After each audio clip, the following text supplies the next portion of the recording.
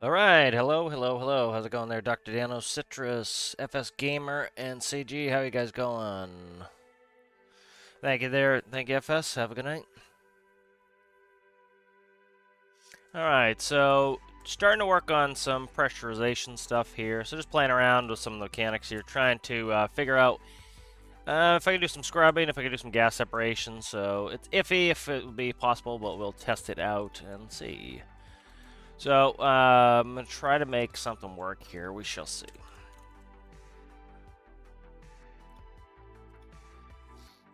And I'm gonna get this instead there, put that there. Alright. I'm just trying to test some of this stuff out, see what I can do, see what I cannot do.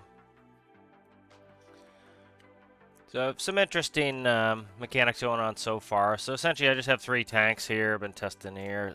3 empty tanks, we have a centrifuge.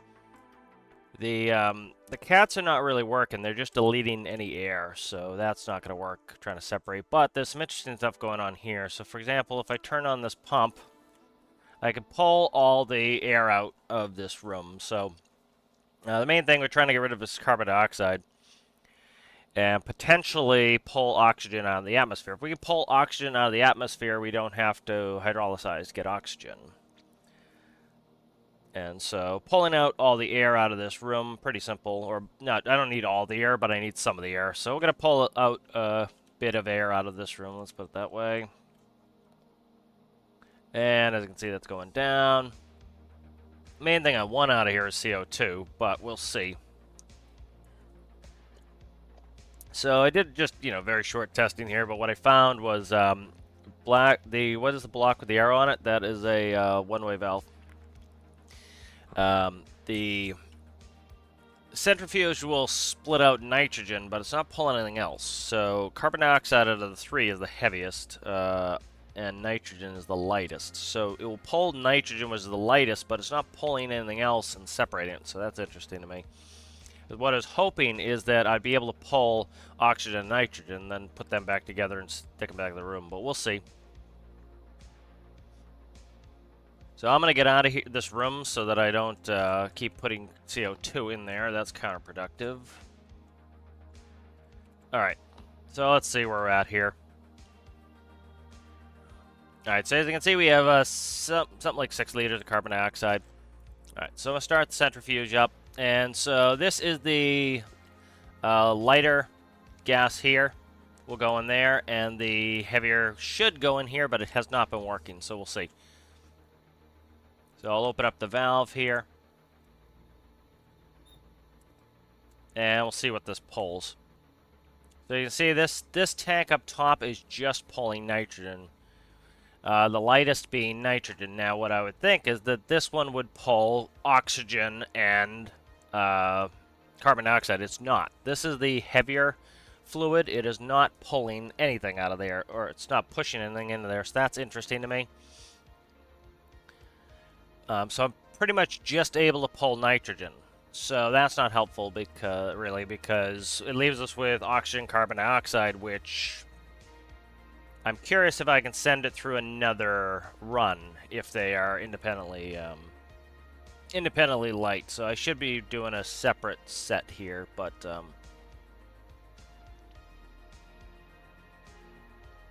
curious if anything would come out of here. But like you can see, nothing is going into this tank. This is the more dense. This is the less dense here. So the lowest density should be this. That makes sense. And so we pull the nitrogen out. So you look in there, as you can see, it's just pulling nitrogen. So have a way to yank nitrogen. And so that should leave us with just oxygen, carbon dioxide. And then what I'm curious is, let's say I can get all the nitrogen out. If I can get all the nitrogen out of here, can I then split it in? Can I then split the carbon dioxide and nitrogen? So let's work on that. I don't need huge tanks. This is just going to slow the whole process down. So let's try on a smaller scale.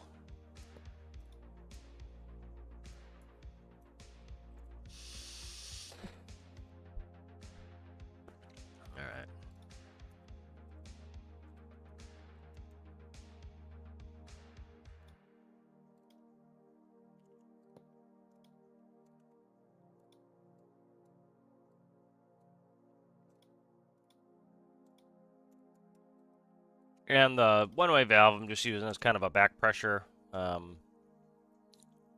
regulator, so it doesn't get any back pressure on it. Help keep the flow moving.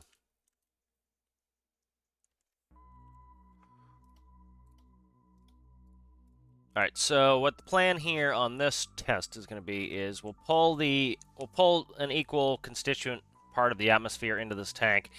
It will then come out here and it will yank pretty much just the nitrogen out of here. We'll pull all the nitrogen out of this tank. Then we'll be left with oxygen and carbon dioxide. And so what we'll try to do is the lighter of the two is oxygen. See if I can't fill the next series with oxygen. Then we'll have a tank of carbon dioxide that we can theoretically, vent, do whatever the hell we want with. And that will give us essentially a proper separation. So,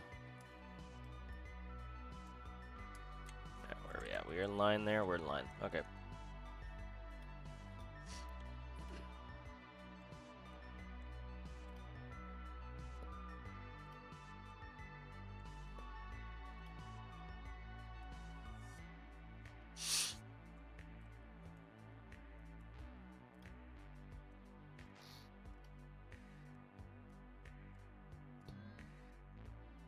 Alright, so let's give this a run.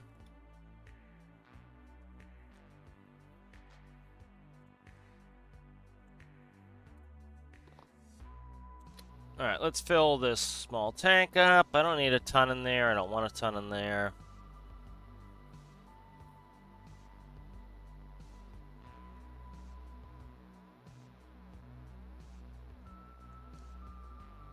Alright, so that is now full. Alright, good. So we'll shut the pump off. Alright, this is full.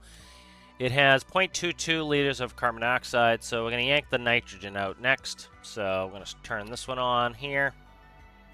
And I'm going to yank the nitrogen. So we should be pulling just nitrogen. Nope, it's pulling oxygen this time. Why is it pulling oxygen? Interesting. So it's pulling oxygen. Are we just losing it at this point? It's pulling a little bit. It's like it's almost deleting it. But did we get rid of all the nitrogen? Yes. Okay. So let's shut that valve before we lose all of our oxygen. Alright, so we now have a tank with carbon dioxide and oxygen in it. No nitrogen. Alright, so we're going to run this through this setup. See if I can't pull the lighter of the two out.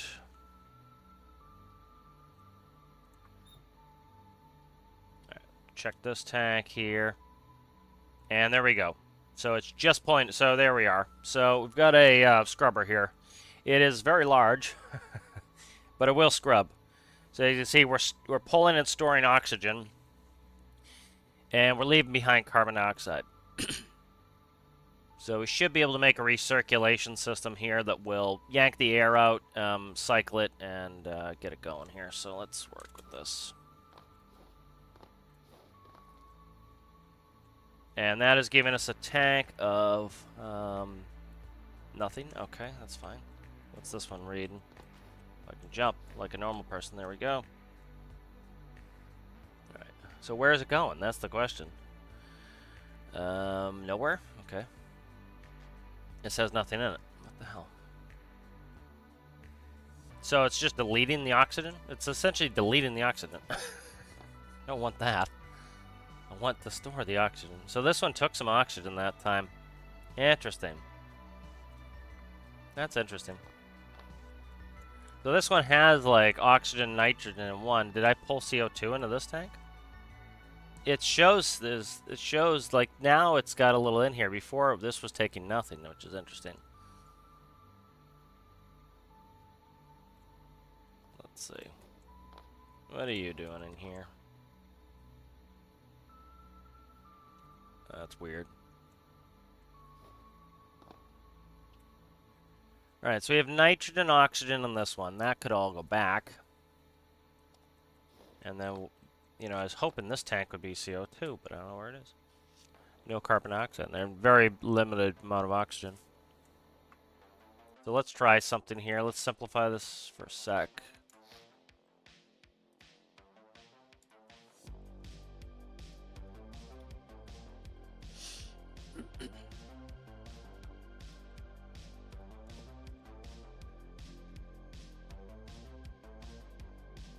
So you know what I'm curious is I wonder if after the nitrogen, so I'm wondering if it's doing this. I'm wondering if it's doing a step procedure.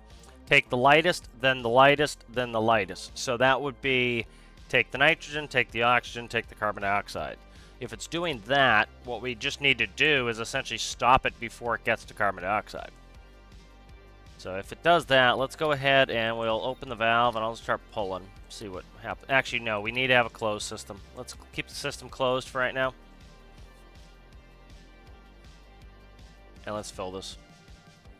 Hey, how's it going there, Zerfin and Juna?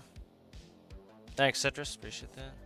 I am just currently working on a scrubber trying to separate the gases. So, alright, so we now have in this tank, we have CO2, oxygen, nitrogen. So let's do a run, and I want to see what we get in that tank. So let's go full on that, open the valve. Alright, so let's see if they pull them in order. So it looks like it's pulling the nitrogen. Then let's see if it pulls the oxygen. It looks like that's what it's doing. And it is pulling carbon dioxide, but very, very slowly. So nitrogen should be gone in a second here. This is closed, right? That's off. That's okay, so it is pulling through here. It shouldn't be. Pulling a little through there. It's not the end of the world. It will eventually catch up here. I need a valve before that pump, probably. Yeah, see, it's pulled the carbon dioxide through. But it's venting it, I think. That looks like it's venting carbon dioxide. It's venting carbon dioxide and it's venting oxygen, so we can't have it do that. All right, let's try something.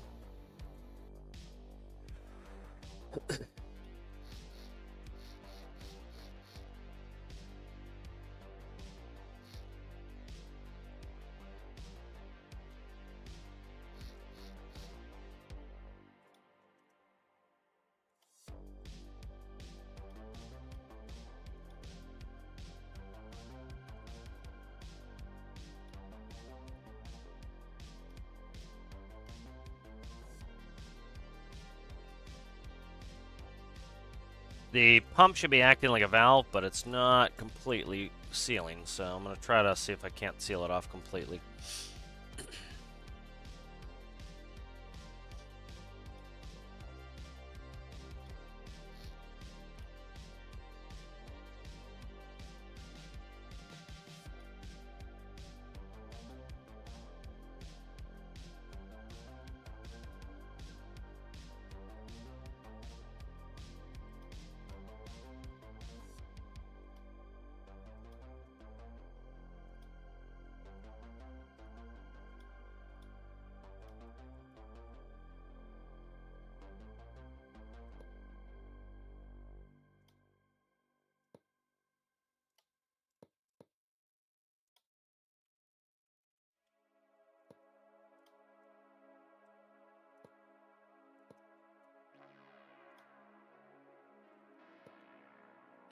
Alright, so the hope with this run is going to be, we're going to see if I can't pull and put it through a second stage, essentially. Where are we at here? I'm just trying to kind of do a stepped procedure here and see what we get.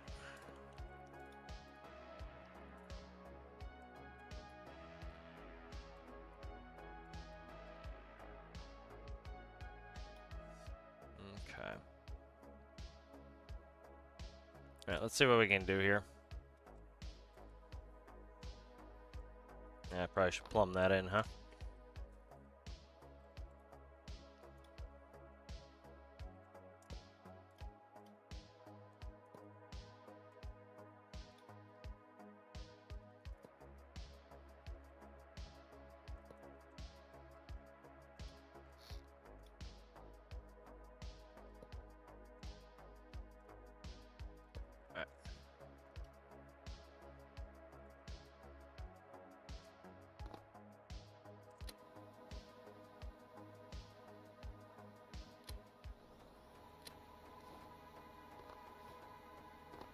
Can you jump, please, there, guy? Thank you.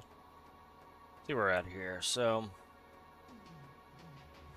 right. So we're pulling just nitrogen out of here, so that's what we expect. And then we're getting nothing pretty much through here. It was venting fine. It seems like it doesn't like to vent into this section, so maybe do a gas relief valve, because it was definitely letting stuff out of the fluid port on this end before. So this is definitely, this will pull nitrogen, which makes sense. It's the least dense of the three. And then let's I'm going to try putting a pressure in there, a pressure relief valve. Because I wonder if the pressure relief valve works as a reset, essentially, and it's like, it lets things through again, so let's try that.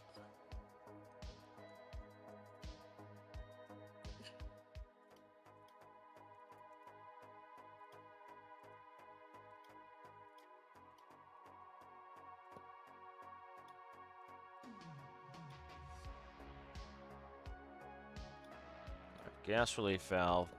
This one's not sided, is it? No, it's AB. That's what I thought. Alright.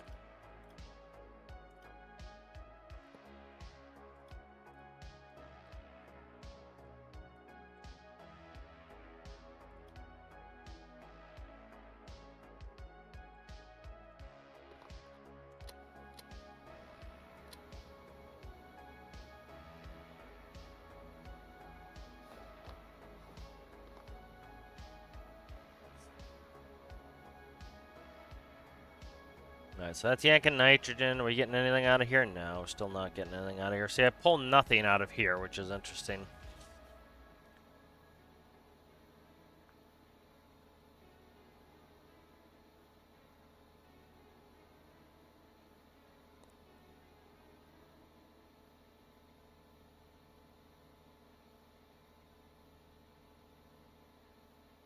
So, if I can get a bottle of CO2 oxygen, I wonder if I can completely pull it.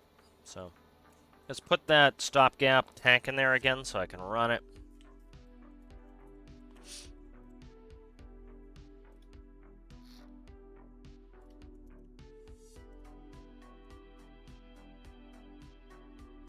Essentially trying to get the system to do what I want.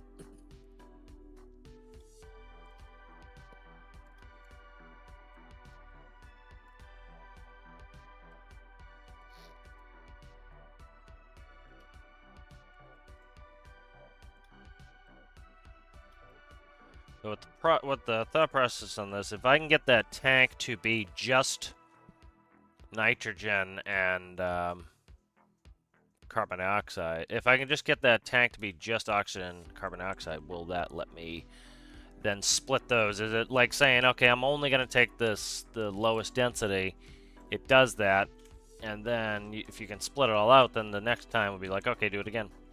So let's see. Yep, that's fine. Alright, so then I'm going to try to strip the nitrogen out of this system here. We'll wait till this gets up to max pressure. Let me see.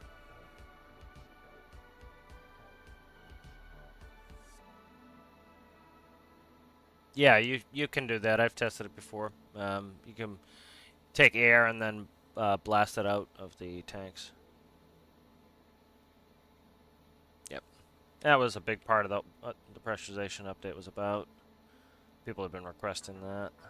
Alright, so we have some stored gas here. Let's close it. Alright, so we have stored gas here. We have nitrogen, oxygen, carbon dioxide. So we'll see if we can use the centrifuge to pull out just the nitrogen. That pulls oxygen too. But I don't know where the oxygen's going. That's the question. So we need to look. Where's the oxygen going? So that is full of nitrogen. Where is the oxygen? It looks like every step, it looks like it likes to just take the... looks like it just likes to delete the oxygen, which is the most important thing. It's like, I need that. You can see we've got... Okay, stop this really quick here. Shut the valve. Alright, so what's left in the tank, we should be able to test with this. So we have carbon dioxide, oxygen. Alright. So we have the carbon dioxide, oxygen. Can we do another run of this where we pull it? Why is the nitrogen going up? It's still spinning, that's why. Okay. So let's wait for this to slow down, because I want to make sure it's, we don't have an issue there.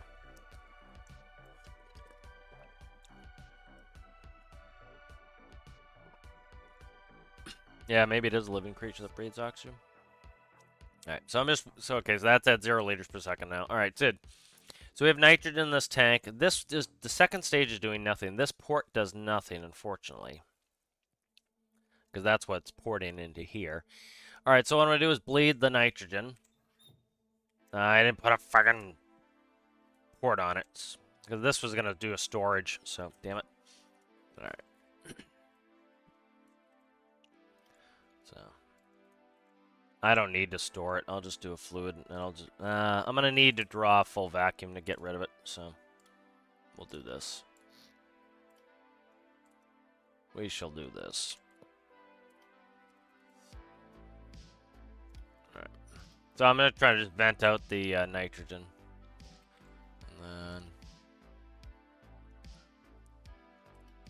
See, this was a missed opportunity for them to put a composite node on these tanks so that we could read what is in there, because this means we need to do it manually.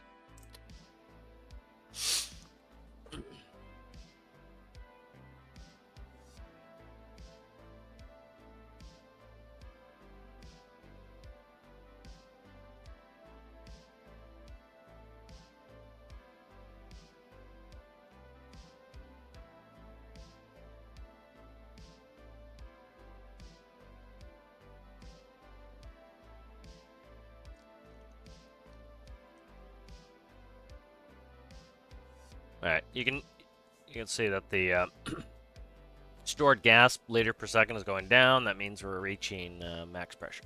Alright, so there we are, max pressure. Let's shut that off. Alright. Alright, so let's go ahead and let's do a nitrogen run. Try to get rid of that nitrogen.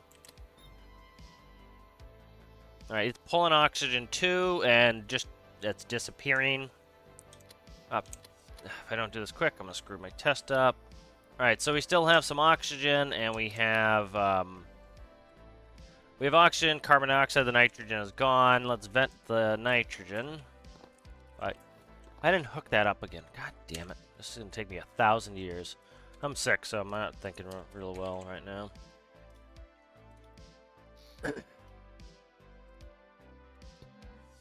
Pissing me off.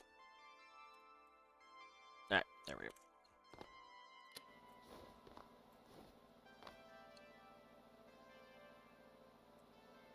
I want to make an air brake system too, but I'm trying to get this out. A bunch of people have been asking if there's a way to clean.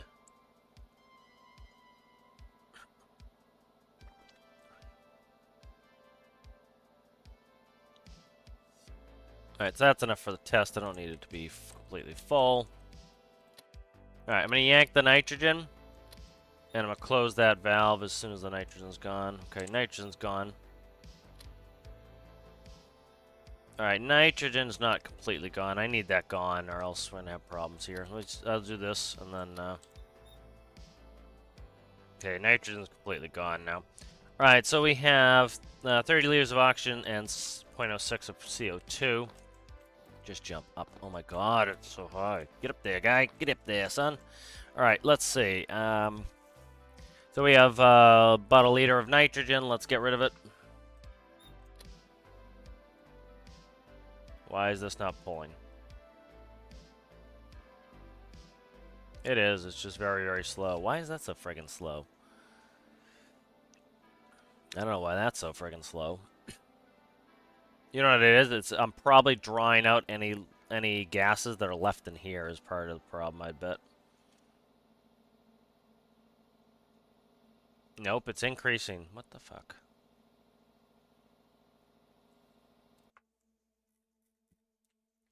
That's a pain in the ass. Like, this drum is full of stuff. This isn't going to be effective. It's too huge. It can be probably done, but it's going to be absolutely enormous. Because, like, ideally, this should essentially be... That's fluid out. So this is... In this case, so you have dense fluid. And so it's putting out the denser of the fluids, and then this is doing nothing. Which what would be nice is, like, say you had this full of nitrogen, oxygen, carbon dioxide. The dense should be put. So this isn't even working correctly. It's it should be pulling out carbon dioxide, oxygen, nitrogen, and so you could do a two-stage, and you could separate it into 3 different parts, but that's not really working. I'm gonna do a small test here in a second.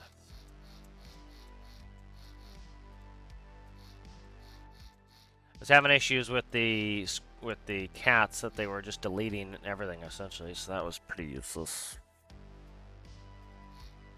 Alright, I'm gonna get off of scrubbing for a little bit here, and let's try something different. How big are these tanks? They're not that big, which I like. I like these are small, so they're actually about the size of real air tanks on a tractor trailer. So this is going to be reasonably easy to do, so.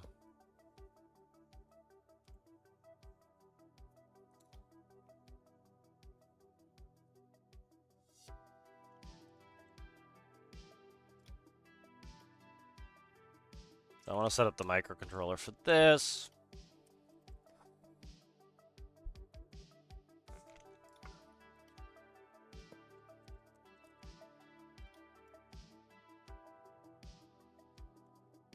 Okay.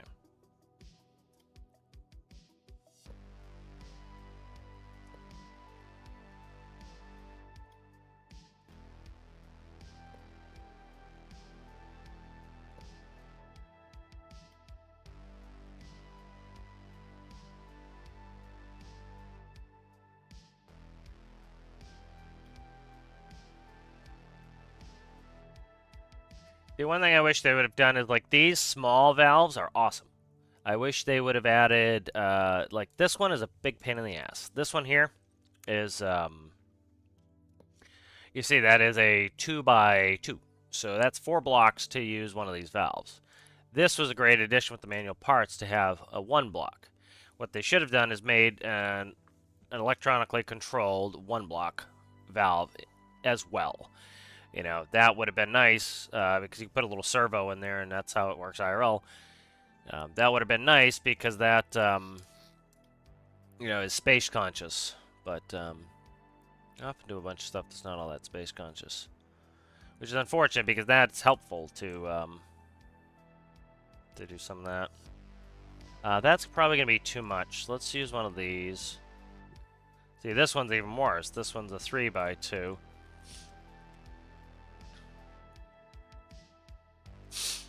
Alright. I just had one in here. Let's grab this. Alright, so the thought process with this is the way air brakes work IRL is you have a engine-driven compressor pump. It pumps air, it comes in, it's stored in tanks. The brakes work on a tractor trailer. You have spring... Let me bring up a diagram, it'll be easier to explain the diagram. Air brakes. See if I can find a reasonable diagram here. All right, so here's an air can. So we'll bring up the air can. All right, so this is how it works. So you have a spring in the back here. And so what happens, you have what are known as spring brakes, and the spring brakes will keep the brakes on. So if you have no air pressure, the brakes are on. So when you are sitting there, or when like say a trailer is just sitting in the yard, or it's on a hill even, the brakes are on. And so what's happening is the spring brakes will spring the brakes on in the on position. Once you get up to a certain amount of air pressure, you're now able to overcome the springs and release the brakes. So you push a valve, it lets air in, and it overcomes the spring. And then what you do is, so that is your, that's on your emergency side. That's on your red side. Your blue side is your service brake. So here's your service brake chamber. And here is this should be your emergency side on this side.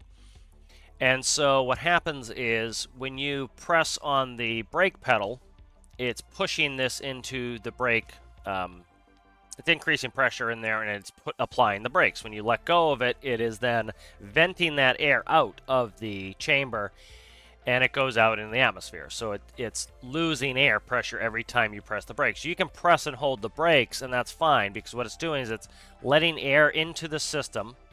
It's overcoming this, which this is your slack adjuster. It will pull on this and apply the brakes. And then, so you can press and hold the brakes, and you don't lose that much air pressure unless you have a leak.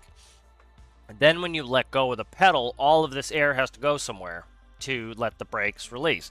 So that just vents out into the atmosphere. And so your tanks have lost some air. And so one of the tests you do when you're, when you do your pre-trip is you keep stomping on the brake, and that will release air through the system. And eventually the air will get so low that when the air pressure gets low, there's not enough air pressure to overcome the spring brakes, and the brakes will spring on. And so that's to test that if, for example, if you cut the airline, what would happen is the brakes would come on. And so that's how air brakes essentially work. So trying to kind of replicate that. So what I'm going to be doing here is this is going to have no air in there. And what this will do is, when I actually put it in the truck, it's going to have the engine-driven pump. I like that. That's how it's done in real life. And you do it by the clutch. So, for example, generally they go up to about 120 psi max. And so once it hits 120 psi, it will shut the compressor off. So the compressor stops pumping. When it goes below a certain number, say 80 psi, the compressor comes back on, pumps it back up to 120, shuts it off. And so every time you press the brake, it's losing a little pressure. It finally gets low enough, it repressurizes. Once you get down to a certain amount, what's going to happen is the air pressure can no longer take all the brakes off, but it takes some of the brakes off, so the brakes drag. They call it brake dragging, and so you get a little bit of braking. So like you'll be dragging with the brakes on a little bit. And then once you get down below 20, the valve in the cab will spring back, and the brakes will come on full. And so that's kind of what we're working with here. So I need to see some of the data here. So tank content, tank pressure. Okay, so pressure is important for us. On, off. All right, and so what I want to do is I'm trying to make a microcontroller for this. So we'll go there. Let's get rid of symmetry for a second. All right, I want a seat so I can just test out the brake. I've been looking forward to this for quite some time to make an actual air brake system that works. So air brakes. All right, let's go like that. That's good. So here is going to be seat. All right. And then I need number input tank contents. All right. And I need a number input tank pressure. All right, tank pressure. And we'll run with that and I need a, let's see, number output. And this is going to be blowout valve. Blowout valve there. All right, so that should be most of what I need for now. All right, so we're using WS for brakes, so I need to read the number. That is 2. Give me 2. Thank you.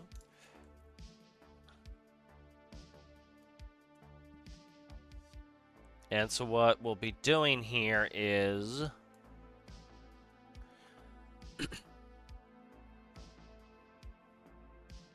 trying to think of the best way to do this.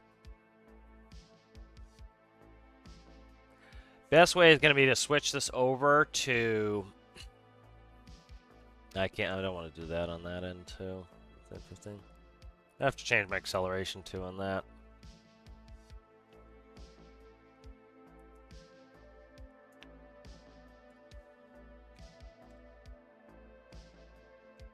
Let's try something.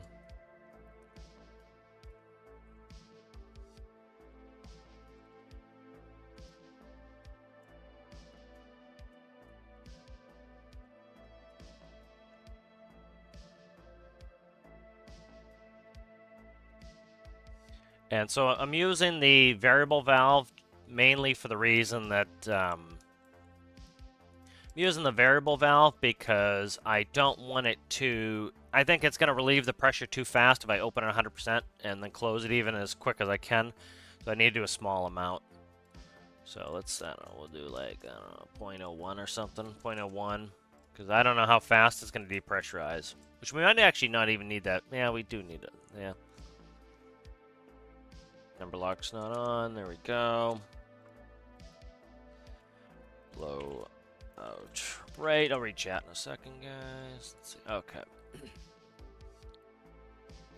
Alright, so that should be blowing it out here. That's good. Alright, so let's see.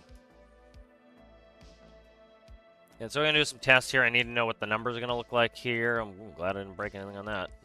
Thought this was turning the other way. There we go. All right, let's grab a toggle. So I want to test this pump out here, and I kind of want to see what the numbers are in full stuff. So we have tank pressure, tank contents, we have the blowout valve, and we should have the seat here. Okay. Alright, let's, did I hook that up? I think I did. Yep. Alright, so let's just test out this tank really quickly. Alright, so there's the tank.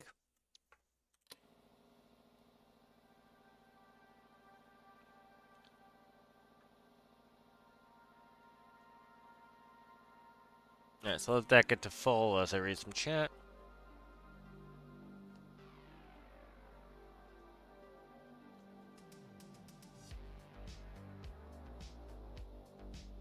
Well, gases are fluids, so it should work, but it's not. So I understand what you're saying. It only does liquids properly, but I wish it had worked properly the way it does, but you know, it doesn't.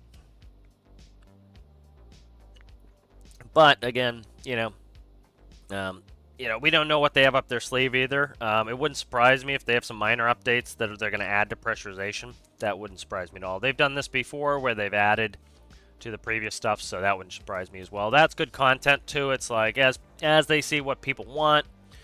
You know, you think about it this way too, is, you know, they kept it pretty secretively, as I think they should have. The space DLC and the pressurization, they didn't even let us know what they were working on until a month before, which makes sense. And so let's say they were working on 100 things, and 50 of them right off the bat, they said, yep, we can't do those, or we're not going to do those. Okay, so now they're down to 50, and then they say, okay, well, we worked in the 50. We were able to get 30 working pretty well. Okay, 20. We got 20 working really well. You know, 15 are ready to actually go in the game for the update, and so there might be 5 that are close to being done. Well, that wouldn't surprise me if they take those 5 and finish them up and release them as minor updates. You know, so there could be things like that as they see what people want, as people are like, oh, it would be great if we had a way to scrub CO2. They're like, okay, we have parts, we'll just make it so that it pulls CO2 and it absorbs it like a filter. So back, heard air brake. Yep, making air brakes.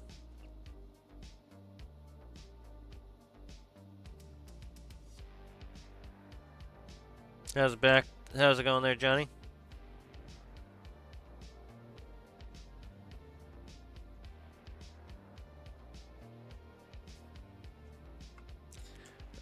Yeah, I was working on some separation. I just kind of stopped on the separation for now. Alright, so presently, I need to check these numbers and write them down. Yeah. Use my pen. I got another one. Alright, let's see. So we're at just shy of 11 atmospheres. So 10.99 I reliably see as an atmosphere number. So that's my pressure. And then what do we get? Tank content is 0.54, 0.54. Okay, so those are some numbers to consider. All right, good. Let me see if there's a atmospheres to PSI. To PSI. I know PSI. So I'm going to do 120 is... Oh, that's good. So 120 is 8 atmospheres. 8.16 atmospheres. So that works for me. All right, good. So let's see. All right, so what we're going to do here next is when I finally put in the truck, it's going to be using a belt-driven pump because that's what they use IRL. They use a belt-driven pump. But for now, this is going to be a pump. All right, so what we'll do here is this.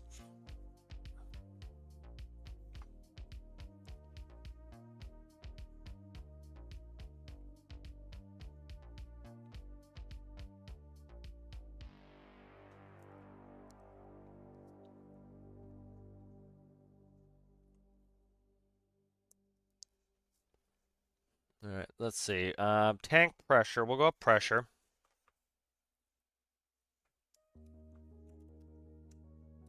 All right, so if the tank... Move, you devil. Right there. All right.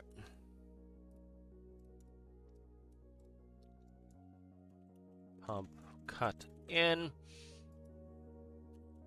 All right, so if the tank pressure is less than 0.16, that will turn the pump on.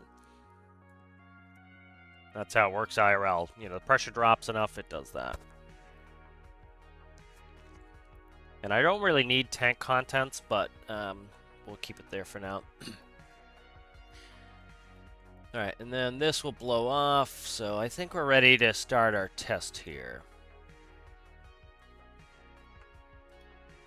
Let me make sure all the parts are hooked up. There we go. Bingo, bango, bongo. Okay.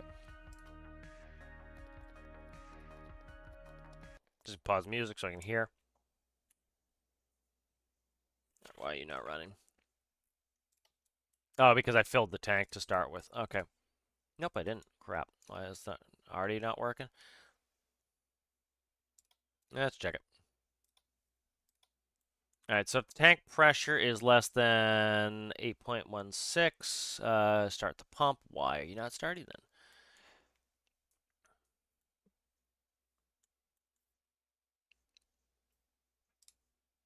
Interesting. It's plugged in. Tank pressure right there. Okay.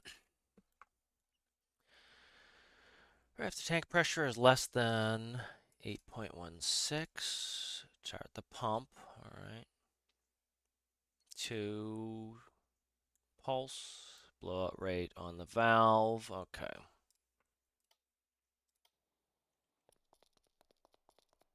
Should be triggering the pump already. I don't know why it's not. Let's check everything else here. The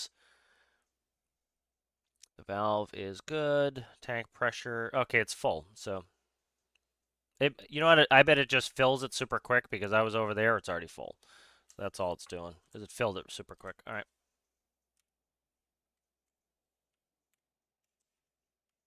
So. All right, so I'm holding down the S key here. And I'm getting no valve on there. So why am I getting no valve on that? Probably something to do with the pulse I put in. I'm going to take out the pulse for now, and we'll test that really quickly.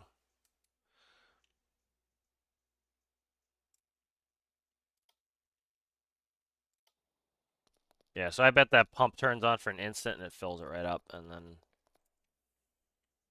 Yep, see, it fills it super fast. Okay. There we go.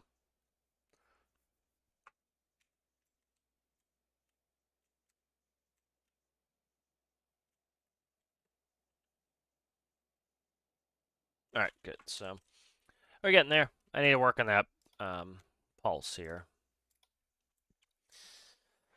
So the thing that's a pain though is what it would be ideal if I made this. I might have to do this for all my systems. I could do this. That wouldn't be the worst thing. So let's do this. Let's do 2, and then we'll do threshold 1, -1. I should have kept the pulse. Pulse.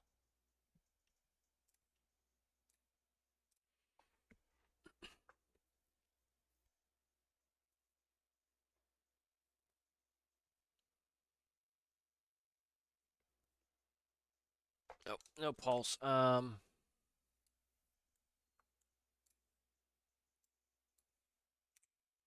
try that.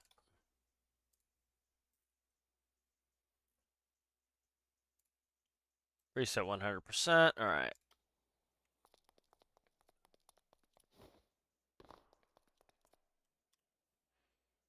All right. I don't want that. Let's see. So you're full again. Yep. Okay. So I want to tap the brake.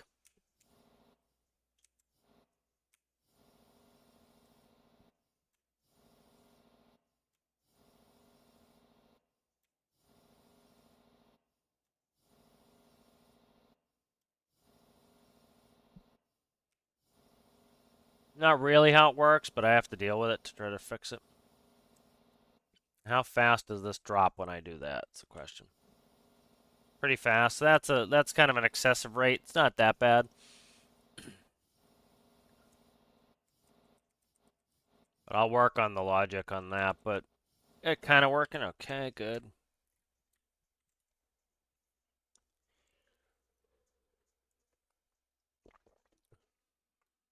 All right, so essentially this is going to be doing mainly spring break. So like what will happen here is this is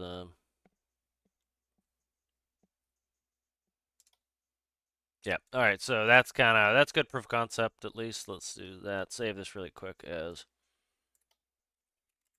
air brake work. I'm going to be a little bit all over the place today. All right, so that's good start at least with air brakes. It's not. I kind of like to hear it a little bit too. That's good. Let's look at some stuff here.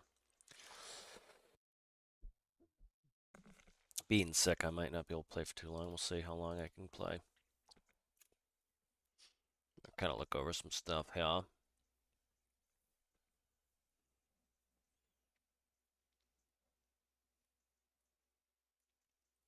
Trying to think of building what I'd like to do. Let's see. I want to work on some builds here. Let's see. I don't know what state the game's in. I've been purposely taking kind of a break the last couple days, which I wish some people would do who are getting frustrated. Is kind of the whole thing here is we expect a big change with pressurization. They're making fixes quickly, but we kind of need people need to kind of have some patience and let them work out all the bugs.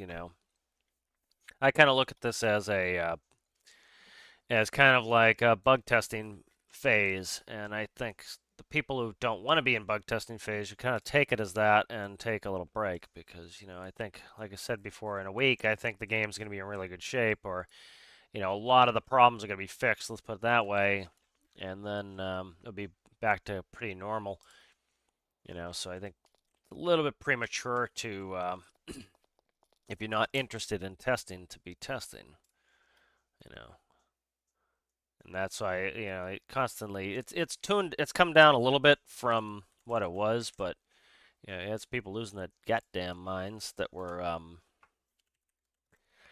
people losing their minds that didn't want to be doing testing, and it's like I know they should have had a test branch on these other things, but they didn't, and kind of at the end of the day, it's if you kind of consider it that way and you look at it that way, then it makes sense that okay, this is the testing phase. Just kind of not interested in that. Take a break and come back to it when it's a little bit better operating. So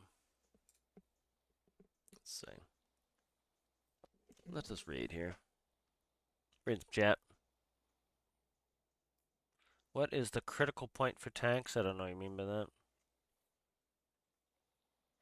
Let me read. I skipped some chat. I have to come back. How's it going there, Temple?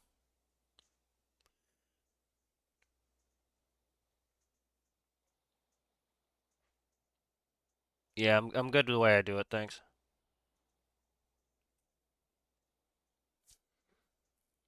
How's it going there, Timothy? Is Team Pistons currently broken? No clue. I've been taking a break, so I have no clue. I'm not. Yeah, I have no clue. So I would not make any changes until they come out with a hotfix for anything. People are trying to jerry rig all their stuff to work, and then it will change in a couple of days, and people will be back to jerry rigging, and then people will be frustrated. I think it's better to uh, take a little break, and if something's not working, just wait. Yeah, that would be my recommendation. They had people completely trying to redo all their cooling loops on all of their modular engines, and they're going to rip them apart, and they're going to rebuild them. What is this? Why is this so... Why is Triton missing all of the drone controls? Doing all that, it's like, just take a break and come back. All right, what is up with this here? Did I not... Where the hell is the latest version of Triton? There's no drone control in there. Yeah, there we go. This is the new one. Yeah, that's personally why I haven't been playing much. There's no point. It's kind of wasting time to completely redo things for mechanics that are only a day. Kind of the analogy I'd put out before was, if somebody told you, hey, we're gonna do a version of the game, everything's gonna be different for a week, you know, um, and then after that, it'll be back to normal. How many people would go and redo all their builds for that week's play? And I would say very few. And the problem is a lot of people are making the assumption that that is going to be kind of the new thing, is that this is how it's going to constantly work, and it's not. They're working on stuff to try to get a lot of stuff back to normal, and a lot of things are unintended consequences. And as they fix those, it's like you had a bunch of people out there trying to completely redo their buoyancy stuff hours after the update came out, and then within 24 hours they completely changed. It's like, just relax, wait, but that would be my caution to people, is just wait. Like, if something doesn't work for me right now that I know worked before, I'm not going to touch it until until we kind of get, a definitive thing. And then once you start getting like weeks, a week or so in there, okay, that's probably how it's going to intended to be. A lot of hot fixes coming out lately, so it's for me, it's kind of, I'm just waiting and seeing. All right, so this has a little bit of a buoyancy change from before. All right, so what do I want to work on this? I want to work on the camera a little bit. I want to get this camera aligned, so what I'll do here is I need to set that up to do it. So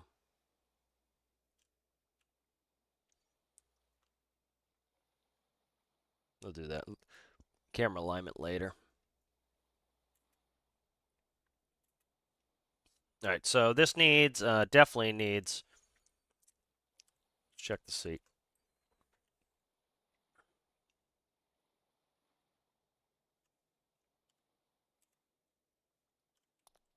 All right, so what does this stuff need? So this has, okay.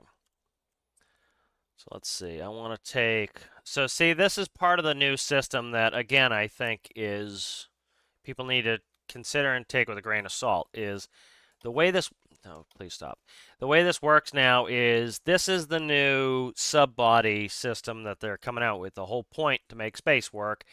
It's not just to make space work, it's because people are having issues where sub-bodies would not stay in the world long enough. And so one of the complaints people had with, say, weapons DLC was, I would shoot a missile. If I'm trying to shoot a missile past 2 kilometers, it disappears because it's still part of the main vessel. It gets too far away, it despawns because parts of your vessel, need to stay within a certain distance of themselves. And so you could do something like load a missile up manually, and that missile is one vehicle, and the plane is another vehicle. So each missile is its own vehicle, the plane is its own vehicle. Then you can shoot the missiles as far as you want. And that's why they did this. So that's why we have all these different vehicles now, is because that's why they did that, to try to get this so that the everything would work independently. And that was, again, that was a requested feature by the community. That's why these are all here now. So like each of these seats is now like that would be the main seat for Triton. That's the drone seat. We have some beds, which are seats. That's what all this crap is. That looks like the crane. That looks like the man overboard boat. That looks like the lifeboat. I'm not sure what that one is. Oh, this is the seat in, that's the seat down in engineering. So those are all our seats. All right, so I'm going to take this back. But yeah, that would be my thing. Don't try to like 100% like re-engineer all your stuff. Kind of, play with what you can. Don't play with what you can. If you would like to help out and put in some bug reports, do that. But they're working on this stuff. Things are going to change, and so if you're happy to rework everything and then have to rework it again in a week, go for it. If you're not, then kind of take that as a I don't want to rework it every couple days. Then take a break. But yeah, I have no clue about steam pistons. I very rarely even use them, so there are people who use them all the time. Uh, how's it going there, Rasmus?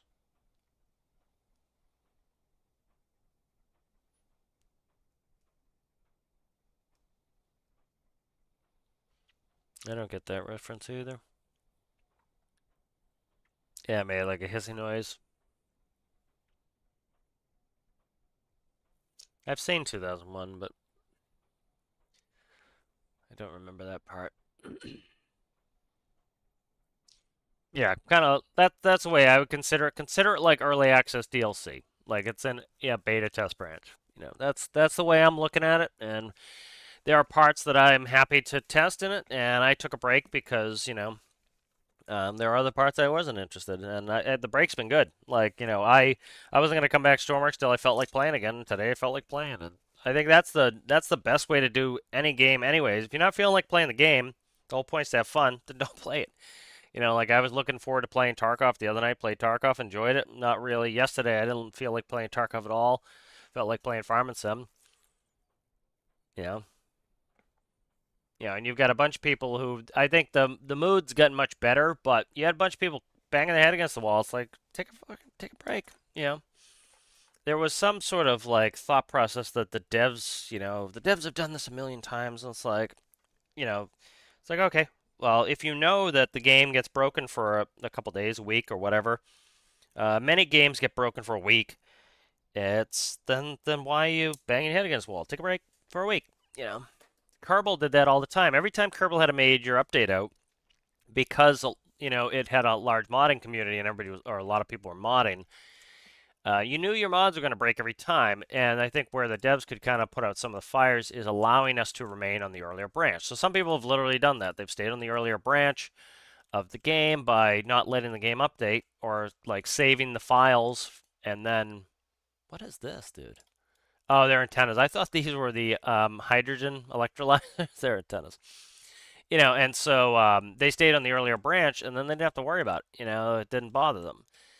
So I say sometimes people need to kind of think of that is, you know, if it's gonna, if you're not ready to play it yet or it's bugging you, don't play it. And that will mitigate frustration.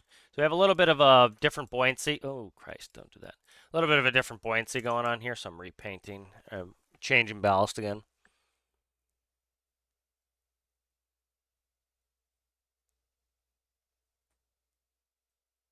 Yeah, but I'd say that's the best. That's the best strategy, I would say. Are you repeating yourself? Yeah, why are you repeating your comments there, Mark? I read them the first time. Steam Piston Consider don't work at the moment, sadly. They're actively working on fix them. Yep. There was a bunch of comments day one that they'll never fix it, or it's never fixed. And it's like they literally less than 24 hours. Those people look foolish now. They look foolish for saying that. There was no evidence that that was the case. This is their product. They're going to work on it. They're going to make it work better. It's never going to be perfect, but this is the product, and they're going to work on it to make it better. And it will take time. And the best thing to do is to put in some bug reports. And just kind of patiently wait. There are a bunch of people who are like losing their minds. They just need to learn to take a break. It's like it's a video game, it's supposed to be fun, and take a couple days break and come back, and then when it's fun again for you, awesome. But there's some people just losing their goddamn minds. All right, so see, like very minimal like changes need to be done here to get this ballast back to work. And the reason why I was doing that little wheelie was the fins. When this drops in the water, the fins will go up, so it drops in and they will hold it up. So now that's floating a little bit better. So you see, it's not doesn't take that much change here to really get this to refloat with their changes. So, but if they screw some more stuff, I expect that maybe I have to reballast it. So that's another reason why I always ballast my boats like this. Is anything you change or anything that changes mechanics wise, like it's very simple like that to just completely get it back to working. So that's why this is slowly sinking in, is it's the fins doing that.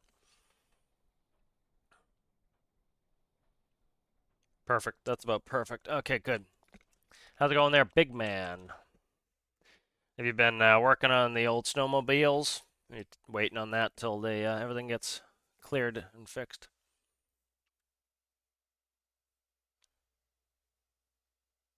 Yeah. Yeah, it was like the death threats and all that shit. It's like, dude, it's like, and so I think I put it a reasonable way was, go tell your mummy that they took my game away for a day, mummy, and I sent death threats. Like, would she be proud of that, or would she give you a slap? It's like, you know, and you put it in that perspective. Like, I put up a, I'll see if I can find it. I put a thing up on Reddit, and so I'll try to read the comment that somebody had made and my reaction to it.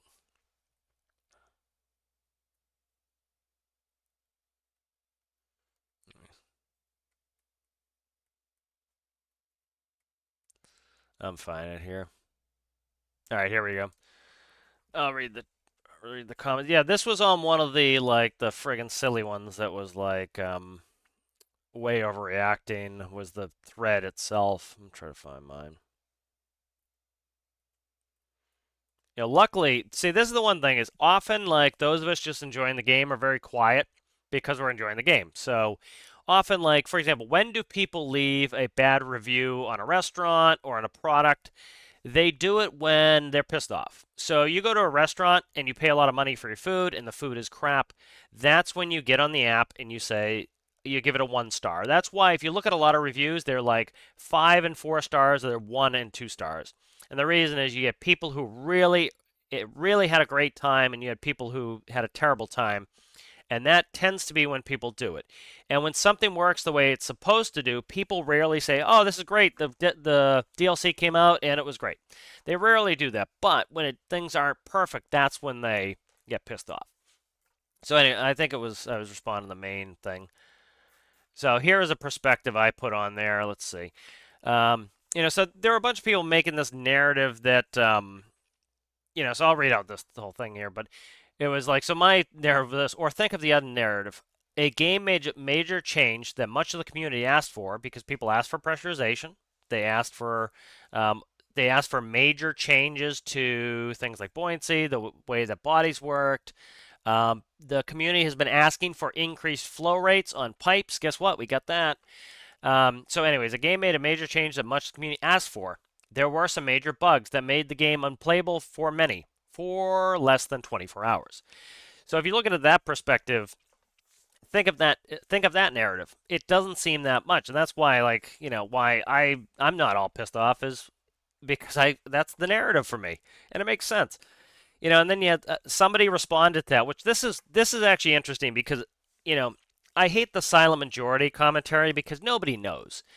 So unless you really have access to the numbers of how many people there are here, there, you can't really make any educated commentary on this is the majority of the player base, this is the majority of the people that think this way, this is the majority. You can't really do that. So what I tend to do is I go, this is what I think of this is what I think of that. That's what I try to do. I try not to speak for others because I don't have the data to say how much there are. But there was a big negative push, of course, the first couple days, and like some of these comments I put on there and some of the comments that I think were a little bit unhinged, I look and my comments got good points and the other ones are down to like zeros or negatives. So I'm like, I think a lot of the community that was very quiet, a lot of the community that was just enjoying the game, they don't speak up very often. And then they started seeing people with these unhinged comments, and then they said, I need to respond to this, or I need to support the people who are putting out what I think.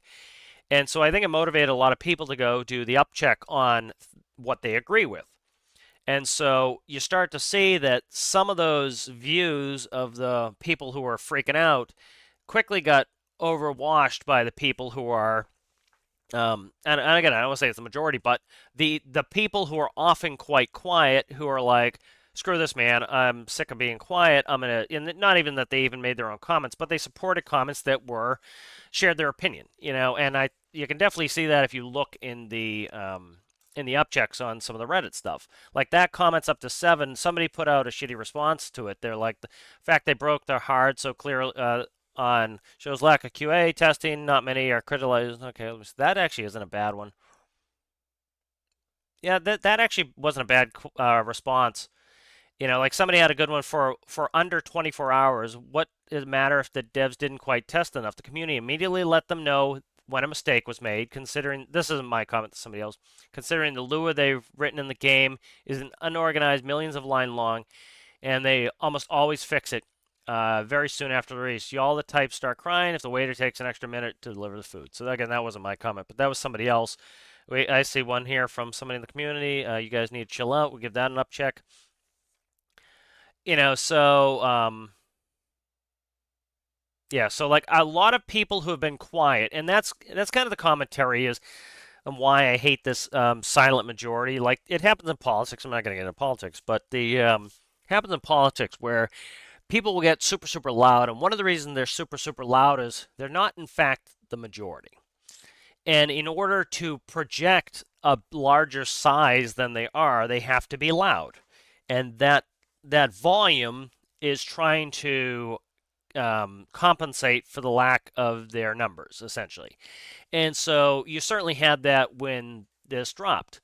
There are a bunch of people, I would say the vast, I won't do vast majorities, but there are a bunch of people who, were just like how I'm doing it, how Big Man's talking about, like, okay, things aren't working right now. I'll go play another game. I'll go relax. I'll go wait. It'll get fixed.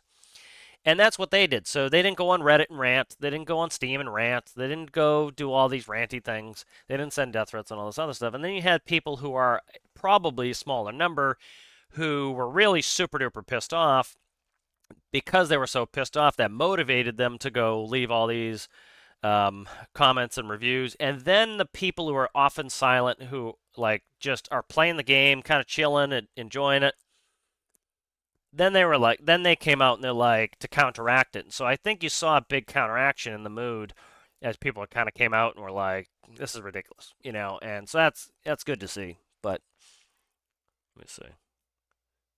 Making humor out of it, like Big Man's saying, I think is the best thing to do. Is people got to learn their, and again, I say people, but those people, I think most people were relaxed. Most people are reasonable people. Most people were like, "Yep, it's devs. Development is tough. Things break. There are games like I talked about Star Citizen. My favorite ship. They sold it to me. They lied to me, straight up lied. They knew the ship wasn't going to come out within a couple months. They put it on the tracker saying it would be out in a couple months, and then they put it up for sale. And so people bought it like myself. It was my favorite ship. I bought it. It should be out in a couple months. Yay, awesome. And then right after the sale, they took it off of the schedule and said, "Oh, we're going to need to do more work on it. It's getting shelved." And they shelved it for 5 years. So 5 years after I paid 4 times what I've paid for this game, more than 4 times what I paid for this game, they shelved it. Then it came out a few weeks ago, maybe a month ago now, and it's still broken. You can't use it. And am I freaking out? Am I pissed off? Am I ranting? No. Just relax, go play something else, and it'll get fixed eventually. And so having a little perspective, I think, is helpful at times. You enjoy Tarkov. I think you would like Daisy. No, I wouldn't like Daisy. The gunplay is terrible. I don't play any sort of shooting game where people can go in first and third person. That's cheating. I'm hiding behind a wall. You shouldn't be able to see me. You go in third person, you look over the wall, you see me. That's cheating. I'm not interested in that. I think the gunplay is horrific in Daisy. I love the gunplay and absolutely love the gunplay in Tarkov. So Tarkov is the game for me. I can't do Daisy. I've played before, but just not interested. Yeah, if Tarkov did like a DayZ type of survival shooter, bingo, I'd be all over it. But it would have to be first person. Like Tarkov's gunplay is fantastic. Like here, I'll bring up one of my shorts from Tarkov, and you'll see what I mean by the gunplay on it. Like the gunplay in Tarkov is, it's not, people talk about realism versus immersive. It doesn't have to be realistic. It just has to be immersive, and it's very immersive. Tarkov's gunplay. Let me see if I can find it. Here's a good one. This is the old Dippy Doo. We'll bring this one up here. So let me get it going here. All right. So here's this is gunplay in Tarkov here. I don't know why. Oh, let me reboot that because the other window I had, I lowered the volume. So the way YouTube works now, which is obnoxious, is if you lower the volume on one screen, it holds that volume level on a new tab you put up. And so you have to go back and slide it to get it to work.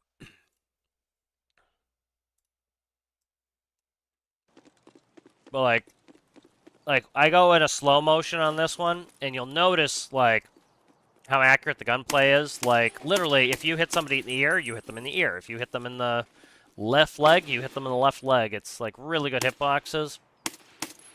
And I know what the bullets are gonna do. So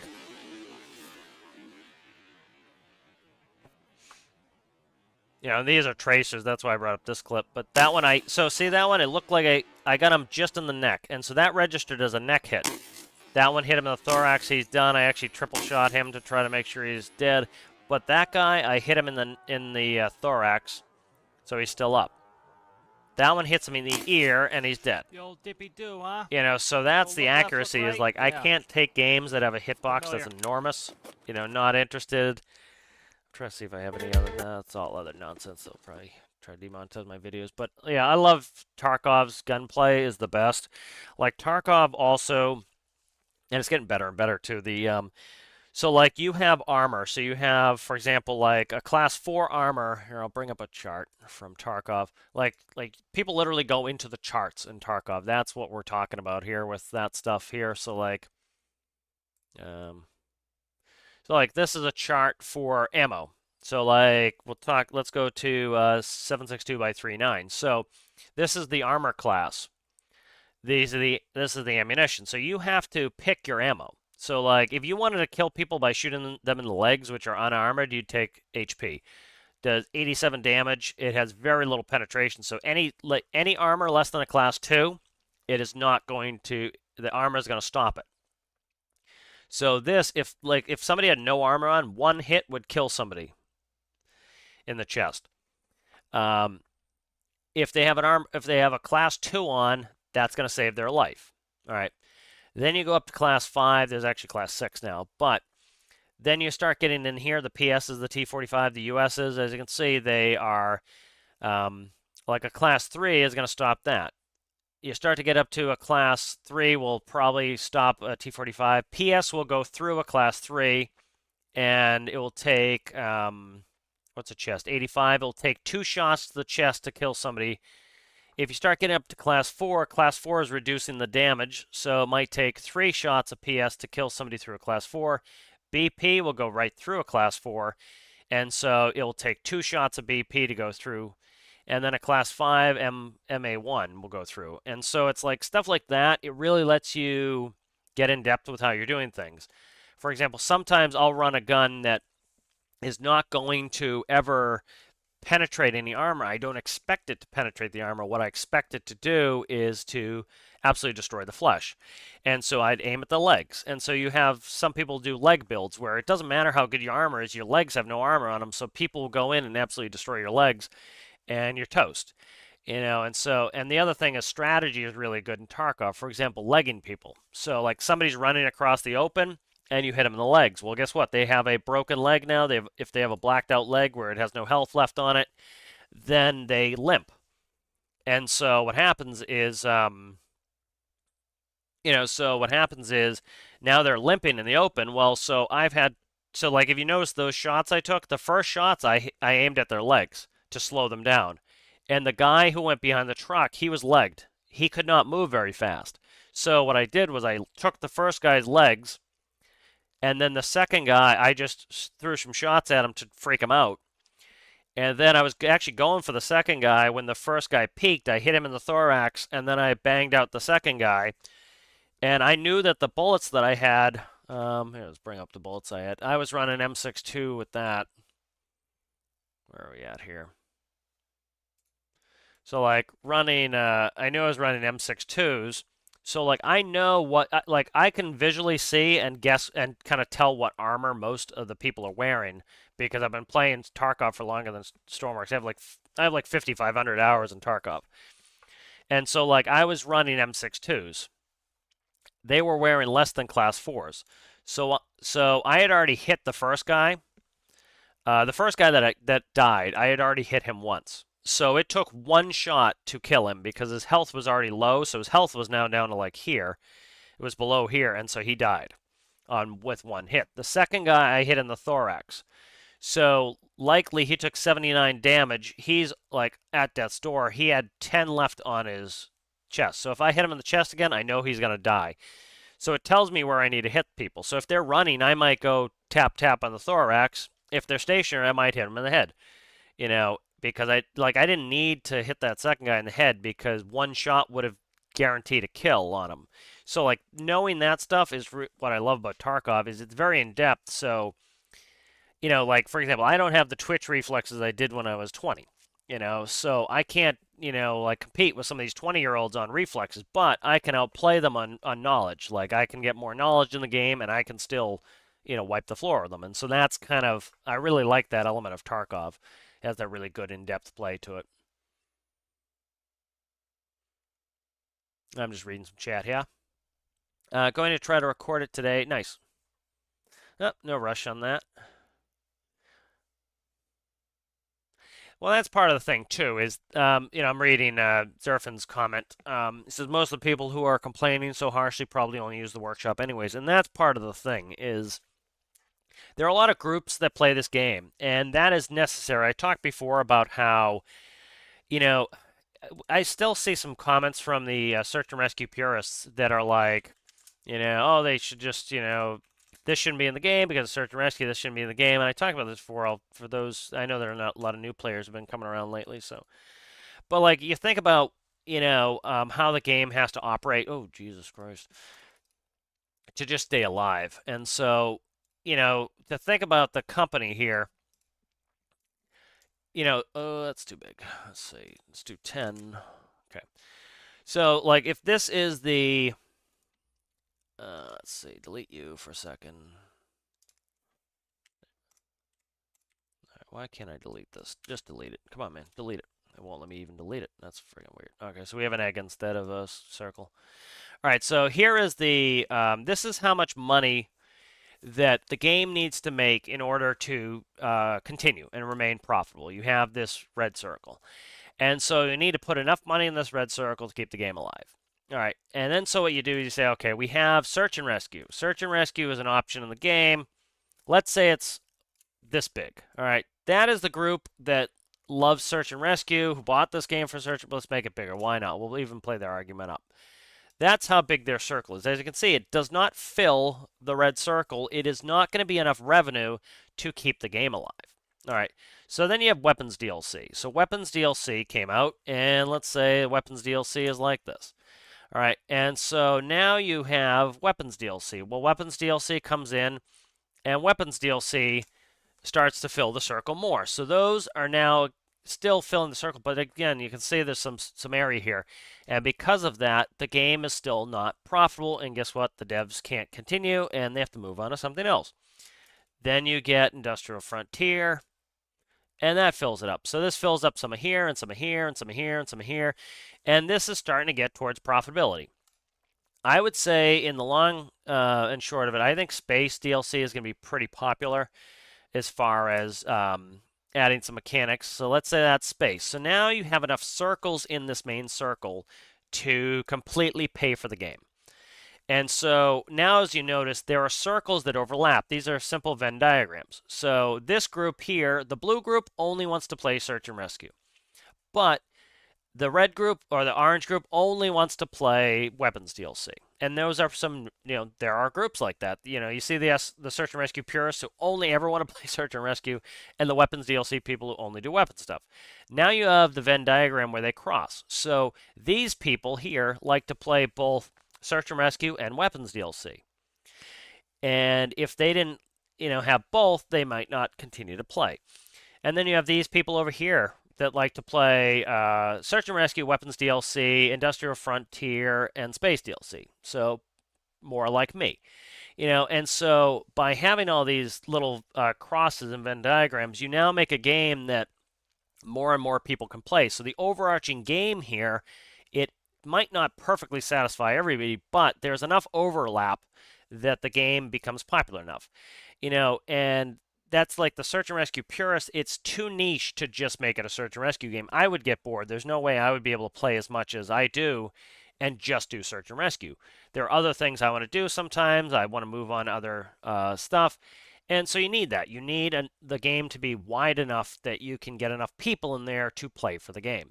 That's why, like, there used to be, I forget the developer, but they made, like, working sims. So like mining simulator and construction simulator, and they're super basic, very minimal, because how many people are willing to go and just do construction? That's one thing I love about farming sim. Why I've been playing that is, Citrus and I were playing that the other day. We're playing with Owl as well last night, and I can run a front end loader. I can run a tractor. I can do this. I can do that. And there's a bunch of things. And the more there is, the more people you bring in, the more profitable the game is. The game can continue and expand. And that's kind of a pretty normal business thing. Let's see. I'm just reading some chat here. No, that's all right. There, Mark. I just was letting you know.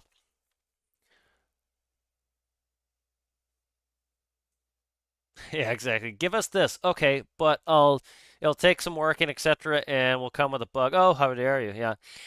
I think the devs definitely could be doing some things better. But a lot of the outrage, a lot of the response was absolutely unhinged and not right. Let's like see if I can find Kerbal. So like I don't think I have Kerbal installed. So like Kerbal here, when you go into Kerbal, let's see.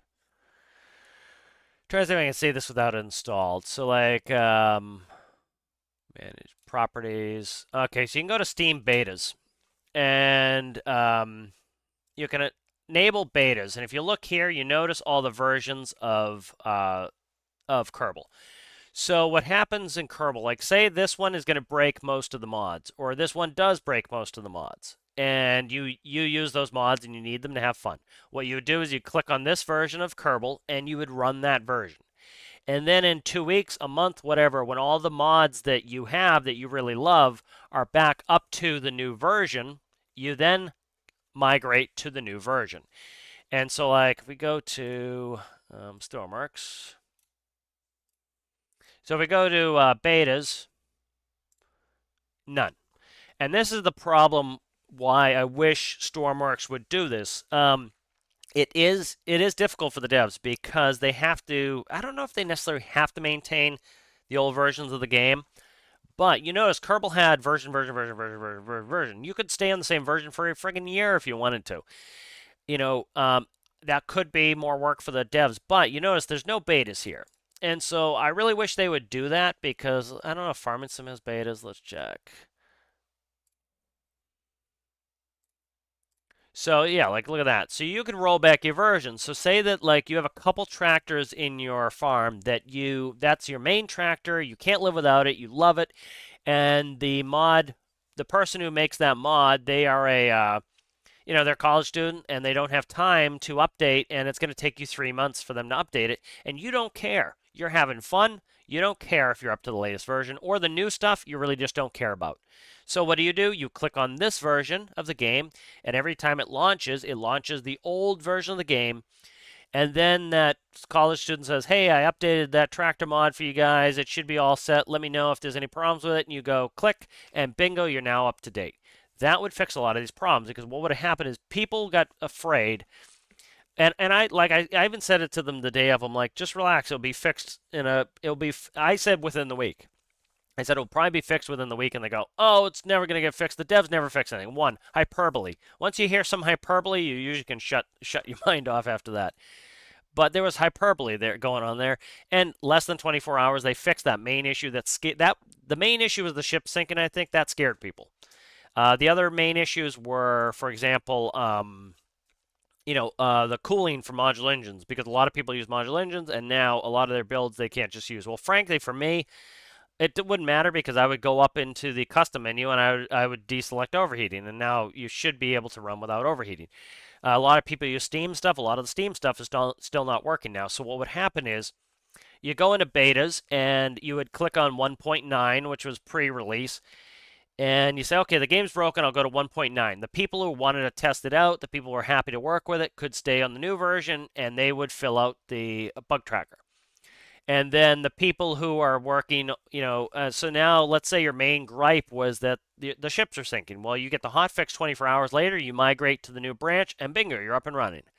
So the next bug to fix, I think, was some of the cooling issues with modular engines. So let's say they wait 3 more days, and then now they migrate. And then you have the people with Steam pistons, they're still not working, so guess what? They're still in the old version, and eventually when that gets fixed, they'll migrate. That would have really, and I mentioned this to the devs in a video, that's what I think they need to embrace. And I talked to somebody, they said it's free to do Steam betas. You don't have to, it's not a big deal. You can get right into it. And that way, that's a cover your ass thing that the devs say, hey guys, and the devs definitely did some things wrong where the first thing is within the first couple hours, it should have been known that it was a mess. So somebody should have been watching and been like, hey guys, sorry about the issues we're having in the game. These are some unintended consequences, and we are going to be, the team has already been scheduled. I would have said that. The team has already been scheduled to work Friday, Saturday, Sunday, all the way through to next week. We're going to have some days off, but they're not going to be till after the game is up in a stable work environment. We see these problems, the ship sinking, people having issues with with cooling their engines and steam problems. We're going in order of most egregious to least egregious. So we're going to work on fixing the ship issue. We think it is a gravity issue, so that should be reasonably quick to fix. And we'll get back with you that. If you would like, you can go into Steam betas and you can roll your game back to 1.09, and it will be back to the way it was before the update. And then we'll be putting out messages letting you know when certain things are fixed in case you'd like to move to the current version. That right there would have diffused so much bullshit for the devs. And again, it's not their, it's funny. There were a lot of comments that go, death threats are out of line, comma, but, generally, if you do the comma, but, pretty much whatever you said before the but is pretty much useless. But, so it's like, that's the way they should have done it. Instead of doing that death threats are uncalled for, comma, but, what you do is you say what you think should have happened. And what I think should have happened is that they should have just done that, because if people could have rolled back, they said, okay, this is now the beta version of the DLC. That's fine. I bought the DLC. I'm happy that I bought it, but I don't want to play the buggy in the buggy environment. Doesn't interest me. I'm going to go back. For example, I would have been able to make career build series videos if I was able to stay on version 1.9, and then in a week I would migrate to the new version, and bingo, we're in good shape. And that's the way I wish they would have done it. And I think the message got across. They may be thinking about that. Who knows? I have no inside information, but that would make sense to me that this was enough that they're kind of like, I think that's a good idea for them to do. Yep, I try to ignore as much of that negative stuff. That's one reason why I took a break was, no politics talk, please there, L. Yeah.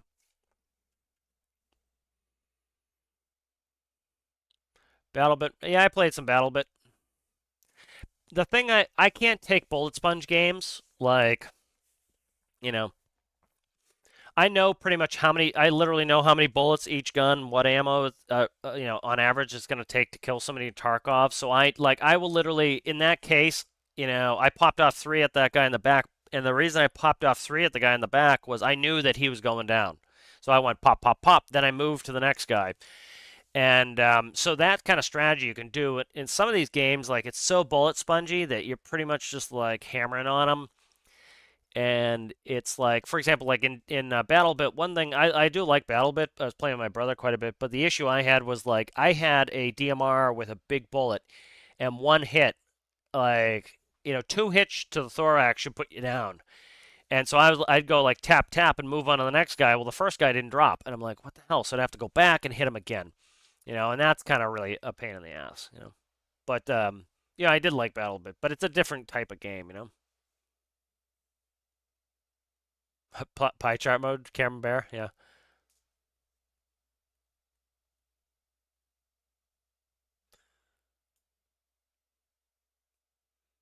Yeah, so apparently the gas tanks have max pressure of 1,000 atmospheres. Large impeller pump driven by a medium motor to fill them. Nice. Oh, that's good. Yep. No, that's good.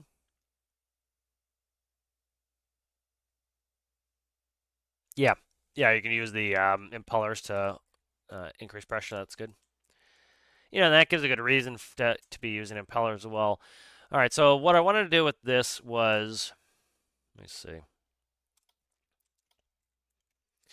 So where are you at there, guy? All right, so where are you at? I'll find it eventually here. Right here. So there's a condition here that trying to find my reset condition. It's one of these here. So right here, 31 is the 31's the space bar. And so for mushroom, that I need that as toggle. For this, I need it as push. So what I want is toggle. Where are we at here? Toggle to push. So, and that should fix that. So what was happening was when I pressed the spacebar, what I wanted to do is I want to zero out the thrust. So it's like me pulling the thrust to idle. Because IRL, you can move your thrust levers as fast as you want. So you just pull them really quickly back and they would zero. And so that's what that was all about. And then the problem was it was toggled. So then I have to remember it's toggle and click it now. That fixes that. But let's see. All right, so I'm digging on this little boat. I have yet to see. So the devs talked about another thing that, again, it's funny. I made a comment like the game's getting better and better, and somebody was like, "It's not getting better." Like, look at today. It's like, yeah, a buggy, a buggy update came out, and it's gonna get better and better as they fix it. And then guess what? In a month, when most of the bugs are fixed, this game is gonna be a lot better than it was. But some people, again, the different communities. When I was talking about the different Venn diagrams, there are some people who only want to play with that only want to play with workshop stuff, and they don't build anything their own. And I constantly hear, let me see, real quick, I want to type that in. There, yes, okay. There are a bunch of people who will say the game's, there have been bugs for years they haven't fixed. Like literally, dude, you see how much I play. I would say I have one of the higher, I definitely don't have the highest, but I have one of the higher, play numbers here. If we look at it, I have 5,232 hours in Stormworks. So I would say I'm probably a little bit on the higher end on play hours. I experience very little bugs. You guys see most of my my content that I put out. I've experienced very few bugs. There are things that there are bugs, absolutely, but a lot of people will think that their bad engineering is a bug, and because they don't understand why something works engineering wise or not, they will attribute it as a bug where it's not a bug, it's a bad design choice. And and it's fine. There's nothing wrong with that. There's nothing wrong with not knowing things. There's nothing wrong with ignorance. There's something wrong with willful ignorance. And there's nothing wrong with not knowing things. And so there are people who don't know how boats should be designed, how airplanes, especially a lot of airplane stuff, people don't understand, and that's all perfectly fine. The issue is how they deal with it. And they'll blame the game sometimes for something that is not the game's fault. It is their bad design. And I think the better method is to go on and say, hey, I'm having a problem with my boat. This is the problem I'm having. Does anyone know of a solution? And you're going to get a bunch of solutions that don't make sense, but you're going to get some people who, know what to do, and will say that to you. They'll explain to you what you have to do. For example, I'll read. Okay, there we go. I'll read one of the Steam posts there the other day. It was like somebody had a little rant talking about how you can't make any good airplanes and how you can't make seaplanes without doing XML. I do very little XML performance. I do mostly XML to hide stuff that I don't want to see because I want things to look good. And so they were talking about this, and I talked about how easy it is to make seaplanes, but you need to know how to make seaplanes. And so the assumption that the game is terrible and, that these things I think are often, misplaced frustration, where if they would come into the community and say, hey guys, I'm trying to build a seaplane. This is the issue I'm having. I don't understand why it's doing this. Do any of you guys have a solution? People have come to my help for this, and I've explained. For example, what's happening with seaplanes often is you have a center of gravity and a center of thrust issue. The center of thrust is above the center of gravity. And we have I think some people overestimate how dense the ocean is in game. It's not that dense, but it is more dense. And so, and actually, you know what? I think some of the time what gets conflated is the fact that everything is super light in game. Triton weighs something like 500,000 pounds. Triton would probably weigh millions of pounds IRL.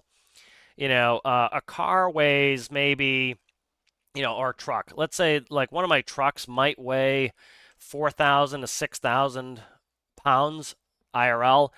And what would it weigh in real life? 25,000 pounds. So because of that, it often, it seems like the water is extra dense, but you also have a vessel that is much lighter than it would really be. Okay, good. So let's see. Can I start up again? I'm just testing things while I'm going. So for example, like the issue with the seaplanes is, I have a lot of seaplanes. They all work. And, so there are a couple things you can do with seaplanes. Here, let me quickly get out of this and I'll show you. So like their comment on seaplanes, they got all frustrated saying how much the game sucks, you can't make seaplanes. All they'd have to do is go sit on the workbench, on the workshop, and see that there are a lot of people with functional seaplanes. And they could reverse engineer them if they wanted.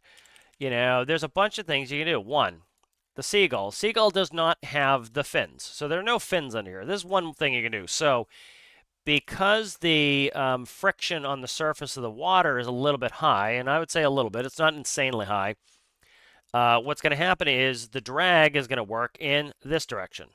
So the drag is going to push you this way. As you go forward, the drag pushes this way. If the drag pushes this way in the bottom of your ship, what happens? This part goes slower than the top. What happens then? The top comes down and you nosedive, right? That's pretty basic friction physics there. The other and the main issue you're having is, where's my center of gravity? My center of gravity is here, which on this plane, I did a lot to try to get it as high as possible to get it closer to the propellers. Because what's going to happen is, as I've done examples of this before where, let's say, actually, let's do a real example. So like, for example, I put out an airplane Stormworks Basics tutorial because a lot of people were just making fundamental mistakes with aviation and they weren't understanding some of these concepts. So I went into those concepts because, most people wouldn't know them and I have a degree in it. So I figured, you know what, I'm going to help the community. I'm going to put out some of this stuff. And so I think one thing that some people would benefit from is not freaking out right off the bat and instead taking a breath and then asking for help. And what they'll do is they'll work on something for 4 hours and they'll get frustrated with it. And then they will, let's see, velocity. They'll work on it for 4 hours and get frustrated, and rightfully so. You've been working on something for 4 hours, it doesn't work. And they'll blame the game instead of, I just didn't know what to do. And what's better is reach out earlier and ask for some help and be like, hey, I've been working on this for an hour. I'm struggling. I'm having this issue. Be specific. A lot of people just are not specific, which is problematic because you can't, you'll get a lot of bad answers that are the wrong problem. And so, the best thing to do is just like, trying to make an airplane and I can't figure it out. Can you guys help me? All right, so real simple here. We're going to do make a real simple test rig here. All right, so this is going to be our pendulum for testing thrust versus center of gravity. So look where the center of gravity is. Center of gravity is counting. It's counting this whole apparatus, which it wouldn't be doing. This is on a bearing, so this is it. So the center of gravity is somewhere in here. And we're going to grab a motor.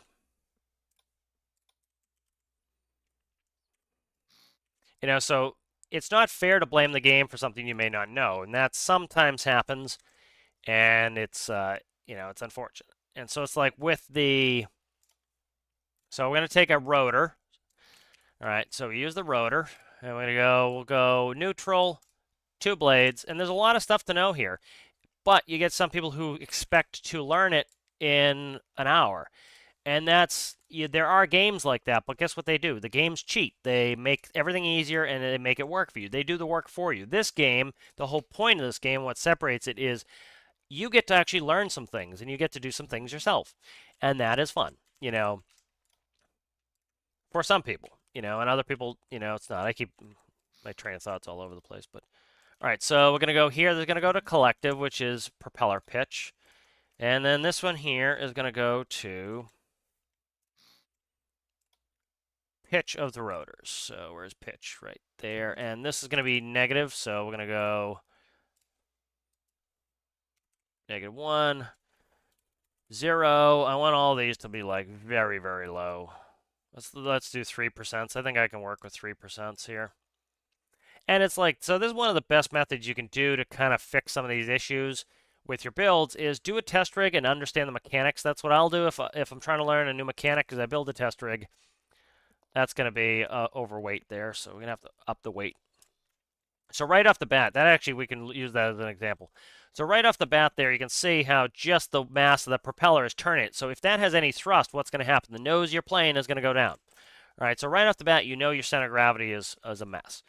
So what we'll do here is we'll grab some battle cannon. I'll actually do this first. I made this extra wide for this purpose. So understanding like some of these basic aerodynamics or aeronautical science stuff, it helps. But again, a lot of people don't have that background and understandably shouldn't know anything about it. So when you know you don't know something, you need to reach out and get the knowledge or research it. So as you can see, those weight blocks have helped. Now, that is not even spinning yet, and we're already turning. So if I start spinning this, let's get up there, spin up a little bit here. It's going to do not much because it has no pitch. But as I start to increase the blade pitch,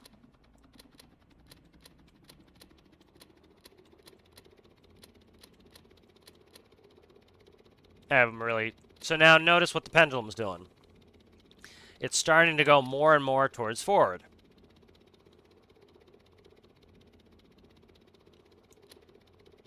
And so when your boat's in the water, it's floating, right? And it's essentially weightless. So, of course, it's going to nosedive into the ocean, right? Because your center of thrust is way up here. Your center of gravity is way down here, all right? So, of course, it's going to tip the whole airplane. This happens IRL. This is why engines IRL are tipped. There's, all sorts of things to do this. Like if you look at certain engines on jets, they're tilted. If you have underslung engines, as you increase thrust, the nose will come up. As you decrease thrust, the nose will come down. And you expect that as a pilot. What do? When you're putting in thrust, you push down the nose at the same time, and you trim. And so if you've never flown an airplane before, you don't know this. And so what you can do, though, in-game is, for seaplanes, without having to use any special wonky fins, which they're not really wonky, but less realistic, what you can do is you can start to increase, in this case, a negative pitch factor on the rotor blades. And see what it's doing? It's starting to counteract that. So what is this simulating? This is simulating that the engines are tilted up. And that's what they'd actually do in real life, is if you have an engine that is way above your center of gravity, they tilt the engine. The engine is angled up. And so now, as you can see, by increasing the prop pitch on this engine, I've just canceled out the force of that thrust. So the thrust is still going to send us forward. We're still going to be able to fly as an airplane, but we're no longer doing a nosedive. So that is one method you can do to fix this problem. So if you understand that part of the methodology, you now know, oh, I can build a seaplane. I can put in a static pitch number. And so right now, as you can see, that's equalized at this thrust setting. So at this thrust setting, that's equalized. So we needed negative 0.62 prop pitch to equalize this imbalance. All right. So there's another thing you can do. Let's say we want to, I'm going to keep it the same, and we're going to grab some battle cannon pieces. And the reason I use the battle cannon pieces, again, these are 40 per 3 slot instead of 3 of the weight blocks at 30s. So, you know, if you see some new players, helicopters and stuff, like if you go to a game, like, I don't know if Simple Planes does it, but there have been some simple building games where it doesn't matter where your center of gravity is, it doesn't matter where your center of thrust is. So now let's see what the weight is. 1464. So let's see what the total, what I just added. 1464. So we've added about 1,200 mass to this. All right, so it's 1,200 mass we just added to this. All right. Now, if you notice, remember the propeller was tilting us just a little bit, just statically. Rock solid. All right, let's increase this. I didn't check my same numbers, but we know that this is going to be more stable now because we have a lot more weight.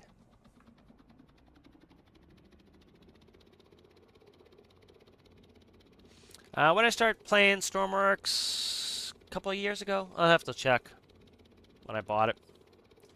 Right, so I've even increased the thrust even more now. So up to like 50% thrust. I'm going to start to add some prop pitch.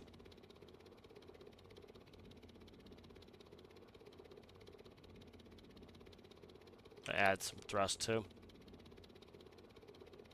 All right, and you can see it's starting to tilt.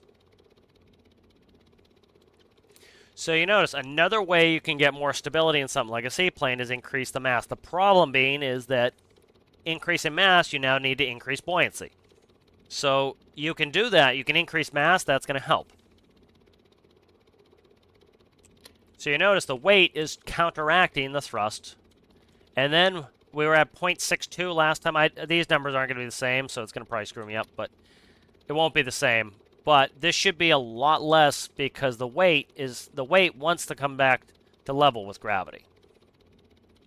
So I'm at a much higher thrust setting, so it might even be at like around 0.62 because I didn't use the same numbers, which was a problem. I should have, but I didn't. So now, as you notice, the weight is helping us equalize. All right. So the other thing you can do is, let's do this.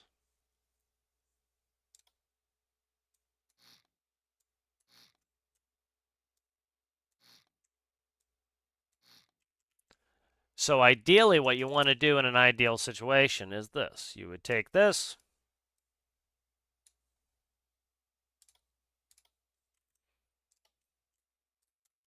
Now we're going to have to balance just for the propeller weight. So let's take, this is going to take me just a second to figure out the weight balance on that. All right, that's too much. You know what I'll actually do? Let's do this. Let's not figure it out. Let's do copy. And this one's not going to actually turn. It's just going to be ballast. There we go. Look at that. All right, look at that. It's not rotating at all now. We have the center of gravity is perfectly in line with the center of thrust. All right, so I should be able to increase this. Now, it might do some wonky stuff where it tries to rotate just because of game stuff. But for the most part, IRL, if your center of gravity is in line with your center of thrust, there should be no tilting moment.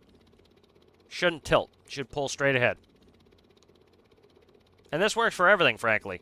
When let's say you have a truck and it has a lot of weight really high, as the wheels go forward, what's going to happen? The cab's going to go back. It's going to like try to lift the nose. That's how wheelie happens on a motorcycle.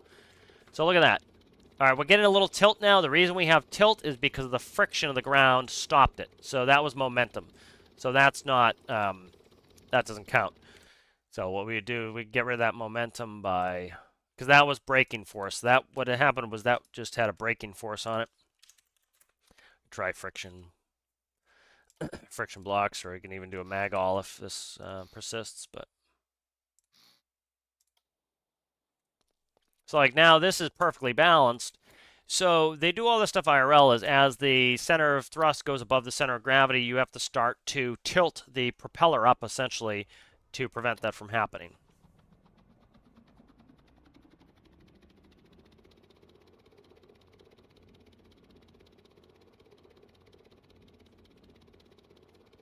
Now, one of the reasons why this is tilting down a little bit is the base, the station is trying to stay stable, and that's trying to move, and so you'll notice it gets a little bit of an oscillation as it's trying to, it freely moves.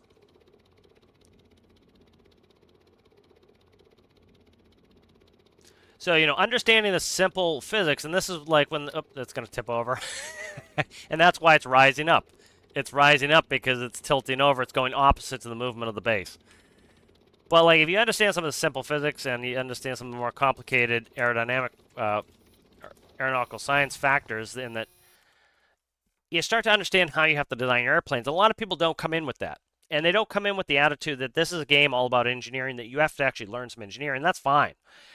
But this is why, and people will blame it on the game because they've played other games where it oversimplifies it. It doesn't make you do these things. For example, like there are plane games out there where you could put the propeller wherever you want and it just flies. Well, what's the game doing? The game is cheating. The game makes the center of gravity all the way, always in the center. So in those games, what it will do is it will say, okay, center of gravity is green, center of thrust is blue, and no matter where you put the propeller, no matter where you put any of the weight, the center of gravity is always in the middle, center of thrust is always in the middle. And because the game cheats, it makes it so that you don't actually have to do it. So people will play those games that cheat for them, and then they wonder why they can't come to this game that doesn't cheat for you. You have to actually make it work, and they don't understand it, and they blame the game. They say, "Oh, it's buggy." Like there was literally a comment the other day that like people keep ragging on the aerodynamics. This is my specialty, and I have no problem with the aerodynamics, but it's because I understand the stuff. But they'll blame the game first instead of asking the question, "What can I do to improve it?" And that's kind of that's kind of an issue at times because you see sometimes when people say that the aerodynamics suck or this, the buoyancy sucks. Yeah, the buoyancy is less than in real life. Okay, we know that. Um, could they improve that? Sure, but we know what it is, and so those of us who like build see people say, "Oh, the ships suck in game." Like this is a refrain: "The ships suck in game." You need extra buoyancy. Sure, like the hull of Jesus Christ, the hull of Triton, as you can see, it goes down deeper than it would in real life. It's flatter and wider than it would be in real life. Um, but it's not bad. It's not insanity. Did I have to make some concessions? Did I have to make some changes in order to get this to float properly where it should be? Yeah. Does it go underwater more than it would in real life? Yeah. But is it something I should really like complain about all day? No. And people talk about the wind, like the wind is really overly strong or, blow your ship around. Yeah, if you have a tiny little light ship. And so if you don't understand the buoyancy, how to get more buoyancy, like Triton literally has no XML glitches. It has no rocket glitch, and it has no pivot glitch. And I designed it to be stock, and that's, and so it's not going to have any issues. But you notice it doesn't rock and roll very much because I built it to not do that. And that takes a lot of skill in game, and it takes a lot of practice, and you need patience to be able to learn these mechanics. You can't just do it on day one. There are people who will try to build this ship on day one. I'll show you what I built on day one in game. I wanted to build big stuff like this too, but you just don't know enough to do it. And so like, you see all the weight blocks in there. This has an absolute insane amount of weight blocks. That's what keeps it stable. Is you need weight in order to counteract the wind, and you need weight as low as possible to counteract the wind. And so if you know those simple mechanics that the weight needs to be low to be stable in the water, and the weight needs to be low in order to be stable in the air, then I need to get a lot of low weight. And because I'm adding a lot of extra weight and the game under calculates buoyancy, I know I need a flatter bottom, I need a taller bottom, and so proportionally, like most of this is hidden under the water, so you really don't see this. This is a lot bigger than it would be IRL, but that's the game we have, and so if you understand the mechanics, you can make the ship work. And this is 100% wind, and you see it's rocking and rolling, which is nice to see, but it's not insane. So a lot of that is just you have to learn the game, and there are some people who just, they don't want to learn the game. That's not the type of game for them, but they still want to play, but they want to play the way they want to play, which is fine, but that's a limitation. And so like you look at, so a lot of people don't understand some of these hydrodynamic forces on ship architecture. You set your water line. The center of gravity must be below your water line, or guess what? Your ship's going to roll over. You see a lot of new players talking about how their ship rolls over. And if you load it up in the workshop, the first thing you see, it's simple, basic physics. If this pink is above the water line, it will roll over and it will never come back. If this is below, it will roll over and it'll come back. Like the tugboat I just built, this one here has a really, really, really low center of gravity, and it's about the same, proportionally. But it has a nice proportional low center of gravity. It has extra bulk underneath, which actually tugboats have a lot of extra bulk underneath for this very reason. And so, let's go on like Damon. I'll show you like the real life ships. The real life tugboats have a lot of that because they don't take on water ballast. They usually run just fuel ballast. And so, like, if you look at the 2111, you can see that's what's underwater. All the red is, I was going to show the picture. There we go. All the red's underwater. So, yes, it has to be over exaggerated in game. So, let's say that the red goes all the way up to here, or the underwater section goes all the way up to here. So, like maybe 10, 15% extra needs to be underwater in game in order to make it, act realistically. And so, that going in, you can just add about 10, 15% extra under the water line. And that's how much is underwater there to keep a tugboat stable, you know. So it's like, you don't know what you don't know, and I think the best thing to do is not to blame the game right off the bat until you understand some of it. Let's read some chat here.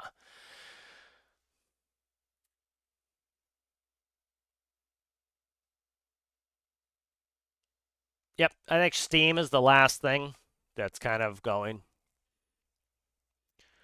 The more impeller pump RPS, the more pressure output. Medium motor. Yeah, I haven't got into the impellers yet. That'll be interesting to get into as well.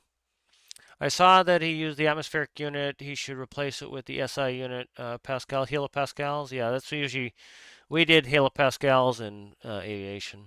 We did inches of mercury as well. But yeah, let me look. Mark had a question about when I started playing Stormworks. Let me see. Trying to see where it will show when I bought it.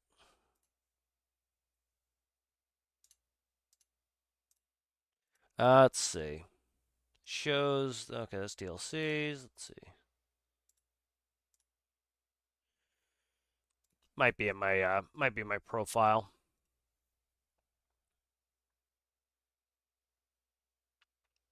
I'll have to look. I started playing. Let me see, either late 2019, early 2020, maybe.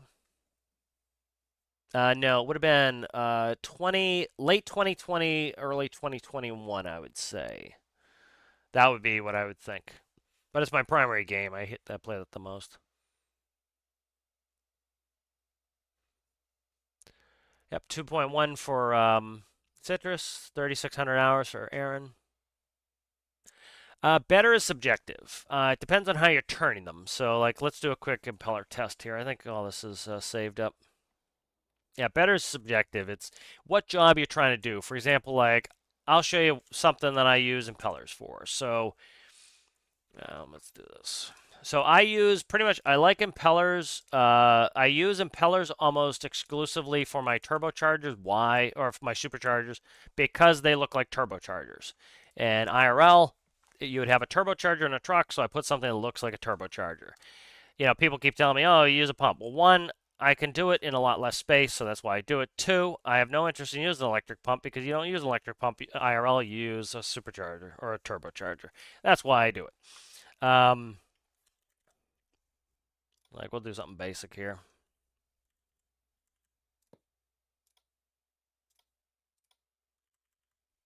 Symmetry, you devil. Get out of there, symmetry.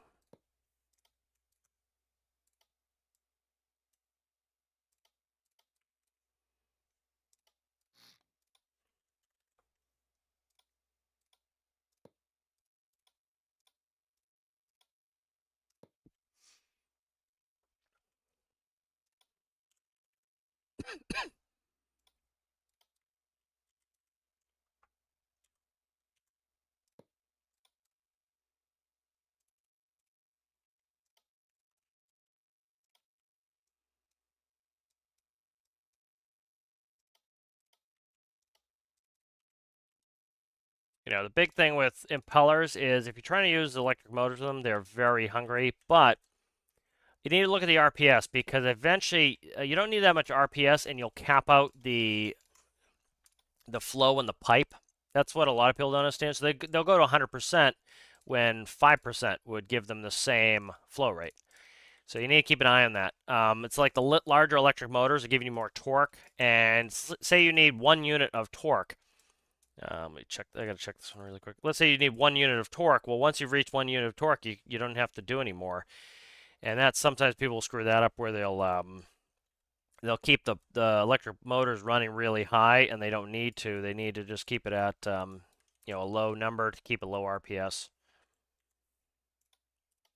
So we'll kind of look at it and do an example, a test here. Okay. And what I always put electric motors on when I'm testing these because what it'll do is then you know how many RPS you need, and once you know how many RPS you need, you know if you can run your engine. If your engine's running at 10 RPS and you only need 1 RPS, you can down gear it to, it would be that would be a 1 to 10. You down gear it to a 1 to 10, and then you're at max pressure, and you're using very little power, so you're not, robbing your engine. So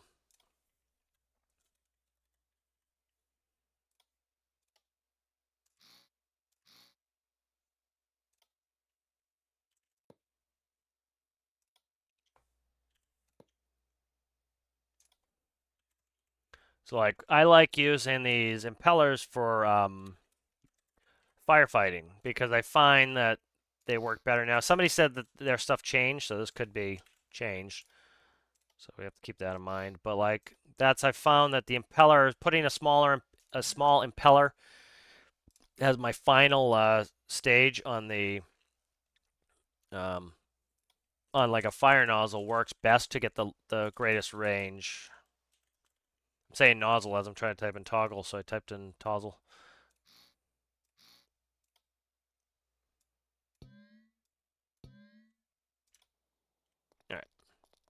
All right. You suck. I did this classic mistake. I give other people crap for it. I didn't lower it. This is probably gonna. I wonder if this push back. Do we have thrust from these? That would be awesome. We don't. I don't think. Okay, so that's a large. Small doesn't even want to push. Doesn't look like that's even pushing. Interesting. What the hell's going on here? This could be the. It might be venting air first. Oh, it's got diesel in it. I thought I copied these. How did they get diesel in them? I didn't copy them, that's why. I meant to copy them, and I didn't. That's why we're having problems. Those have diesel in them. That'll be why. So, like, you see the range difference? That's why. So, for example, I use impellers for hoses because you can see it's much more steady there. But let's look at this. So, full throttle, we're at... Why is that showing 0 RPS? Huh, that's interesting. Why is it 0 RPS? What is that doing? Notice it wasn't even on? What the hell is that? Oh, it's the air pressure pushing it out. That's interesting, guys. That was the air pressure pushing that out. There was no, here. There was literally no, pump pressure on that. It was all air pressure pushing that out. That was interesting. That interests me. That's fun. I would say they're likely going to change that at some point. So liquids are incompressible. You can't compress them. So you can't put a bunch of air in something if it's full of liquids. If it's full, 100% liquid, there's no air in there. You're displacing. You have to push all the air out because what will happen is the air will compress until it can't compress anymore, and then it will you won't be able to put any more gas in there. So that was being pushed out all by the air pressure. So that was air pressure. So you notice this is one of the reasons why I'm still like not playing is like little things like that can screw up your systems because the air pressure is pushing on the volumes that you have. So what the other thing you could do is there are actually air pressurized systems that there are air pressurized systems that use air to push out things like water. And so we could actually use some of those things too, which is another cool thing. Like just like all the engineering things we can do now are super cool. All right, so I'm gonna vent this bad John here. All right, so I'm gonna get rid of all the air. How long is it gonna take me? It's going. We'll let it go. It doesn't have that much in there. We'll let this sucker vent. But like yeah, so this is like an instance when I would use the that you can see these aren't spraying very far. Pretty minimal, as you can see.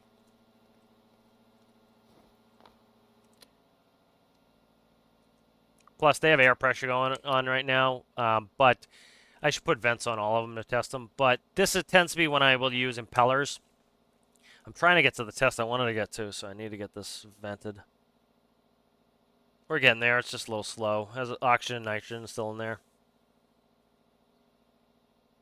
Probably put a different pump on there. I'll read some chat while that's going.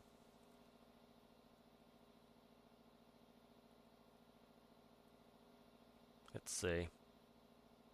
1062 for Exoris.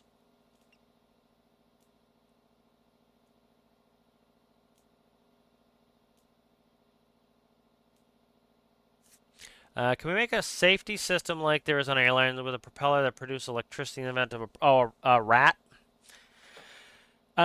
You should be able to make a rat, I think. So RAT stands for Ram Air Turbine. This might screw up my other test, but I don't really care. Let's see if we can make a rat. Not really. We can't turn things backwards, but what we can do is you can do for example, I have a wind turbine. It's too bulky. Right here. So this wind turbine will work. But I hate this base because like it spawns everything high. So you see how that runs? That is doing it does a wheel, and that's the only way we can transfer rotational energy into rotational energy. So for example, let's go down on this sucker. So this is how you'd have to do a rat. So it's kind of a mess. But you know what I would like them to be able to do is make it so that you can pass the power through. So like what you would do is you just do a propeller and you would do it on to a generator. Should work, but it doesn't. So what you have to do is you have to take in this case, let's see. Let's try to get some wind going here. I might screw my other test up, but I don't really care. All right, so wind's blowing that way? I have to take it outside, but let's kill the wind and then I'll take it outside. Doesn't really work inside. All right. It's been a while since I used this test rig, but you have to essentially use a wheel to convert it. And so that's something you have to do first is use a wheel to convert it. So that's not really effective. It just takes too much space. But they don't do rats anymore. Rats are old. They used to do rats back in the day. There might still be some planes that put them on now, but I doubt it. So what you would do is it was just a generator with a little propeller, and if you lost all power, you throw it out so you could have some electrical power. Now what they do is, one, the batteries and the generators have gotten better. For example, like in the Embraer 145, we had 2 generators per turbine. So you had 2 turbines, so that's 4 generators for your engines. And you had one or two? I think you have 1 for the APU. So the likelihood of you losing 2 engines in the modern day is incredibly slim. And yeah, the likelihood of you losing 2 engines in the modern day is very slim. Plus, you have the APU. So I think it was part of the procedure. If you lost 1 engine, you would, if you lost an engine, you would turn on the APU. What is this? I don't know what any of this does anymore. Blade pitch, maybe? Okay, that's blade pitch, I think. Nope, that's not blade pitch. I should have looked at this before I did all this. There we go. All right, so there's blade pitch. It'll stabilize after a second here. So this works. This makes electricity. So what's happening is the shaft of the propeller is turning this weighted wheel, which turns that wheel. So this is how you have to convert rotational energy into rotational energy in a torque pipe. Is you need to use a wheel, which is unfortunately very cumbersome. So that's kind of how you have to do it. So you could do it. You'd have to take a propeller, which the propeller would be much larger than a rat. Rat's tiny, so you can't. You'd have to use the smallest propeller, make it the smallest diameter, and then you'd have to convert it to a wheel to then get it to go and make electricity. But this works. This makes electricity. I have infinite electricity on, so it might not be showing. Oh, you fucker. Okay. But yeah, that does work as you see, but you need to convert it through a wheel, so it's kind of a pain, and it's not really worth doing as far as I'm concerned because of that issue. Yeah, so you could make a rat, but it would be absolutely enormous. What would change that is if they allowed us to turn some of these things backwards, because we could then do things like turbos and stuff. I would love that. Let me see where we're at here. All right, we are good. We have 1 atmosphere pretty much, so like need that back on. All right, so we're at 1 atmosphere now. So that is just the spray off of the impeller. There's no air pressure pushing behind it, because that was essentially air pressure, which the nice thing with this is, so like if you just leave this, if we don't pump the air pressure out, we can vent the water. So that's just air pressure off of the tank. You can see that the oxygen's drop. Why is oxygen going up? Is it siphoning it? That's interesting. Is it working as a siphon? I wonder if it's working as a jet. Ooh, let's make a jet pump. I might have come up with something, guys. Let's try something here. So a jet pump, what it does is, let me see if I can find a picture of a jet pump. Jet pumps are cool. Give me like an image of a jet pump. I'm gonna have to draw one because there's no good images that I like for a jet pump. They're just showing me like jet pumps. They're not showing me actual like how a jet pump works. Here, I'll show you. I'll bring up paint. The jet pumps are pretty cool. So the way they essentially work is, let's color this sucker like that. Okay. So the way a jet pump works is you effectively take a cone. If I can get some lines here. Black 10's good. All right. So you take a cone. This is a 45. That works. There's a 45. All right. You make a nozzle. That's more than 45, so I want 45 there, and let's go back.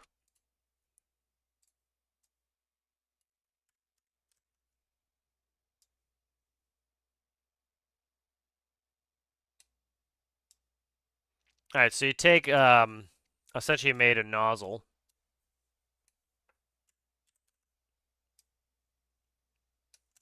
Should have made a new layer, but we didn't, so we'll live with it.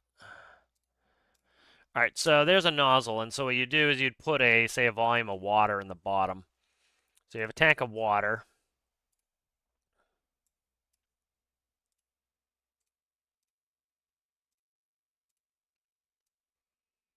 And you fill this tank with water. All right, and then you want to suck the water out. So what you could do is you take a tube. And that's just a pipe. All right, and the pipe has a hole in it. Right here. I definitely should have put a new layer on this, but whatever. We'll deal with what we have at the moment instead of me screwing with it too much. Give me that, please. Give me this, please. Okay. All right, so then you have a hole in your pipe. And so what you do is you start to pass air through here, or you could do water. You can do it with either. And so what you would do is, like, say, for example, we wanted to start getting this working. And actually, water would work better, so let's run water. So you can use this to actually pump fuel out of a tank at IRL as well. And so what you do is, let's see, what's the size I need here? Like Mondo huge. Okay, so you start to, that's all right, start to send water through this pipe. As the water comes through the pipe and it hits this area here, what's going to happen is a low pressure is going to develop. So you're going to get a low here. And so you have a low pressure in here. Now you would need to have a vent in here, so you essentially have a one-way valve right in the tank because you need to replace that. You need to replace the fuel with. You have to replace the fuel with some air, so you'd have a one-way valve, and the air would come in to be able to replace this fuel. So fluid, whatever you want to call it.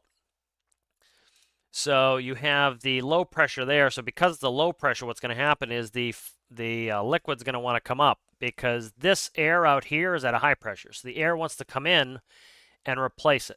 This is at a low pressure. So what's going to happen is the air is going to push on this liquid, pushing it up in here. And so that's going to essentially suck it up. So as this goes by, it creates the low pressure. It sucks the liquid up. The air replaces it, and that's how you can pump without actually having a pump. So that's a jet pump. So I'm going to see if we can make a jet pump. Did I think? Oh, don't do that. Clicking every wrong button here. Go back, you slow bastard, right now. All right, let's see. So I'm curious if we can make a jet pump. Because it was drawing in air as we were pumping out the water. It might not be actively doing that. So I want to test something, see if we can make this work. I'm skeptical of how it's working. Let's see. I'm interested. I'm interested if the low pressure is working correctly. I don't know how big the tank is, but we'll grab one. Perfect. I guessed correctly. Okay. So here we have a tank. And I'm going to fill it with we'll do water. I have an aversion of dumping diesel on the ground. Then what we want to do is we'll take a fluid port. Take one of the new ones. And I want a liquid.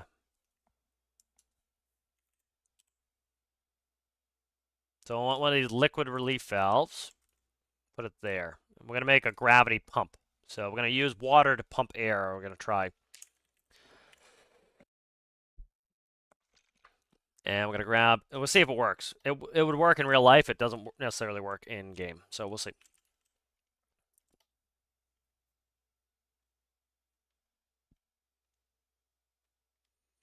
I don't really need the gas relief valve, but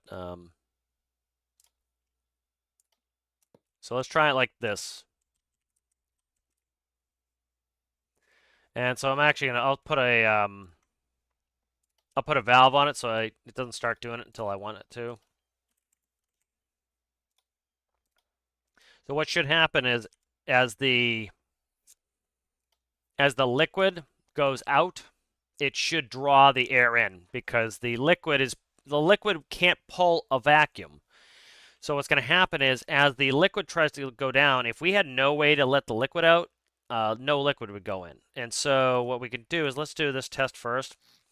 So theoretically, the way this would work in real life is if I open this liquid valve, the liquid shouldn't come out because it needs to be replaced by air.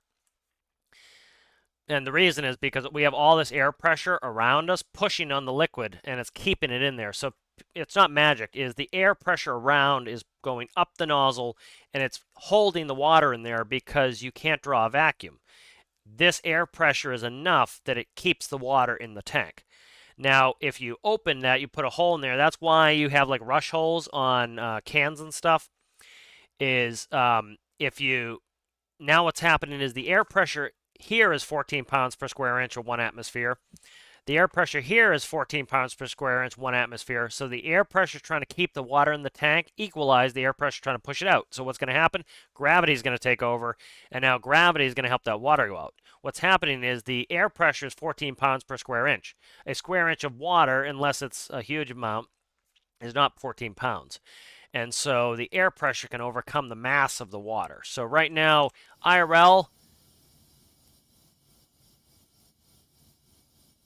So the water is coming out, but notice how slowly the water is coming out. Um, IRL, this should not be coming out in a perfect situation, but it is. It's also pressurized. So it could be, see how the tank's pressurized? That could be problematic. So let's go ahead and let's relieve the gas pressure. So they're, it's not 100% perfectly, but there are those of us who would love it to be absolutely 100% perfect, but there's also, then you'd have to have all your builds be 100% perfect, and most people wouldn't be able to, or want to do that. If you didn't make it perfect, it would just not work, period. So we're going to let the pressure, notice the pressure is at 14 atmospheres. This is part of the issue we're having, and what I think the devs will eventually get to is they'll probably make it so that the air volume that spawns in there spawns in at 1 atmosphere, because that's what it should be. Because what's happened is essentially we have pressurized tanks, so we have 90% air and 90% liquid, and then we throw in 10% of high pressure air, which you would have 10% at ambient pressure air, is what you'd really have. I'll check some chat while this is going. Let's see. Oh, Nitty Gritty has 1884. Yep.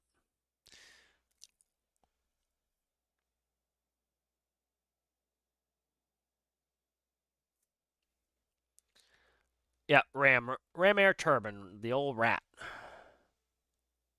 Yeah, you could do it, but it would be very space hungry.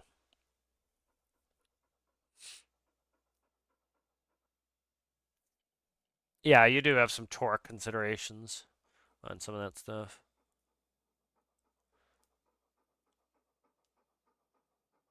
Oh, I do get lost with all these vehicles. If I keep a coherent thought going, we're in great shape. Yeah, I'll show the earlier vehicles maybe. Let me see.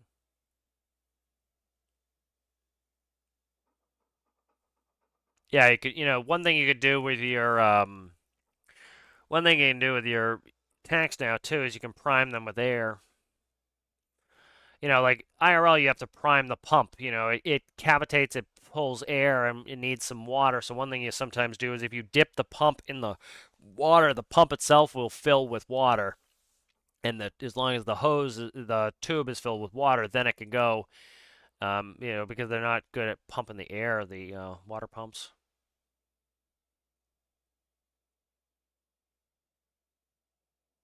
2,400 hours for Rasmus. Yeah, propellers aren't free spinning properly. They do IRL, but they won't here. Yeah, I would like to see that. Again, the best way to do it is put it on the bug tracker. That's what we want. Is we would love it if you know we could create torque in those ways. That would be awesome. Or some of us would love it. But all right, so we're getting there. We're almost down to 1 atmosphere here. So theoretically, with a rush hole now, this is essentially a rush hole. Like if you put this on like they don't have it much anymore. They moved to pull tabs. So like if you remember, they used to have like a can of pineapple was just a can. You could put a hole in one side, but it would glug the whole time and go glug glug glug glug glug because the air pressure was enough that it would overcome every once in a while and let enough air in that you could get another glug. And then if you put another hole at the top, well, now the liquid is all at the bottom. The air could rush in the top and replace the liquid and help to push out it essentially equalizes the pressure is what it's doing.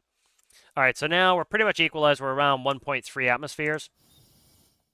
Theoretically, this should go out more. Why is it not? Is this fluid port not letting out any water? It's letting air out. It shouldn't be letting air out. I don't know why. Nothing's going out, really. The nitrogen's on its way out.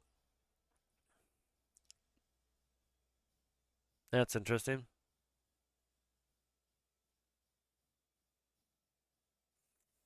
Yeah, so some of this is a little bit weird, but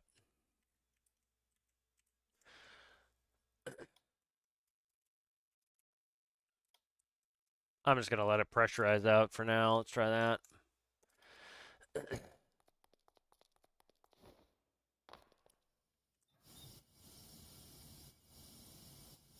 See, like that That it doesn't mind. So what it's probably doing is that liquid valve wants liquid on the other side, like it's primed. So at some point they're gonna have to fix this where it should not be spawning with this much gas in there. Like it's still at 60 atmospheres. It should be at 1 atmosphere. That's a problem that they're gonna have to fix. And so it's like I'm not gonna build some of these systems until that's fixed, because there's no real point, Because the air should be at 1 atmosphere. If the tank is literally 100% full of liquid, there should be no air in there. So the way that I think the devs should do it is, let's say you spawn this tank 90% full. All right, so what is 703? So what's that? 10% would be 70. So you're talking that would be. So that would be what are we talking here? 6. What did I say? 70? Yeah, 633 and 70 liters of air. So there should be 633 liters of water, and there should be only 70 liters of air in there, and it should be at 1 atmosphere. That would be how it would be in real life. So it should be 10% of the volume should spawn with air. The problem is the devs have it so that it's like 100% of the tank is full of air and 100% of the tank is full of water. And so now you have two things trying to occupy the same space, and that's not really the way it should work. Like now, notice the water's almost gone. Now, okay, good. Yeah, so that's part of the issue that's going on here is they're just still spawning all these tanks full of air. And that needs to change at some point. I would say they're going to do it, but they're working on these things, and I would say it's not an easy thing to do. They have to kind of rewrite a bunch of stuff. So, and they're getting after the issues that are most aggravating the player base first, which is the way they should do it. So, Juna's got 2507.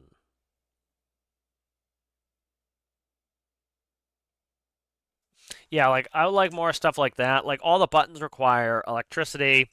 I really like some of the manual updates they did. Stuff like that. So the ability not to have any electricity would be really nice, so that you don't have to have that. I think that would be cool. You know, some of those minor updates.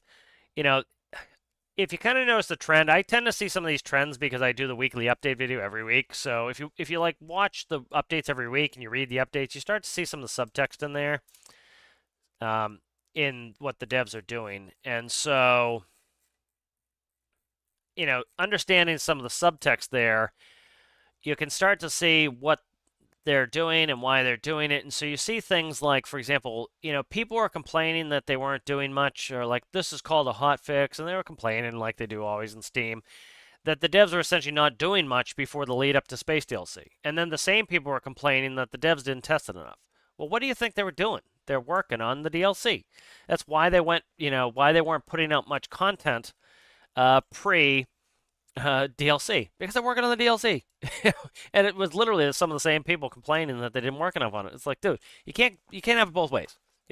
It's like a dev team of 4 people. They can either work on the DLC, can work on it. So this was literally the first thing I built in Stormworks.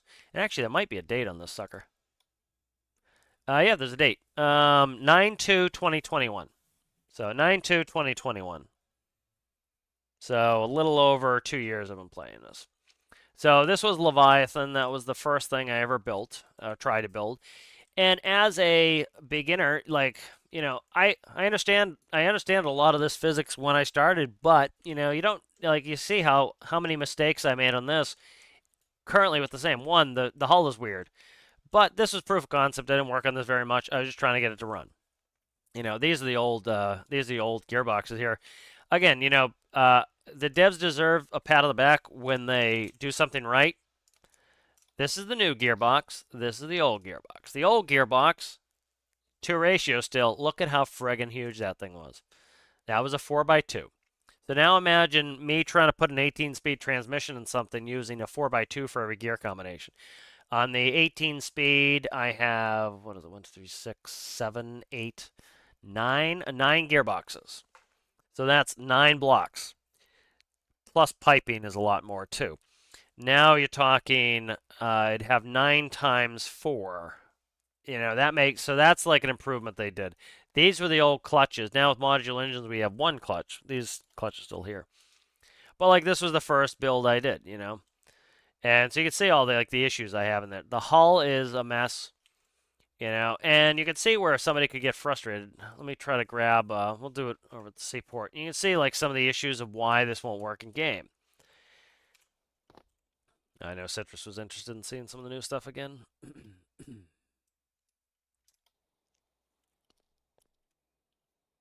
And what's it doing? Rolling over. Okay, well, how would I fix this? Like if I was a new player and somebody put up this build and they wanted it fixed, well, now knowing more of what I know, well, where's the water line? Where was it sitting? Somewhere. Let's actually see exactly where it was sitting first. So right around the turnover point. So we're talking the water lines now. So like if I was gonna fix this for somebody, I would come in here and I would say, okay, here's your water line. That's where you want the water to be, which I wouldn't. I want the water line to be up here. But let's say that's where you want the water line to be, okay? If that's where you want the water line to be, all right? This whole base of down here needs to be squared off. So you square this off, you're going to get your buoyancy fixed. You're going to start to be able to drag your center of gravity down. So you come in here.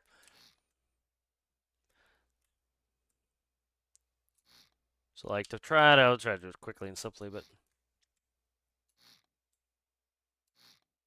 so like this, like I would just chop the whole bottom of this off. But even like say we keep it, and so this is something you'll see a lot. And I made these mistakes too until you learn the game. But and that's kind of the whole thing of like some of the people who say that the physics sucks in the game sometimes is they don't want to necessarily test all this stuff out and realize how it works, and it actually makes pretty realistic sense if you understand how it works.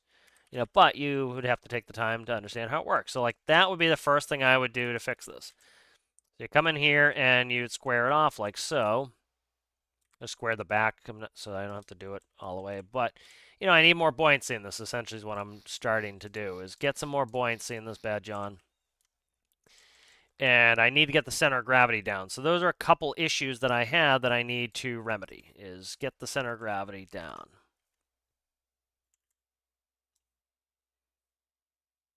And let's see.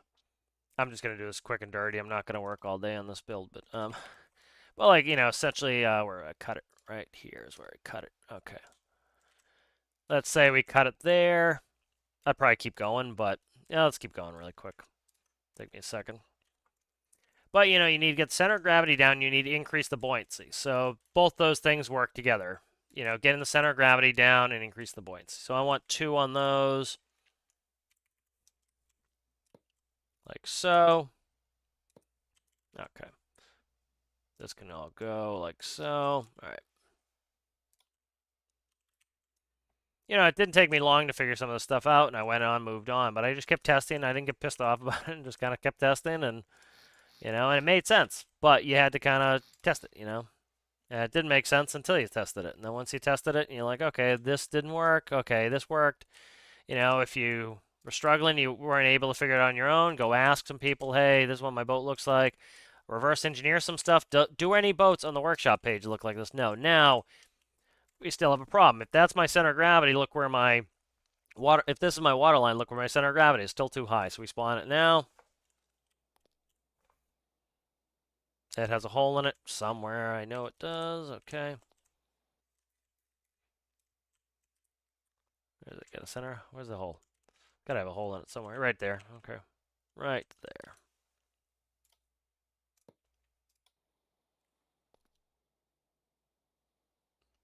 And it's going to roll over as predicted because center of gravity is too high. But we have actually a lot of extra buoyancy.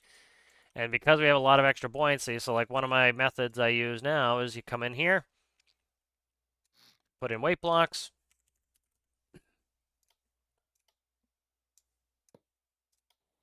I didn't even check it, but that should help to drop it. And it's still sitting a little bit tippy because we're still not there. So probably my new center of gravity or my new water line, I would put it up here. I'd drop the transom. The transom's too high.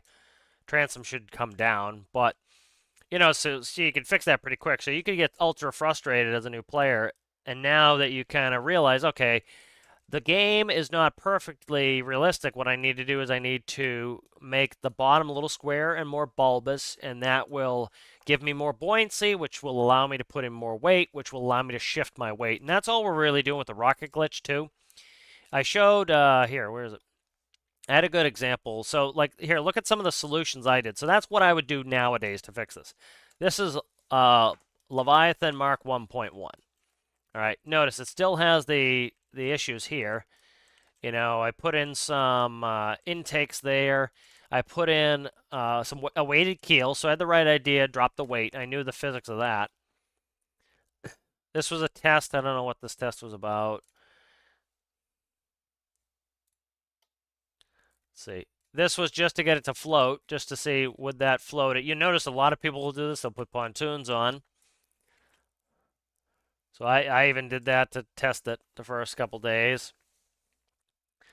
Then this one, the ugliest thing you've ever seen, it was, can I just get something that floats properly?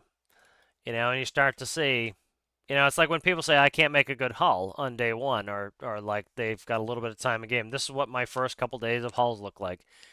You know, and that's kind of why I bring some of the stuff back up. Is it's like everybody was at this point. You know, that was the first day. That was day one. All right, and here's me doing engine testing. So I went in day what was that? What was that? I'm trying to remake. So that's trying to see. It's got to be 9/2/21.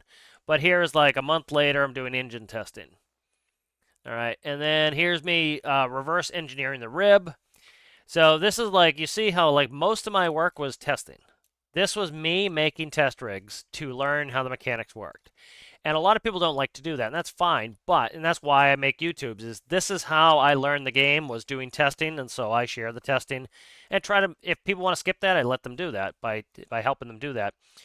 And so that's what I went into, is I went into a ton of testing out how the gearing works, testing out all this stuff to try to get stuff to work. You know, here was my first tugboat. You know, that's ugly as sin. I like it. It was a little cartoony and cute, but the later versions are better. But like that was something that, you know, was a lot of fun to get working on that. And then like, where's the biggest one here? So like this one here was like, I used this one for quite a while, and this was the cockerel. And you see it has this one still had a tipping problem that was driving me nuts. All right, so this tipping problem was bugging the hell out of me, and I couldn't get it to work right. And looking at it now as an experience builder, and this is why I like helping people out with some of the stuff, is right off the bat I can see the issue. The water line's here, center of gravity's above the water line. This is never going to work right, you know. And so I don't have any. So I have some water ballast in here in these tanks. The best thing to do is get rid of the water ballast in here. Is this a spawner? I think that's a spawner. Where's the spawner? I might not have a spawner in here, but I have like water ballast tanks that pretty much can't be filled with water ballast because it just doesn't have the buoyancy for it. But what would I do? I'd get rid of my water ballast tanks, and I would put some weight here because I can manually make the weight as low as I want it. So like, let me find, this was my first like really well-working rescue boat, but you notice, like, look at the dates. You know, the dates have gone quite a way. Some of the dates I think are screwed up, but the first couple dates were right. But like this me trying to do tankers, and like it takes a long time to start getting some like reasonable looking boats in here and starting to understand the mechanics and getting into the stuff. And I think some people assume that day one they should be able to play, and there are games like that. Like, you know, I've never played some of these games like Trailmaker and stuff like that, but those games, Space Engineers, are designed so day one you can come in as a new player and you can build something day one that just works. And I understand the appeal of that, and there are games for that. And what Stormworks did is, in a different approach, said, what we're going to do is we're going to make it so that you actually have to build things. And the benefit is by forcing you to do this, that's how you learn things. And like, for example, there was an option before that you could make it so that you had to buy fuel and ferry it to your base, right? And it was an option. You could click it on. And I always wanted to do the option. I never did it because I was like, oh, that'll be a pain in the ass. And so even I, who loves to do that now, and that's a big part of the gameplay that I enjoy, I was getting annoyed that I still wouldn't turn the option on. So when the devs forced me to do that, that forced me out of my comfort zone. And guess what? I enjoy doing that now. I enjoy having to ferry and go get fuel. And it's something else you have to think about. And so that is something to, sometimes it's beneficial for a game to force you out of your comfort zone. That's like, somebody who's like, I don't know why the devs disable creative menu on career games. I know why they did it, is because if you never use first person to operate your vehicles, that's fine. It's a choice, but you never learn how to operate your vehicle like a real person would from their seat. And so if you're forced to not be able to use third person, like for example, in Tarkov, you can't go in third person, you're in first person. So like I was saying before with DayZ, I can't look over the wall and see a guy's there. I can't peek my camera and see if somebody's in the next room, which is what people do in DayZ in third person. And so if everybody's in first person, you're less likely to try to rush that room because you don't know where the person is. And so that adds an element to the gameplay. So like this here was good. I did this the other day to show this shows you how the rocket the mechanics of this. So this was a good mechanics test. So like I'm gonna put this in the water. So I know some of you guys are probably here for this before, but like this is a good mechanics test to show some of the mechanics of the game. This vehicle is incredibly stable because it has that weight on the bottom. Now, how the hell is this vehicle not going down? Well, it has the rocket glitch. So all the rocket glitch is doing is it's subtracting weight. That's it. So if this weighs, let me see what it weighs. So if this weighs 3776, okay, that weighs 3776. If friggin' symmetry. All right, 3776. So let's get rid of the weight blocks. All right. So it weighs 3776. It's now down to 21. So we're talking, we have about 1700 weight going on the bottom. So let's put that back. So what we're doing is if I delete 1700 weight with the rockets, with the rocket fuel, so if I essentially do like the numbers wouldn't be the same, but like say negative 1700 weight of rocket, I still have a center of gravity that is focused incredibly low because the weight's still here, but it deleted the overall weight. So this center of gravity marker is still accurate. So even though I deleted most of the weight, or I deleted an equal amount of weight, the center of gravity still stays really low here. And so with that rocket glitch, you're able to get a boat that's incredibly stable like this. And this is what I would say. I would say this boat is realistically stable. So a boat this size that weighs what it would weigh in real life, I should be able to run back and forth. And as you can see, it just gently shakes. It's not really listing all that much. So by doing this, what you can do is that's what allows you to play with your buoyancy, is adding weight low and increasing and deleting overall weight. So essentially what it's doing is it's just shifting it down and then it's allowing the buoyancy to still be able to hold it. So little tricks like that allow you to really build some more realistic stuff. But you have to kind of you have to understand the mechanics, you have to take the time and effort to do it, and and that's when people say, oh, the buoyancy sucks in game. The buoyancy is what it is. The benefit of having some of the issues we have is it allows us to build fantasy builds. We can build some stuff that would never be able to be done in real life because the game is not perfectly accurate. A good example of that is Kerbal Space Program. I don't have a lot of the screenshots that are on my other PC of Kerbal, but single stage to orbits, there aren't a lot in real life. There are none that really work in real life. And the reason is because you need to bring your oxidizer with you, and so you're carrying an absolutely hellacious amount of heavy oxygen with you. And because you're carrying all this extra weight, you need extra fuel to carry the extra weight, which you need extra fuel to carry the extra weight of the fuel, which you need extra fuel. So they become enormous. And so it's hard to have one vehicle that can go from the land all the way up to space and back. And so in Kerbal, because it's not 100% realistic, it allows us to build cool things like SSTOs that are a little bit fantasy. And if you want to build something realistic in Kerbal, you can, but you can also build the fantasy. And that's kind of why, when people ask for 100% realism in this game, like I wouldn't even want that because it starts to make it so that you can't build things that would not be realistic. And you need to know how everything works. You need to be a naval architect to be able to build a ship. You need to be have an aeronautical science or an aeronautical engineering degree to be able to build an airplane. You need to, have some sort of mechanical engineering degree to build anything complicated, and that's kind of why they need to simplify some of that stuff. Watching this side by side of your gold mining tutorial, gotta say, yeah, the gold mining needs work. Gold mining is not worth it on a financial basis. It is worth it for funsies if you like doing the stepped stuff. Playing Farming Sim the last couple days, Farming Sim does it really well. For example, like in a farm we were working on, if I take wool from the farm and I bring it to the spinnery, I can sell it. If I own the spinnery, I can take wool to the spinnery and I get fabric, I believe. And then I can take fabric and I can bring it to the I think a place to make clothes, and then they make clothes. And then if I take clothes and I bring them to the store, I can sell the clothes. So of course, selling clothes is most profitable, and that's how it works in real life, right? You buy wholesale wool, it's going to be cheaper than if you bought wholesale yarn, it's going to be cheaper than if you bought wholesale shirts, and then it's going to be cheaper than if you bought retail shirts. And so that's kind of the method of how you do it. And so gold theoretically should be the most profitable because you have to do so much work.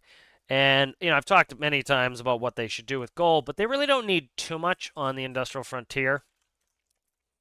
Let me change something really quick here.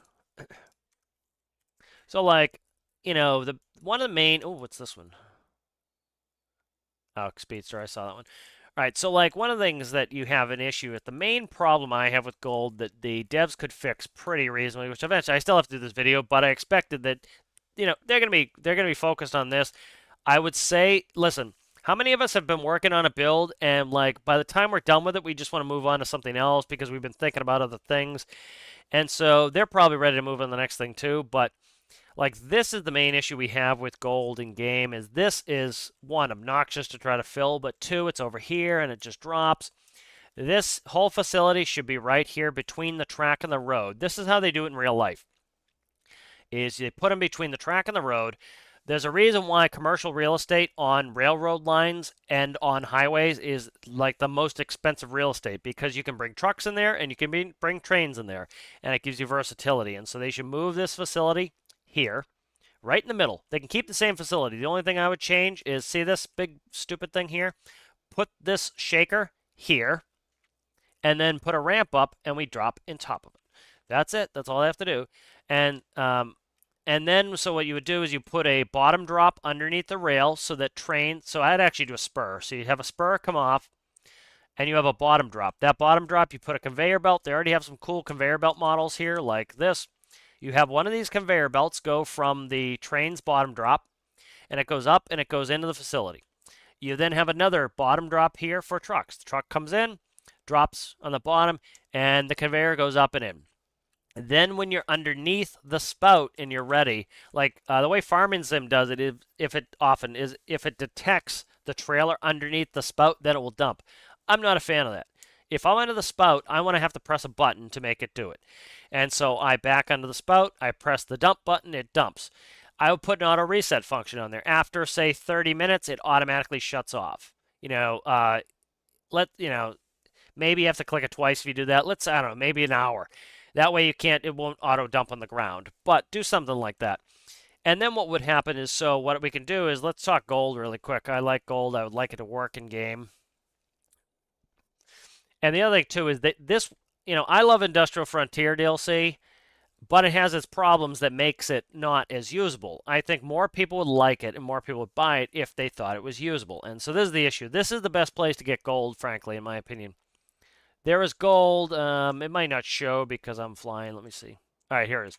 So right here is gold, rich dirt. All right, so it's everywhere. You see it all up and around here. So this is nice and convenient. So you can spawn your mining vehicles here. You can go out, you can mine, okay? You can spawn a train here. So what I would do is I would put a train together. I would spawn my mining vehicle and I'd mine. And then I'd spawn a conveyor belt and I would convey into the back of the train. Okay, then the train, which is the most efficient vehicle to do this, comes up here, down this line, and you come along the road here. Now, if you want to do it by truck, be my guest. There's plenty of places that you can do gold via truck. That's also an option. That's what the devs should be giving us. It's an engineering game. You have people who love trucks and nothing more. You have people who love trains. You have people who love trucks and trains. Let us do both. And so then you come along here and you take your train, which is the most efficient way to do this. But you can't, it completely loses its efficiency if you have to do 50% of this journey with a truck and then 50% with a train. The problem is here. I could get my train to here, but now I need to have a train that can just somehow dump into a truck, which is unrealistic. If you want to do that, great, but it's unrealistic. Then I'd have to go back to an area where I could spawn, which the closest base is probably Clark, I'm thinking, right there. So then I'd have to teleport, likely, which, again, it should, if we don't want to be teleporting all the time, they should be giving us that ability not to have to teleport. Take a truck, bring a truck all the way over here to then try to get off the train, which, again, that we lose all of our efficiency. We might as well just start with a truck at that point. And then come over here, dump it in here. Well, guess what? I can't just do that because it will dump the gold in the ground. And after 60 seconds, that gold is gone. So what I have to do is I have to bring a truck with 2 trailers or 2 trucks. And then I have to come in here, dump a trailer here to then come up and dump here so that 1/10 will come out into there. Now, this could easily be fixed of I take a truck, the truck comes in, the truck dumps. I then move the same truck, which is now empty, and I go under here, and then I push a button and it fixes it. So easy, simple fix. But this facility should be here so that, guess what? You bring the train in, the train stops, it dumps it on a conveyor. You know what? The other thing they could do? Have a conveyor system that goes from the dump here, up and over, and it goes and it comes over here. That would be fine. I'd have no problem with that. They do have overground conveyor systems. Have that. Put a dump here and then a conveyor system that goes to here. Then they don't have to move it.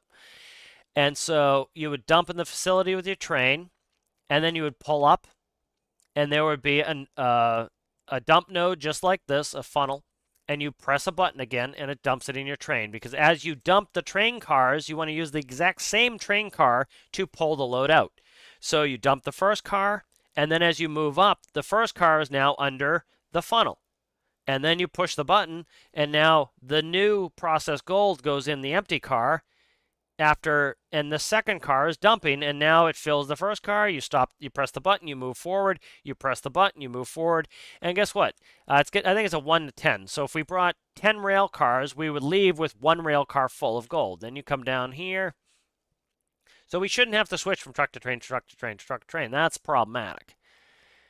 It doesn't make any logistical sense. It also makes it so that your train becomes a pain in the ass. Well, guess what? We don't want to use our builds if it's a struggle. Then you're going to come in this facility, and this becomes a mess in this facility. So the way they have this is you come off this spur, which I'm glad they have all these spurs. This looks fantastic in here. Good artwork on here. But this should not be here. This should be under the tracks, and you would pull in, and you dump all of your gold. Now, at this point, we should have 1 trailer with a bunch of gold in it. Now, where should the other dump spot be? Where should the processed gold go? Now, we should come up this track. We should back down this one. And, hey, look, we have a conveyor pipe, which is usually what these pipes are, is they have conveyor belts in them. And they put a funnel right into here. We press the button. Bingo, it drops into the train. And there we go. We're on our way again. That's how trains operate IRL. So the way it works in there is you have to back it into a black hole, which doesn't make any sense because you'd have to detach all your cars to do that. That doesn't make any sense. Why bring a train if I have to do all the extra labor? I'll go ahead and bring a truck. And then you come to this facility. This facility is nigh useless. So again, it's fine for trucks. If I want to take a truck, I come in, I dump the gold, I grab the gold, and I leave. Perfect. That's fine. No problem with that. Truck, this works well. Guess what? The devs were smart on this one and put it right next to the rail line. All they need to do, put a dump spot here, put a conveyor that goes over the tracks right here. So you dump the gold in here, it's processed, and you push a button, and the button tells you, hey, I want it to come out of this nozzle, or I want it to come out of this nozzle. You press this nozzle, bingo, it drops in the train. Train's full. Let's go. And we continue on, we continue on, we continue on. And here's the final spot where we sell. This is silly as all hell the way this works. We should have, all they need to do is take, you can't see it with me flying. Let me get out of flying here. All right. So as you can see, these are the for all the different metals. All you do, duplicate all of these. Make them the same, duplicate them, put them under the tracks. That's it. I pull up to the gold one, which I believe is the gold one, and you have a gold one right here under the tracks, and I go over that. I press my bottom dump for my train car. It dumps in there. Yay, money, profit, dollar bills, and I continue on, and let's see, I go up this track here. I come back around and I rejoin and I join up here. I think I have to go around more, but anyway, you see what I say. I continue the loop and I'm back. That is how this could be fixed and make it sense. Right here, I have no problem with the train not going up in the iron mine. You want to make them a little bit different. And so since gold is most laborious, I would make it so that gold has that access to the train tracks. Iron is fine. You hit the iron, you either take a truck to go do it, or you come down here and you load it on the train there. Same thing. But the main pain points are, the major pain points definitely are here at Empire. If you fix those couple things at Empire, really like ultra simple to fix, and the devs should have no problem fixing this.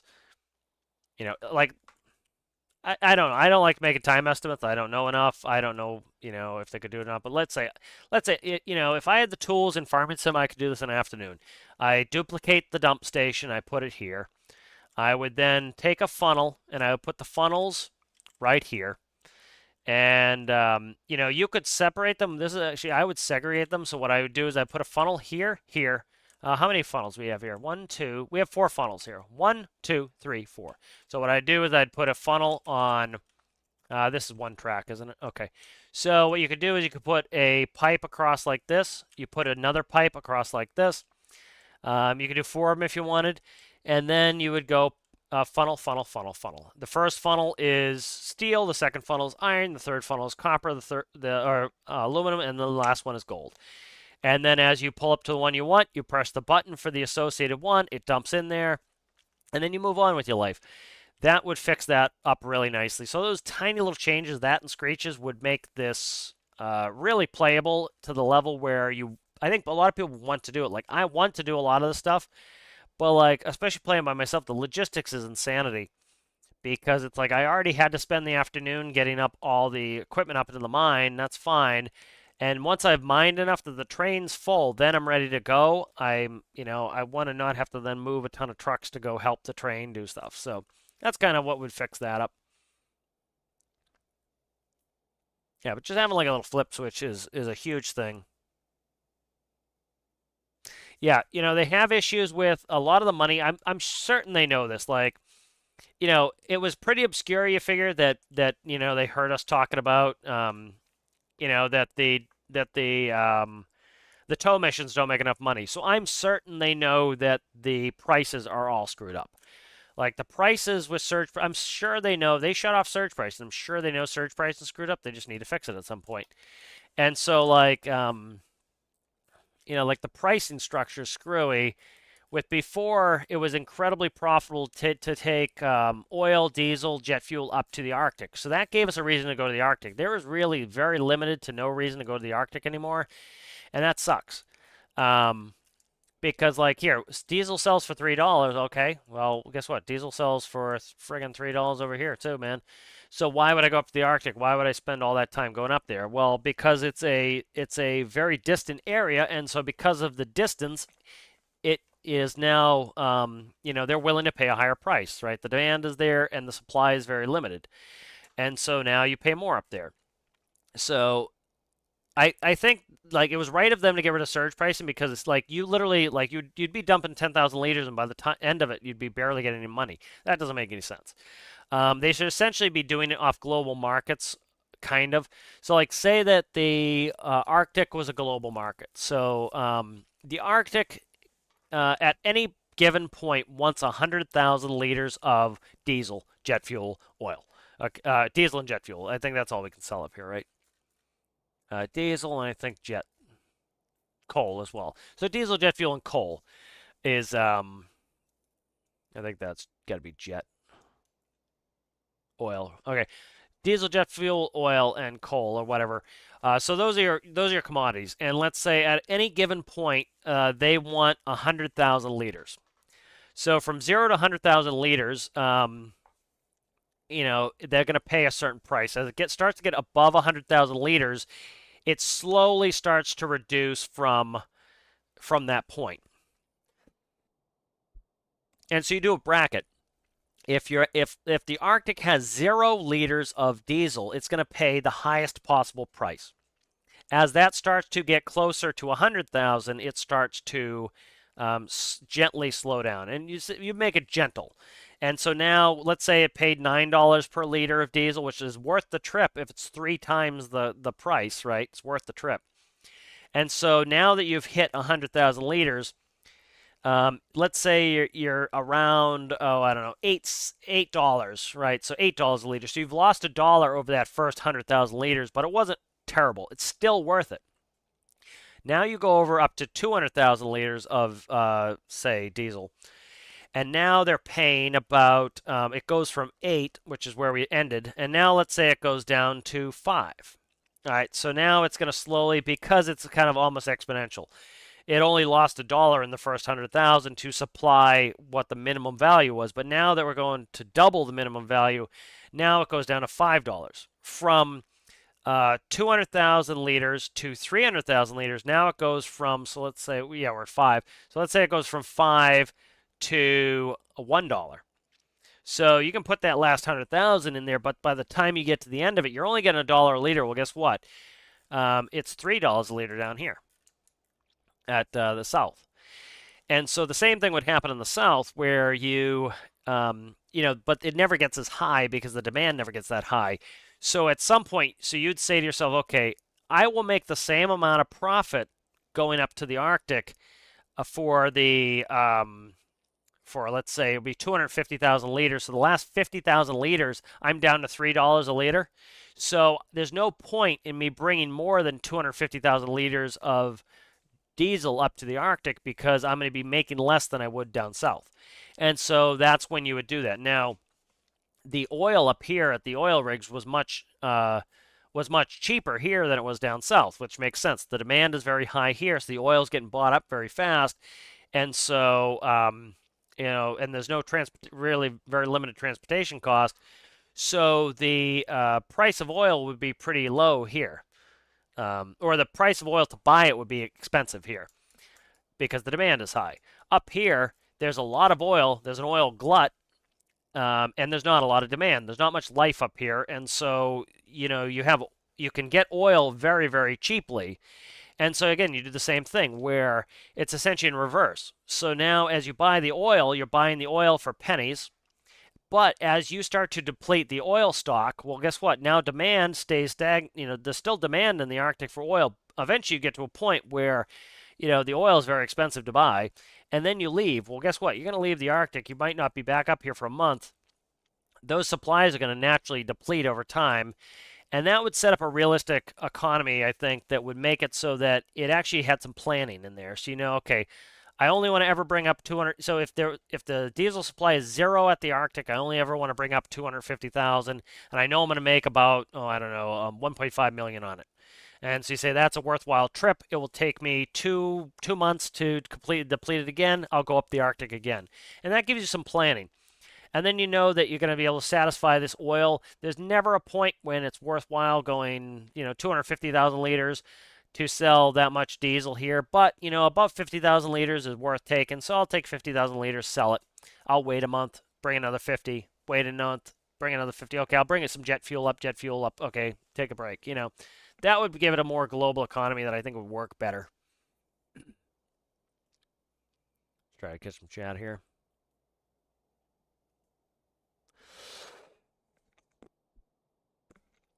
I hate how the chat moves on me. Let me see.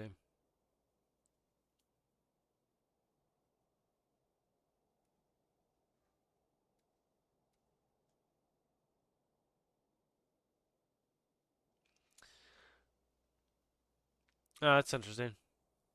I doubt. Yeah, I don't think anyone's really banned. I don't have any ban. I have like a couple people that are on the shit list that they ban themselves for like spam or something.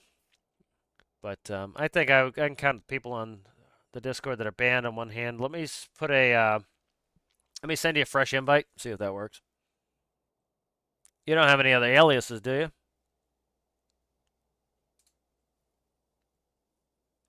Yeah, I very rarely ban anybody.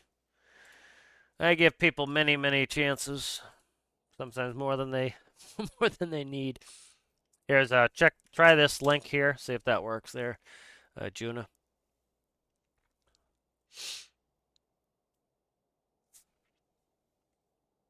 Watching the side by side of your gold mining tour. Okay, that's where I was. Okay. Yeah, the ores delivery is where it kills it because it's such a huge time investment. Like some people make the comment, it's the same old tired, as far as I'm concerned, meta argument. I hate metas. You shouldn't be doing something because it's meta. You should be doing something because it's fun. And it's like I hate metas because it's like, oh, oil, oil trading's meta. Why would you do anything else? Why? Because I want to mine, you know. And like these people are like, oh, I got $10 million from this oil run. Well, what are you gonna spawn in game with $10 million? Like sometimes, like I invite a lot of people to like put on a little bit of financial pressure. Like I did that in Farming Sim yesterday. I do that all the time in this game. Like it helps you to not it helps you to kind of like you have a job you must do in order to continue. And I like that. So like for example, if you watched Career Build series recently, like I was literally didn't have enough money to spawn an air vehicle on Triton. So what did I have to do? I put Triton away and I took out Minky and I flew Minky up to the military island with jet fuel and I sold the jet fuel because I needed the money. If you eventually get to a point where you're so rich you don't need money, like I'm at that point in Tarkov, like I have like 8 mil cash, my stash values through the roof, and the main thing I want is like I just need crates to hold all my crap. And so it's like I don't care really anymore if I die because there's no value. Like I can easily buy the guns. I buy cheap guns anyways. I don't really need expensive guns. But I don't use the meta guns because it's not me doing it, it's the guns doing it. It's doing most of the work. And I never like metas, so it's like the thing is they need to make it so that it is worthwhile and fun. And that's the thing is like right now I really enjoy building mining vehicles. I love building mining vehicles. I love construction equipment. I love mining equipment. I love all that stuff. And so I love building that stuff. The problem is so let's say I transport it up. So I put everything on trailers, I bring them up. I put them in here. So I put let's say 5 pieces of equipment up. It will probably take me IRL like an hour to get everything up there. Okay, so I get everything up there. Now, because it took me an hour of time investment to get stuff up here, I don't want to move all that stuff back until I've got enough ore that I feel like I've got my money's worth out of there. All right, so then I drill. I bring, so let's say part of my transpo was bringing a train and parking a train here. Okay, so we parked a train here. Now, what I think they should do is this. If we look at Cobalt right out here, this ore terminal, this is called Cobalt Ore Terminal. Now, what these are simulating, what they're supposed to be doing is these are supposed to be overhead storage. So what we should have here is a conveyor belt. It should have infinite electricity on it. We should be able to dump in there. It should be a dump point right here. It actually should be off the road. They kind of like they should be putting like come up here, have a little bit of a come up here, put a little bit of a square piece of asphalt, and then we come in, we back up, we dump into a hopper, and then it has a conveyor belt. And the conveyor belt plumbs to all these, and this will hold, say, I don't know, 100,000 liters of ore. So all of these will hold 100,000 liters of ore. Each one of these has a funnel. All right, and they have a button. You back the train under. So what that would allow me to do is I come up here I spend the hour, I bring my vehicles up. I mine like a crazy person. Good. Every time I fill up a truck, it comes down, it dumps, it goes up. It dumps, it goes up. It dumps, it goes up. And so eventually I fill 100,000 liters of iron ore. Then I decide, okay, I'm not ready to move it yet. I'll go and I'll put all my toys away. So we take all the toys, put them away. They're all back in the workbench. Beautiful.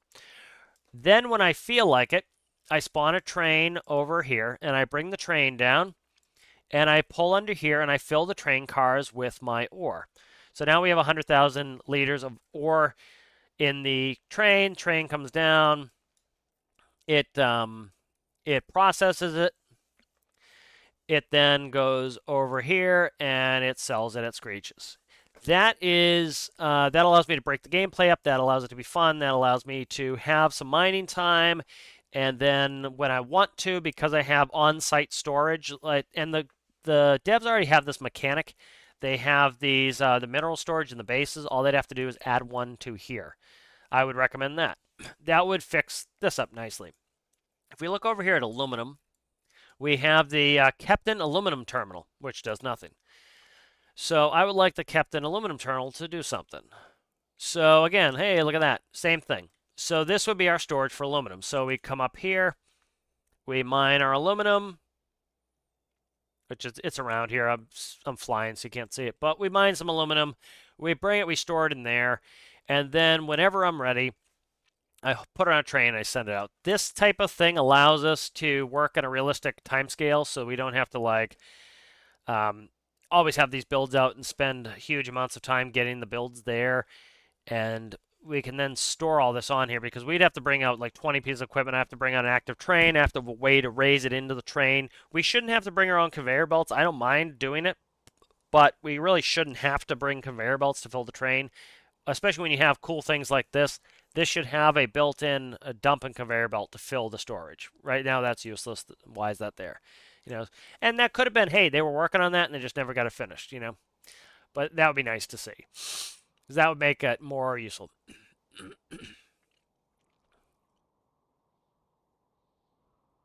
Just reading some chat here.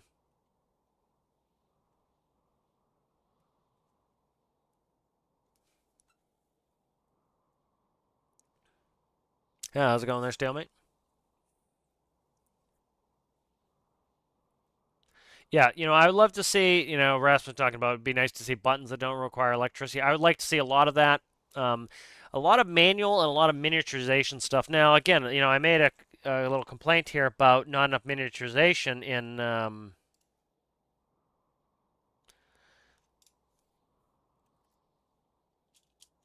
Sorry, I'm answering a question. I'd like some more miniaturization stuff. As you noticed there with my first build, they have been doing it, but it's a slow process. They've been updating the stuff. Like Physics Sensor was a huge update. Gimbals was a huge update for, I think, them really being responsive to things we needed and gameplay. And if you think about, you saw those gearboxes, the difference between a gearbox that takes up four spaces and one space makes it so that you can make a large transmission. Now, they may have never thought anyone was ever going to need to make a small transmission, and so they say, oh, that's a reasonable size. And then they realize, oh, that's not a reasonable size because, like, to make an 18-speed transmission, like, no, my 18 speeds are realistically sized, and they have 9 gearboxes in them each. And now they're smaller, and that works. And so things like, I would love to see a lot more manual stuff, like Rasmus was talking about, like the ability to have a button that doesn't require electricity, because, for example, it would be like a latch, for example, IRL, to open a door, I need to have an electrified button and a pivot to open the door. What I would like to see is do a latch, and if you have a latch on the door, and if the latch on the door, I wouldn't say, let's say it kind of works like a mag-all. You wouldn't actually need it to do the mag-all. Let's say you had a one block hinge. All right. You probably have to do a 2-block hinge. So let's say you had a 2-block hinge, and you do that for door hinges, and then you have a latch. When the door is closed, maybe the hinge will stay at one position. So you set the door latch. If the door latch is closed, the hinge will be closed. If the door latch is open, the door will be open. Kind of like how we have the manual doors. We already have the sliding doors and that. You push on the door, guess what happens? The door swings open. You push on the door again, the door swings closed. And so you have a hinge on your custom door, a tiny little hinge. It should be I would say it'd probably have to be a 2x1 piece. That would be awesome. Do a 2x1 hinge, and then have a latch, and it will look like a door handle. And you pull the door handle, you grab the door handle, you turn it, and then the door swings open. And you would take the node, you'd connect directly from the latch to the hinge. And so when this is off, the hinge is closed. When this is on, the hinge is open. That would be really cool and simple and easy. It would simplify a lot of our doors. I wouldn't need a microcontroller to have to do any of my doors. I wouldn't have to have a panel on the inside and the outside. It would be a double-sided latch. You could have a single-sided latch. That would be kind of cool. I'd like to see some of those things. It would be really cool.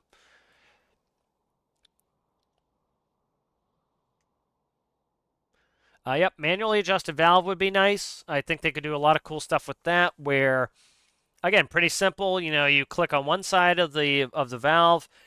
You could do it as a turn valve would be kind of neat. We already have the 90-degree valve. That's the on-off valve. So do an old school turn valve. And the way that's kind of cool is you could make it so that one side of it, the right side of it, increases it to closed, and the left side of it increases it to open. So you click on the right, it starts to slowly close it. You click on the left, it starts to slowly open it. And guess what? Use the same logic as a throttle. And we can click on it, we can tune it, how fast, how sensitive we want it to be. We can set clamp values on it, so that maybe you can only open up to 50%. And that would be really cool to see. I would love to see that. Scrubber build, not really. So I was able to scrub out nitrogen.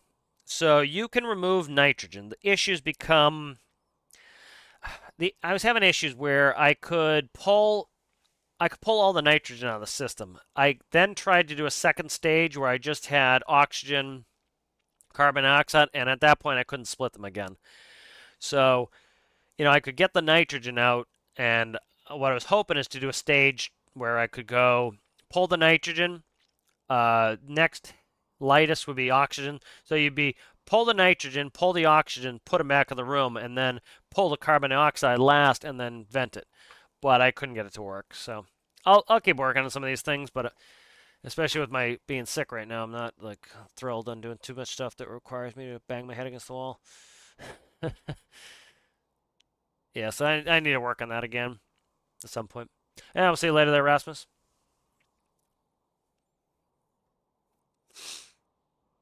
Yeah, like BVG, yeah, containers the only reason to go up there. As far as logistics, like I'll make a video. I was very happy to see the devs were responsive to 454's video. Like I was gonna make one for logistics for a while, and then it's like, not that they have to like pay attention to what I have to say, but it's nice that knowing that they do listen to some people if it's reasonable, that might inspire them to make some changes. And it also makes it easier for people to like support it. But like what I would like to see is I would like to see a container port at Tajan. So put a container port here because there's really no reason to go up and stay up the Arctic now. Missions are really good up here. I like the missions up here. They're hard. But what I'd like to see is if they put container port here, that would allow me to take a container, move her down, grab a container, bring it up here, put it on an airplane. Okay, let's say we can fit two, grab, plane, fly away. And there's pretty much one place to go. I really have no issue with one place to go. That's fine. As long as we have that. Come back here, land, dump the containers. Yay, big money for using an airplane. That gives airplanes more of a use, cargo planes more of a use. I really like that. All right, so that would be cool. The other thing is this. If there's a container port here, right, we have lots of container ports, like, say, Komodo to Spy Cakes is the shortest distance. You only get like a couple grand for those, and it makes sense because it's a short distance. And this is a good part of making the game a microcosm. If you only have an hour to play and you want to play with containers, well, guess what? You can go from Spy Cakes to Komodo. You can still do containers, and you can do that in a small amount of time.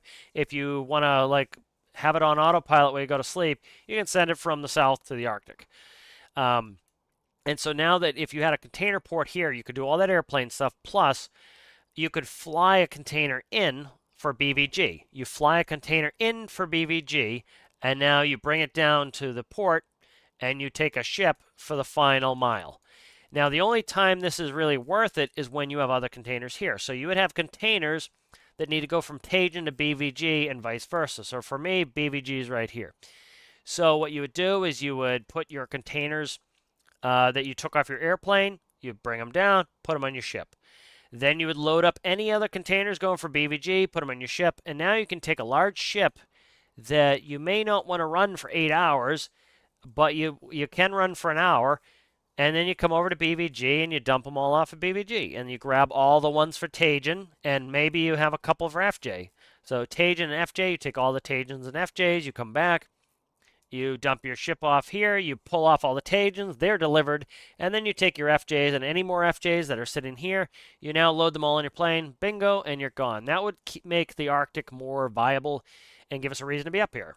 That would be cool. I really like that. I think it was not the best idea. I'm not a huge fan of any of this like overwater rail, but like, and it makes sense. At the time, there was really not a lot of rail. There was a little bit of rail through here, and so it made sense that to expand the rail, you could go all the way up the Arctic. Now, I think it like makes less sense.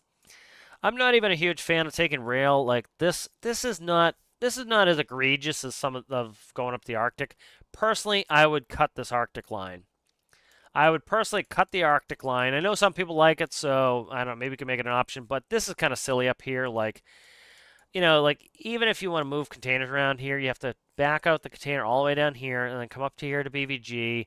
It's like the most inane thing here. Like, obviously, you would never do this in real life. And so that's kind of silly to me. Like, here we have the drilling for uranium processing. Like, I kind of get it if you want to bring uranium up here and put it in there, but I think what would be better is to have most of these be terrestrial on the main island because they don't make any sense being out here. Just kind of like, I have like you could say the oil refinery is not bad up here, but like having a rail line doesn't make much sense because what am I gonna do? Like I could bring it all the way up from the south and bring it up here. It's not really worth it anymore. But personally, I'm not a huge fan of this. They added like the big thing with Industrial Frontier was a lot of good rail lines. I'm a huge fan of like the rail lines down here are good. I'm not a huge fan of connecting it, but whatever, I'm not against it. Like some people have been talking about some cool ideas about putting their trains on ships. And so what you would do is you'd actually put like some of your train cars on the ship to move it across. I'm not a huge fan of this rail line here or here, but I don't think you need to cut those. I would really love to see that one cut up there. I doubt they'll do it. They're not going to go back because it would alienate some people and it would be of limited benefit. But and I think this is all squished together too much, frankly. This should be down here. Put this down here, cut the rail line, put it down here. Uh, you know, Give us enough to do. We have enough to do on rail lines here. We can take from JSI, put it on the train, bring it up to Urine Wind, grab Urine Wind containers, put it on the train, bring it over here. We have all this mineral and mining stuff to do with the train. So I think there's plenty to do there. I would love to see this down here, equidistant to where that is down here. That's what I would like to see. And then maybe have like an island over here, like a big major island, like, I don't know, quarter, half the size of this, that gives us some reason. I really like to see some airplanes have some use, the reason to actually transport people from place to place. I would like to see cargo. One thing that could be kind of cool is we were talking industry yesterday with Farming Sim and how it could be, used in Stormworks is, like for example, milk is very expensive in Hawaii. A lot of stuff is very expensive in Hawaii. Why? They have to fly it across, so it has to go on an airplane. And so that increases the cost. So now you're talking about, like if we were doing farming stuff, right? Let's say we had farming. So down here, water is, so this would be really cool. And, they talk about they have two major updates coming in 2024. They already know what they are, which means they're already working on them. They've probably already been working on them for a little while. And so I would say one is probably fishing. That would be my guess. I thought fishing was going to be the DLC, but, the DLC, I don't think fishing adds enough for DLC. You really don't need that many parts. You need to reskin a hopper to get that, and that's about it, right? The boats work the way the boats work. You need to reskin a hopper to make us able to do crab pots and add the mechanics. I think that's more major. Like you think about oil got updated. Oil was given to us in a major. That was not a DLC. That was a major update for oil. And so I would say fishing is about that level. So one thing that would be kind of cool is like I would love to see farming type of thing. Like for example, down here, of course, it's a desert, right? So water is a tough commodity, despite the fact that we have water all around. But we don't have fresh water. That is the key. So fresh water there's no fresh water down here. And so, for example, in Farming Sim, I have like a paddock with cows in it, right? and so it needs grass. It's more complicated in farmism, and it should be because that's its primary focus. But let's say the cows need grass, the cows need water. All right, the cows produce milk.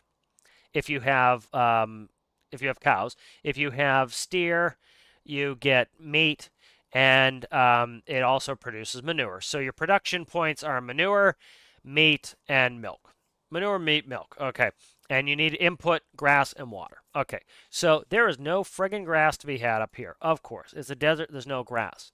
So, of course, because of the difficulty of doing farming here, it's going to be very profitable to do farming here from a or not profitable, but it's going to be the towns. Let's say we make the towns here. There are a couple towns around.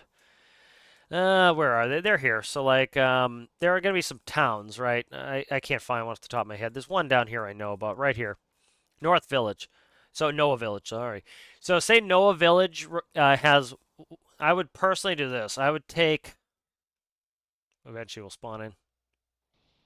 All right, so I would like put a little grocery store. All they would really have to do is reskin the gas station and change it a little bit to make it like a convenience store. Put a little grocery store here. And so what does the grocery store want? The grocery store wants meat. The grocery store wants milk. The grocery store wants water. All right, so those are things you would need in the grocery store. Now, because we're in a desert, guess what? Water is very expensive, and so you make good money on water. Meat, because we're in a desert and it's hard to grow meat, it's a lot of money. Vegetables, and you wouldn't need to do. Let's say the cows don't eat grass; they eat vegetables. You could call it vegetables, or whatever you want to call it, because then people could eat it too. So you say vegetables, cows eat vegetables and water, and so you could also do grass if they want to expand it, but the grocery store needs these things. So, of course, vegetables, meat, all food stuffs are going to be very expensive and profitable if you deliver them here because you're in the middle of a desert. So, what do? Well, one, water. We already have desalination. There's really very limited to no use for desalination. This would give us a reason to do it. For example, a cool idea would be this. Okay, I spawn at FJ. I have a truck. I drive the truck over to the ocean. I stick a hose in the ocean. I suck up a bunch of water. Okay. Now I drive, or train, I drive my truck or my train all the way down here close to this village. All right. And it's going to need to be a truck because this is where a truck will go down here. Now, guess what happens on my truck? I put a desalination plant on my truck. So as I'm driving, the truck is turning the seawater into fresh water. By the time I get here, I go to the grocery store and I deliver the water, and bingo, I made some good money. That would be super cool. It would give us some reasons to engineer. If you wanted, let's say you didn't want to have the truck do it, well, you have a production plant here, so you're just sucking up water and you're just processing it into fresh water. You drive your truck over, you get the fresh water, you go over there. You could fly it in, right? You could have your production facility somewhere. You could fly it right in here. You could spawn a truck, you grab the water off the plane, and you come over here, and bingo. So that would be really cool. That would give us some logistics, some reason to build a bunch of different vehicles. The more times you have to take something off an airplane and put it on an airplane, that means you need all the accessory vehicles, which gives us a lot of things to build. That would be a lot of fun. Now, you come up here, well, guess what? You have all this beautiful grassy, European landscape here. So the grocery stores aren't going to pay a lot of money for meat because there's a ton of meat around, right? There's cows and fields and all this stuff. They don't care. There's vegetables all over the place. So you get barely any money for vegetables. So you can make some profit selling vegetables, but not a lot. So that gives you the impetus to grab your vegetables, put them on a plane or a boat or a train or a truck, and get them down to here. Up here, there's going to be no need for, the meat. There's no meat, there's no vegetables, there's no water. It has to come from the south. That gives us a reason to fly things in a Tajin. This is going to be the most critical area that pays the highest prices for any sort of food product. And so because of that, it is very profitable to come down here and to, so for example, let's say you want to have your farm. Where would you want to have your farm? Here. This is where you want to have your farm. Because you can very quickly and easily get vegetables for your animals. Water's not that bad. You can grab some water, feed your animals. And so this is where you'd want to have your farms, of course, in the temperate area. And so you could send some down here, but the most profitable is going to be send it up here. And that gives us a reason. So now it's very profitable to even use an airplane to go up here. Down here, it's probably more profitable to send it via train. So this type of thing I think would add a lot of cool logistics gameplay, which, some people poo-poo on the logistics gameplay, but that is a lot of stuff to build, and I think that's, the core of the game. And that would give us another good reason to go to the Arctic. All right, I'm trying to just catch up where it was. There we go.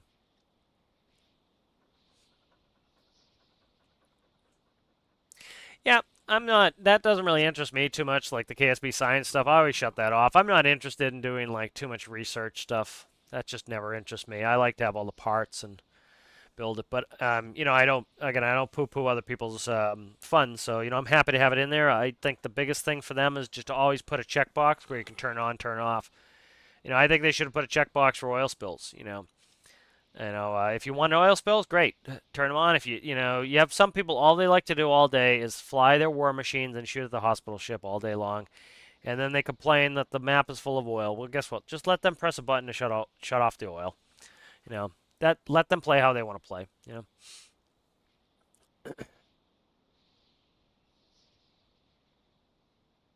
Well, that's not a bad deal though. So at the fishing village, you can buy diesel for $2 and 1 kilometer away, sell it for $3. Yep, there's no problem with that. That's how we do it in real life. We buy fuel, and you're getting paid money because you transport it. So I have no problem with that. Okay.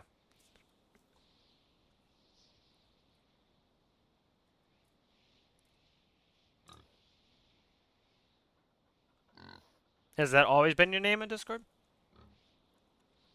I don't know why it's not letting you. I don't have anybody blocked. Yeah, I could count the people on one hand that I blocked. And they did egregious stuff. It's not, I don't know why it won't let you in. That's weird.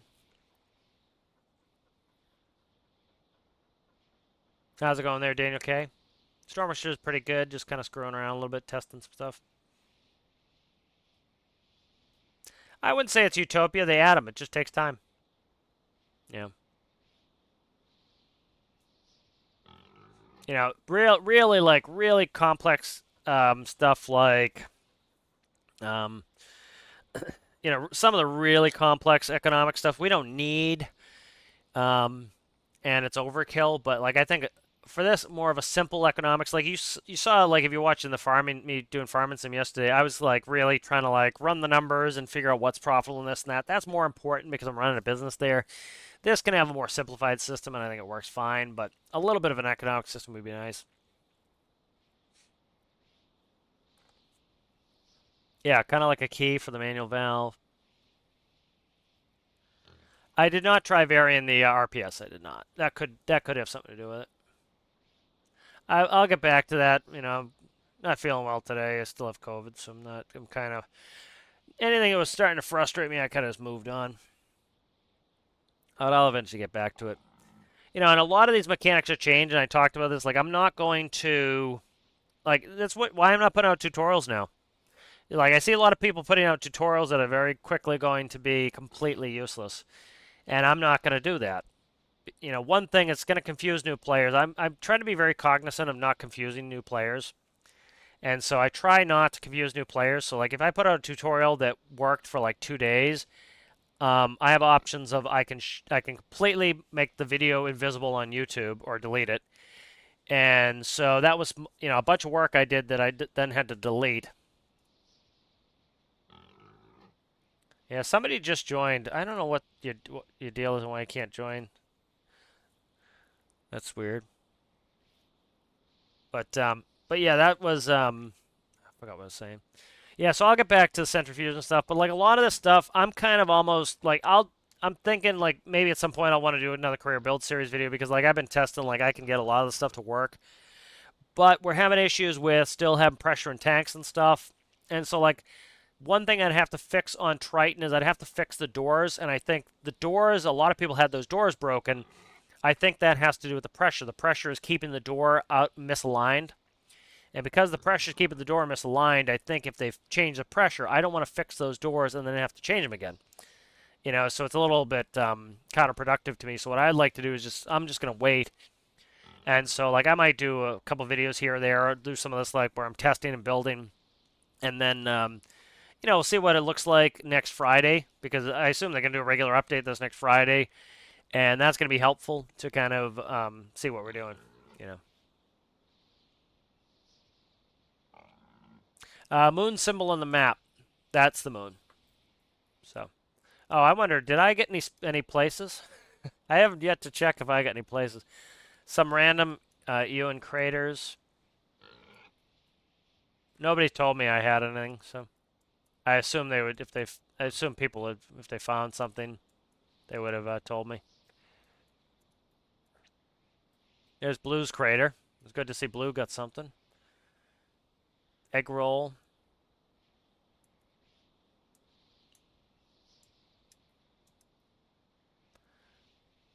Dargonio caves. Plum. Okay, checked that one already. I already checked that one.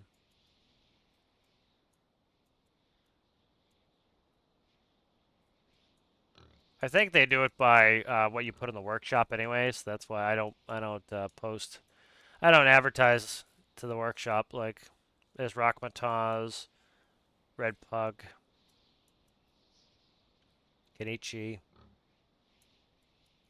I think Kenichi had something on the arid biome too. Did he get double duty? Whack, Invet craters.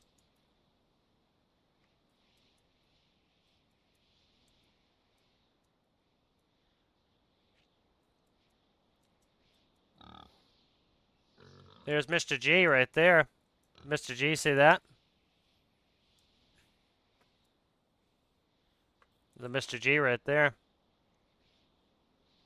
I don't know if he saw that. Put that on for him so he can see it. Put that on the Discord there.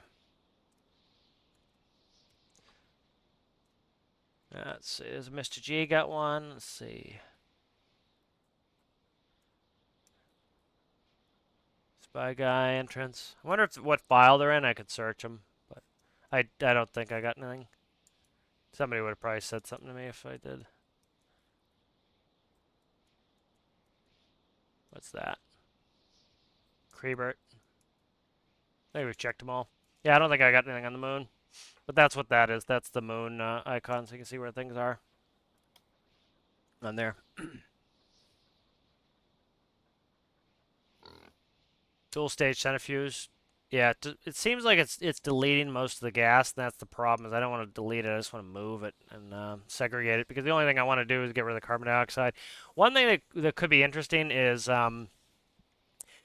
if they did a proper carbon scrubber, it would allow us to be able to take the carbon out. What I wanted was, which actually, at some point I'll make a here. Let me see if I can do it.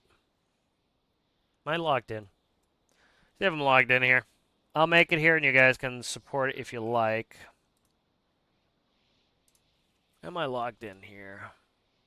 I'm signed in. Okay. I'm signed in here, so let's go to a feature request, and I'll post it if you guys want to do it here.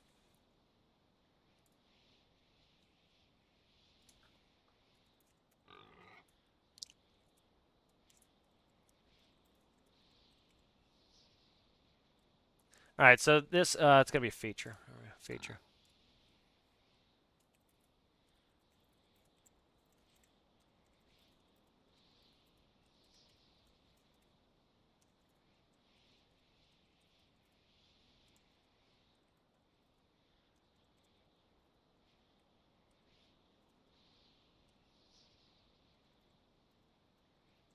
So, see, this is something that they're planning on doing IRL, or it's a thing they could possibly do IRL where they essentially filter out the carbon dioxide and then they bury it. Because that's essentially what coal is. Coal is compressed plant matter. So you take forests and then they subduct, or they have just, ash goes on top of them or something. And then at very high pressure, you have these forests that were crushed down into coal. That's coal. And then oil is a lot of its diatoms from the ocean. So you get a bunch of diatoms and stuff that get subducted, and that's one reason why a lot of it's under the oceans. And and then that puts under pressure for a long time. Then you get the oil, and so I said I think it would be cool to have carbon filters to filter out carbon dioxide from the air.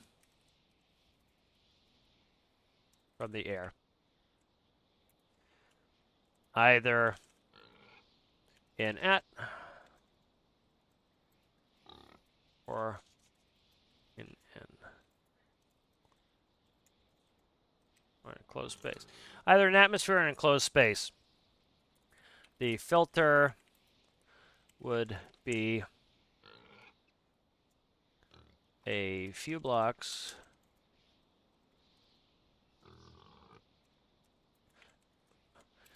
filter would be a few blocks long.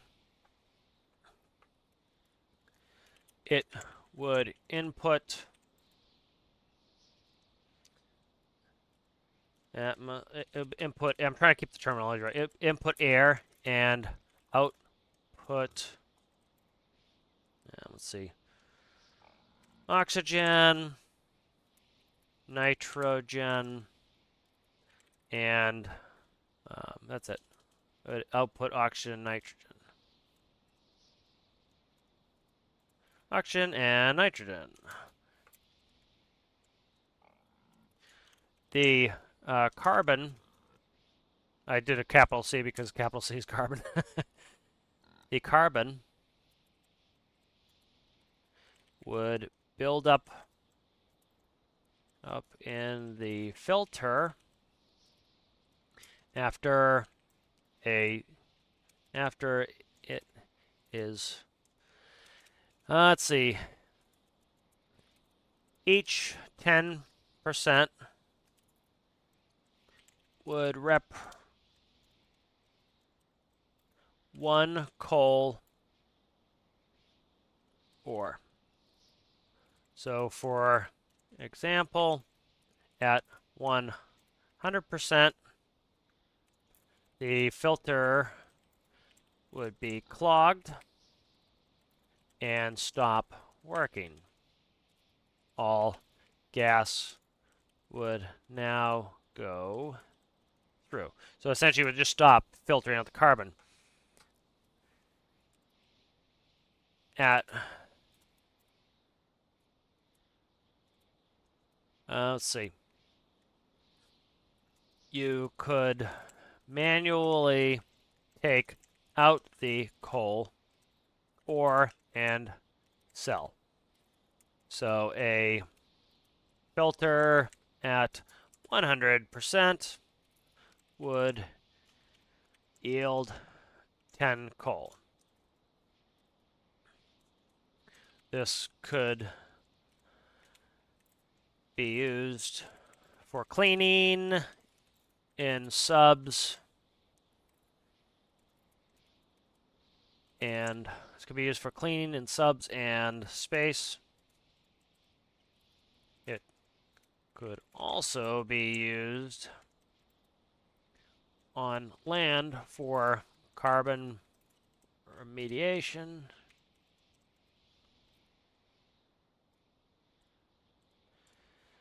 The ore produced could be sold as a way to profit.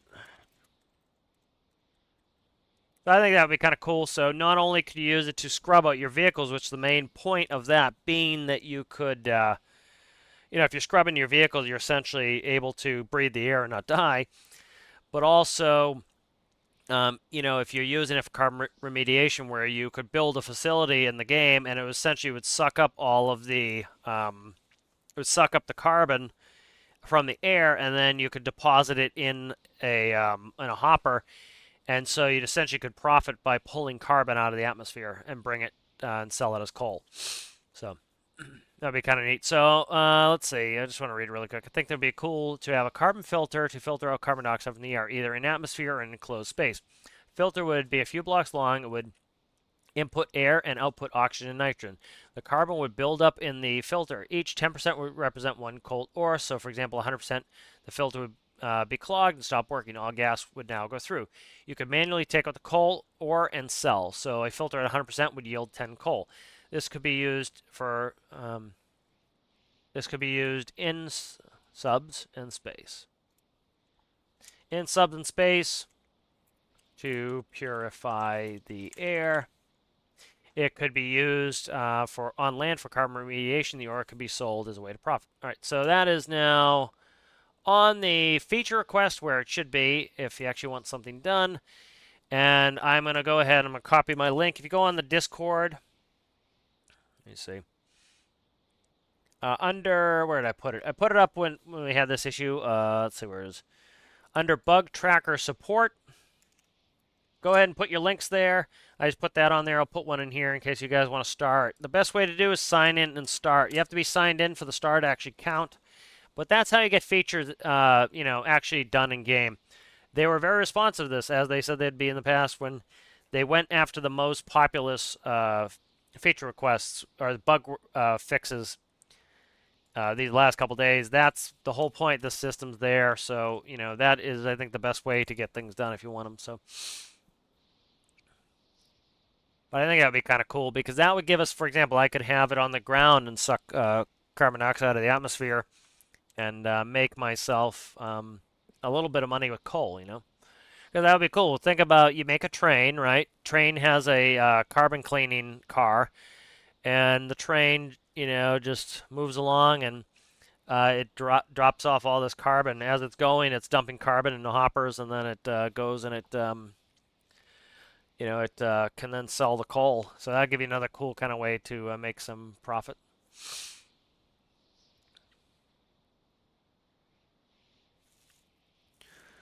I think, it's, well, here, do this, Daniel.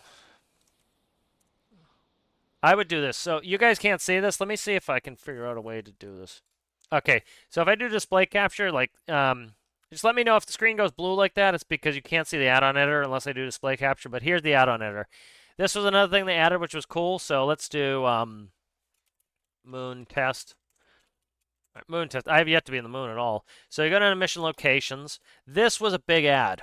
Main Arctic Sawyer Volcanic Mire Moon. It just used to be so obnoxious that you had to scroll like for days.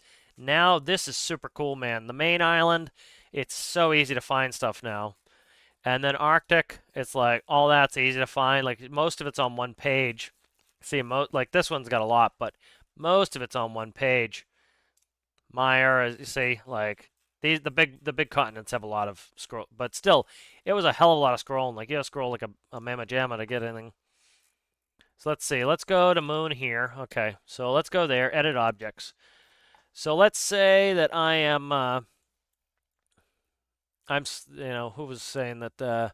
Yeah, Daniel K. Let's say I'm Daniel K. and I want to add a vehicle to the moon. Let's add tugboat to the moon, and I want to test it out on the moon. I'm gonna go here. Okay. I'm gonna probably I have player damage off. I have player damage on probably. Okay, so that is done. All right, let's save it. We'll save it as moon test. All right, moon test is saved. All right, now we want to load moon test. Moon test is loaded, and we're going to click test location. Okay. Now, can I teleport there is the question. I have yet to be the moon, so I'm trying to see if this works or not. I don't know, guys. So, can I teleport to the moon or not? That's the question. I don't know if I can. So, I might be able to do it if I do the map. So, let's go map. And I don't know where that went. So, that's kind of tough. I can... Okay, looks like it's teleporting me to the moon. All right, I'm going to go ahead. I'm going to take off player damage. Player damage off. Okay. So I'm on the moon. Where the hell did my build go? Right there. That's how you test your builds.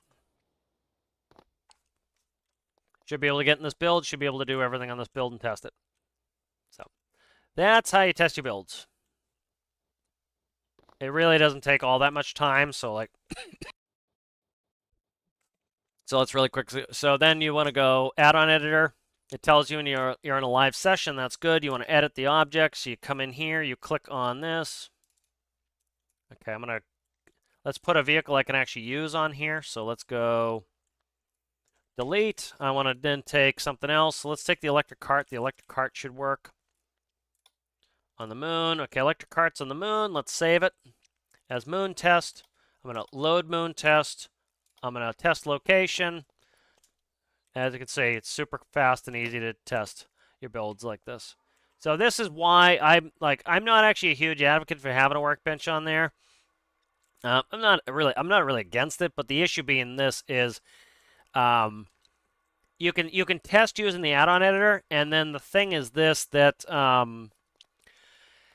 it makes you have to, for example, you know, a lot of people, like, it's fine if you want to just come up here and drive around moon vehicles for fun. That's fine, but like, if you want to have a more realistic experience, you can always just it gives you, like, for example, like Kerbal, there was a big thing where we had to rescue people. So let's say you bring your rocket up and you crash. Well, now you have to think about fixing it. Now you could, if you had a workbench, it would be easier. But with this system, you can still despawn using the creative menu. Use the creative menu, despawn it. And then this is kind of like what I was talking about with the fuel. They're forcing us to have to actually come up with the engineering solutions. And you can still do the things you want, just use the add-on editor. So like, say that people want to make, they want to use some, I don't know, they want to do a fight on the moon with some ships that fly around the moon. You can still do that. You take the add-on editor, you spawn in all the ships, everybody flies around, does it. You can do it. So I understand the desire for the workbench. I'm not really all that, like, I don't poo-poo the idea, maybe like having one workbench up here, but like you can see, you can still get to the moon. Like, this is literally the first time I've been on the moon, you know, and you can still test your build and you say, okay, well, this thing's not going to work because you see how easily it tips over because the gravity's too light. Okay, so let's go ahead. Let's return it. Let's edit the object. Let's come over here. Okay, and then, you know, you can go back in and fix it. So I get the notion about wanting a workbench on there, but you still can spawn stuff up here. You know, if you want to test out your moon vehicle, you don't have to fly it up to the moon to test it. You can use the add-on editor. So that's what I would recommend. Use the add-on editor.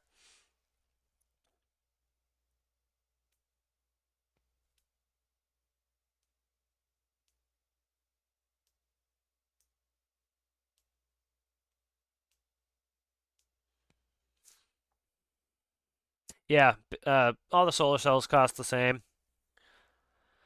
I saw that. It must be an error.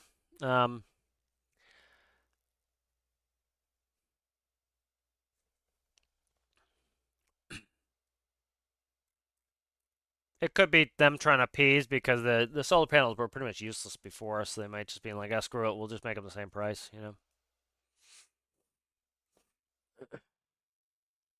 I'm just trying to see where I was in chat. Chat keeps moving, so I'm trying to catch up.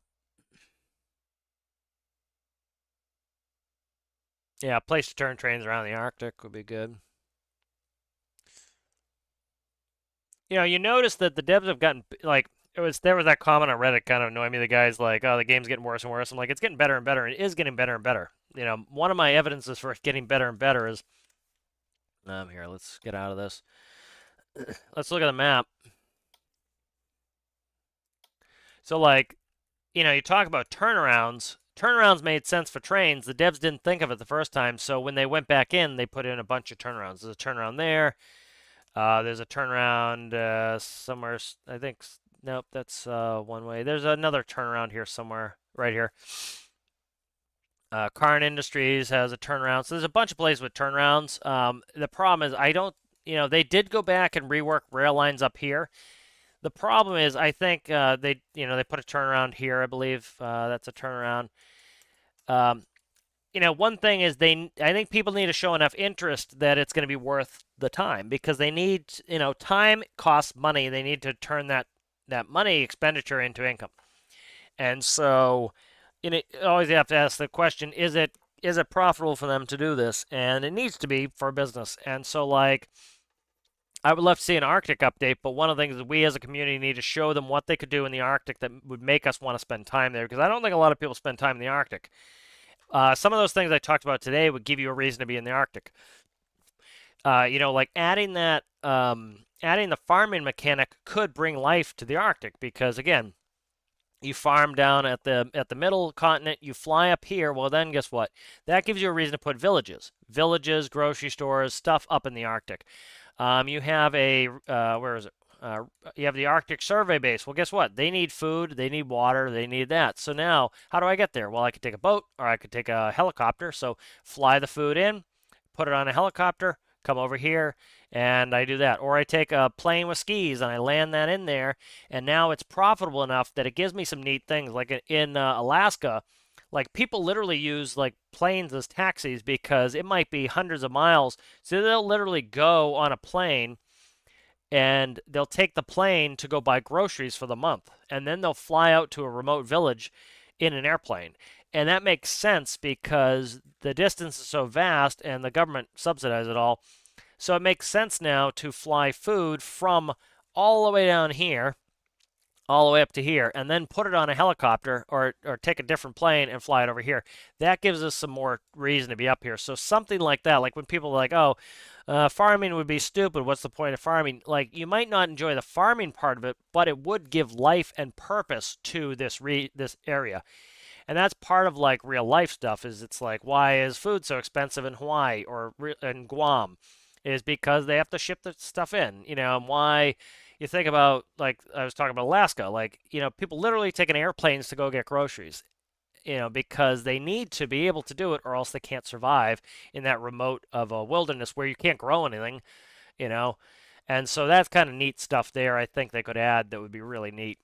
Like adding greenhouses, for example, like the ability for you to build a greenhouse.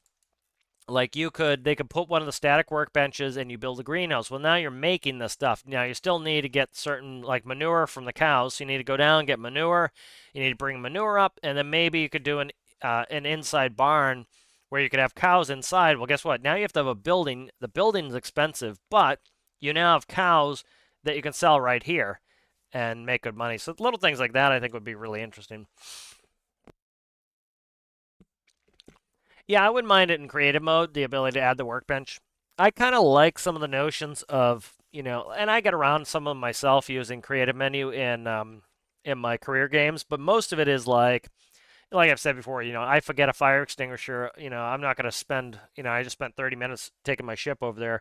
I'm not going to deal with that. It's not fun to do that. So I'll quickly teleport back at the fire extinguisher, teleport back. It's a good way to get rid of some of the issues. But yeah, I'm certainly not opposed. In creative menu, put a workbench on there. And if people find that the workbench is absolutely essential to them on the moon, they could just stay in creative. And um, if they want to try it without the workbench, they can go into go into a career game. So I'm all for that. That's a good idea to put it in creative.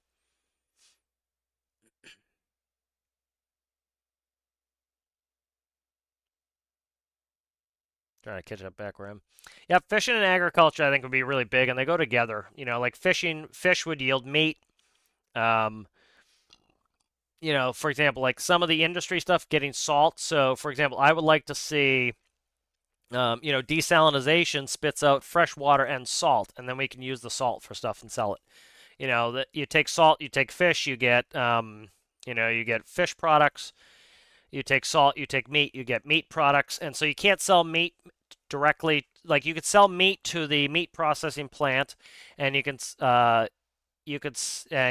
Yeah, let's say you could sell meat to the grocery store, but like say if you sold meat to the meat processing plant, you sell cows to the meat process. Let's put it that way. Sell cows to the meat processing plant, they make meat. You then take the meat if you want. You then take the meat and you can sell it to the grocery store for $1. Let them just making up numbers. But if you take meat and you put meat and salt together, you can sell it as processed meat or something, and now it's $1.50. So you make more profit. So every step of the industry you can do that. And that like we were doing that in Farming Sim yesterday. Like right now, all we do is cows and sheep, and I only have grass.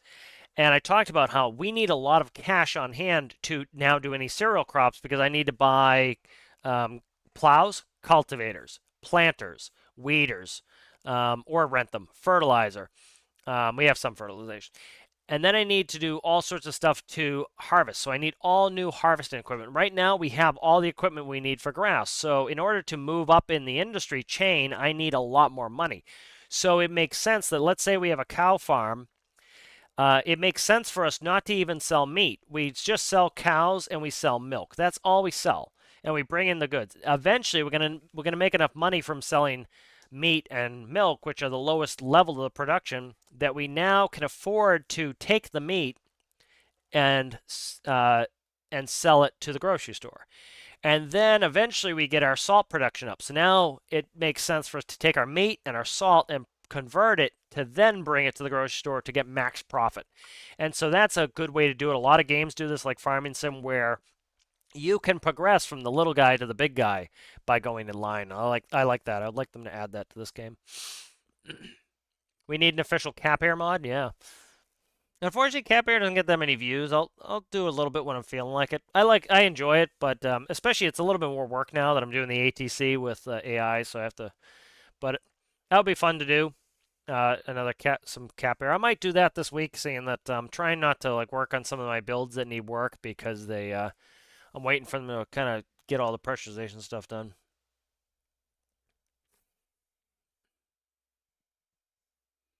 I can imagine how they do farming. This is how I would do farming personally if I was them. I should do a video on it because they liked 545's ideas. So this is how I do it. Okay, so you have a village. Here's your village. And ideally, this is the way I would do it. I would do static farms, and you buy them. So there's actually a farm somewhere. That's Noah's village. There was a farm. We had a farm. So personally, if I were the developers, I would add some farms around. That is the easiest way for them to decorate them. So here is Persangio's farm. Why don't I have a place yet? I still don't. So here's a farm. This doesn't really look like a farm, does it? Make this look like a farm. And that could be. Remember, we've got a bunch of of animal stuff that people think is useless. It would not surprise me if some of that animal stuff is for a later update to do with animals. It really wouldn't. And so let's make this look like a farm. So we have a paddock. It's a fenced-in area, right? Large fenced-in area. So they just put a bunch of fences out there. Okay. As we buy cows, they spawn in here, in this paddock. Now, this is what I would do. Cows can't survive on the arid biome. Only buffalo. Right? We already have buffalo. Remember, they put buffalo in the game. This is when people are like, oh, it's stupid, they're doing all this animal stuff. It would not surprise me if they have a greater plan for this. I think the assumption that they just like dawdle through this is pretty pretty short-sighted. I think they have a long-term plan. We just don't know it yet. We didn't know what space was until a month before. And so like we have bison already. So what would happen is you would buy bison, or maybe you could even capture them, right? Trank dart would work for me, right? Trank dart, mag all, put them in a trailer, bring them over here. So that would be kind of cool, right? Go trank them, put them over here. That will give it a reason for us to go get these wandering buffalo. We trank them, we drag their ass over here, and once they're in the fenced-in area, they're ours. They just walk around, right? They don't respond to us. They're no longer aggressive. They're now domestic, and they walk around in the fenced-in area. All right. Now, if we're doing animal transport, which is good, that means cows, steers, we could sell for meat. We have to actually move them to the production facility. So we have to load the steers onto a trailer. Well, guess what? We can already have people follow us. Well, we can make it so that use the same mechanic. Well, now a domesticated animal will follow you.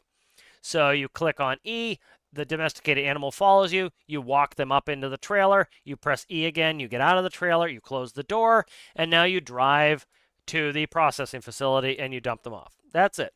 That would work well for meat production. Cows and milk. I do it the same way they do it in Farming Sim. Again, they build the paddock, right? The animals are going to need something. So you have a couple water troughs, right? So you need to fill your water trough. So you come and you dump water in the water trough, and the water goes down over time. You have a food trough. You fill the food trough. The food goes down over time. If you have water and food and you have cows in your paddock, you get milk. And that's how you'd work that. And the same thing with the steer. If you have water and food in the paddock and you have steers in there, they mature. And you have a certain mature time. You can do it by weight. So you have a small steer, it weighs 100. You have a full-grown one, it weighs 1,000. At 1,000, you're gonna get the most money, so you sell it. I think that's how I would do it. And I think that's reasonably easy. And make it as a POI that you buy. So you actually buy the base that is a mechanic that's already in game. So that way we wouldn't have, like, I don't mind building some of these things, but you'd have to build it just right. That could get to the point where, like in Farming Sim, you have these pre-mades. That took them many, many years to get to that point. You used to have to do it in the editor by yourself. We can't get to that level in this game right now, I don't think. So what I would do if I were them is I would make, there's a cow right there, look, speak of the devil. I would make pre-mades. So again, they put cows in a while ago. Would it surprise people if they already spent the time to put cows in if that's not something that's going to have use later in the game? Would not surprise me. We already have horses in game, right? So what would make sense? You take a male horse, you take a female horse, you put them in the paddock like you do in Farming Sim. As long as they have food and water, after a certain amount of time, guess what? You get a little horse. Once that horse is fully grown, guess what? You sell the horse, and now people can buy the horse, and that's a way to make money. You can ride the horses. I'd like to see that added. So I think farming could be really cool, like, doing the ranching. The buffalo's already in game. I'd like to see that. So buffalo could be down here. Cows can do down here. They have cows in arid places like Texas, and but the water would evaporate quickly. So the water, you need to really work to get water down here. So I think that would be super cool. For example, like have a big tanker truck, right? So have a tractor trailer that has, a water tank in the back. You come down here, you drive all the way down here. You stick the hose in the water. You suck out the water. You desaline it. You take the salt out of it. And that would give us a reason for doing desalinization. You drive back to your farm that you bought. It gives us that feeling that we bought something that's personally ours. It gives you that sense of ownership in game, which is important. That's one of the reasons why we want to make money and spend the money. It's now ours. We own it. And so you bought this farm, and now you bring in you bring in some water up there, and then hey, guess what? It's a longer trip. You have to come up here and you have to buy food. And so they could do up here. So down there, let's say that it's like impossible for you to be able to do any sort of vegetables because call it vegetables. I would say just call it vegetables. Make it one thing, make it easy.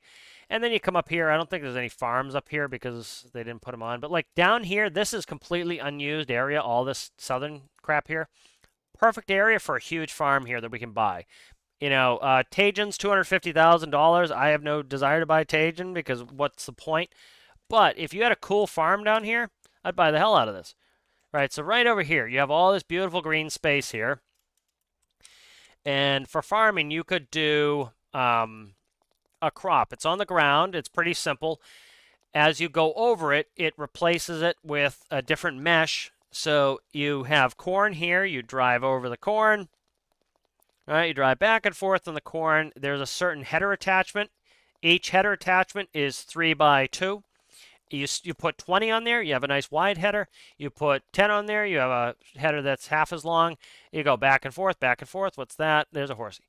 All right, and then all right, you fill your combine up, and then that grain gets processed, and that can be fed to cows. And so now you've produced here the things you need to do it. So that would be kind of cool. So let's say you buy a cereal farm here, and let's say there's a livestock farm here, a ranch. And so you buy the cereal farm. You now, instead of buying the vegetation, you're now making the vegetation. And then you're driving it to your cow farm here. Or, you only own the one down here. So now you need to take the train and you need to bring all your vegetation over here. And that's how you feed your animals. So I think that would be kind of a cool way to do it. So I don't think it's that hard to do. I think the biggest thing is you have to think, how does the game work now? And make it work within those constrictors. Because if you have to completely remake the game, especially if it's not going to be a DLC, they're not really getting any new revenue out of it. They can't take big expenditures like that. But if it already works within the game's mechanics, you can do it.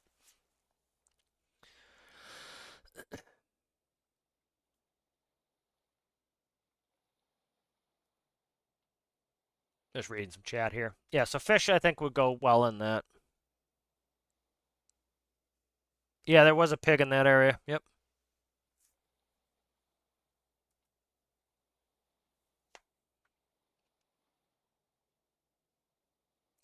No interest in the upgrades. I'm not using anybody's add-ons to change the game. I want it innate in the game. Yep, I'm aware of Zizo's upgrades to it, but I want it innate in the game. I think they need to go back and fix it innately. Yes, I'm familiar with them, but I'm not gonna use somebody else's add-on. It's too easy for the add-on to screw my game up. Oh, thanks, Variante. Glad you enjoyed it. Yep.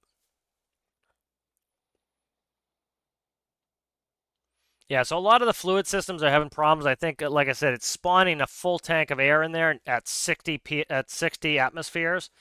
So I think that is something they're gonna fix, and that's why, like, again, I'm not doing like any big building where I have to screw with systems because it's gonna change. It's got to change, and they're likely gonna change it. They've been doing really good work this week at hotfixes. We're only on Tuesday. They released the update on Thursday, and they've got most of the big problems fixed. The game's pretty playable right now.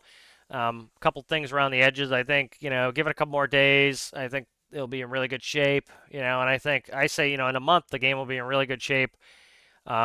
And have a lot of it really good, and we'll be at the point where it's full steam ahead, and there's a lot of new gameplay. It's really cool. Yeah, Stormworks Airport would be good. Yeah, I'd take a Stormworks Airport.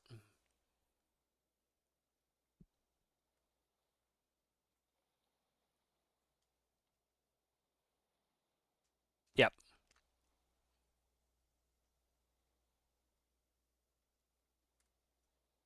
Yep. Chat's jumping again. I'm gonna probably finish up this chat and take a break here. My head's starting to pound here with this sickness. Yeah, I don't like using other. I try not to use anybody else's anything. It's kind of my policy. It's the only thing of anyone else's I use right now is Basilicious's gauges, pretty much, and some stuff that's still on Triton from a long time ago. It's kind of my policy. That's how I get better at stuff. Is I don't use other people's stuff when I don't, and I don't like using the add-ons because it's very easy for you to get an SV environment problem. Yep, Cockrell's Airport would be good. I'll take that.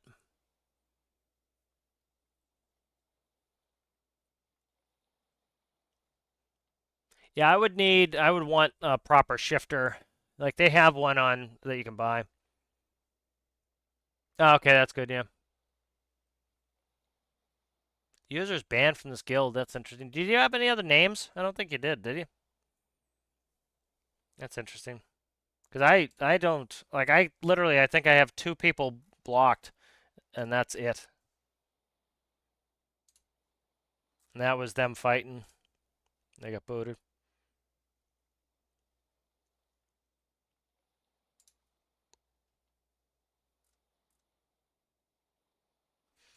Yeah. Yeah, airport would be nice.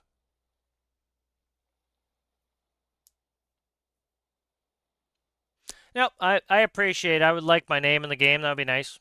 Yeah. They do it by, like I said, though, I think they do it by the workshop. So it's whoever has the most, like, who gets lots of workshop. And I don't advertise any of my stuff. I just put it out. And I don't care too much about how many. I'd rather somebody who appreciates the build get it.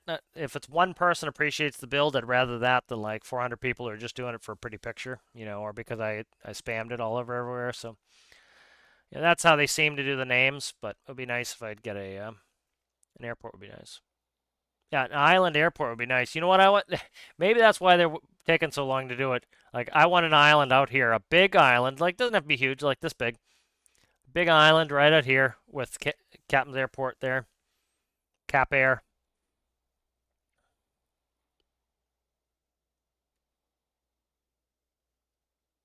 Okay. It doesn't let you post any links in this chat for some reason. So you can go ahead and put it on. If it's a good one, just go ahead and put it on the bug tracker support on the Discord. They're read only. No, it can't. It can't scrub it. What I'm saying is, you wouldn't be putting the coal in it. The coal would come out of it. So you'd essentially be splitting the oxygen and the carbon dioxide. So the oxygen would come out. It'd be a fake system. It's not a realistic system. Because like you're saying, the lime, you'd have to do lime mining. That's not going to work. People get annoyed too if you had to prime all your filters. So I think the better way to do it is You just have a filtration unit, and it works by some magic where the carbon is split in the carbon dioxide is split into oxygen and carbon. The oxygen goes back in the room.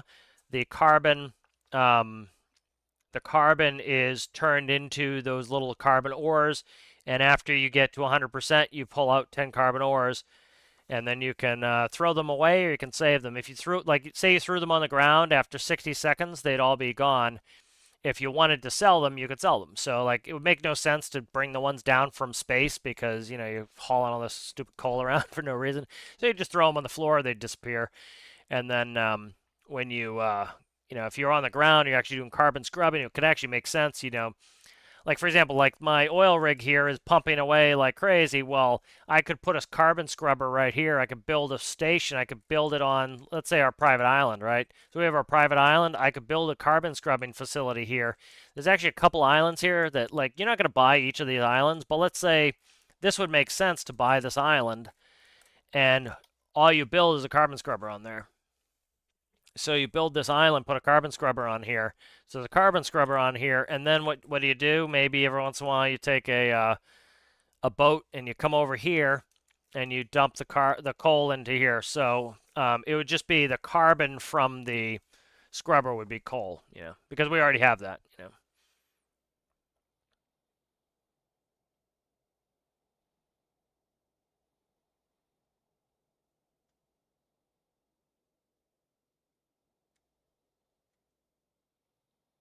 Yep, I think farming and fishing would be a good DLC. I think that's enough for a DLC. I think fishing or farming by themselves would be too little. And then people would say that's not search and rescue. The devs have lost their mind. I'm out of here, and then they'd be back in 2 months complaining again. But all right, we'll see you later there, Citrus. Nope, still not figured out air filtering yet. I'm not taking too much yet. I'm not doing anything that's too stressful right now. I'm sick, so.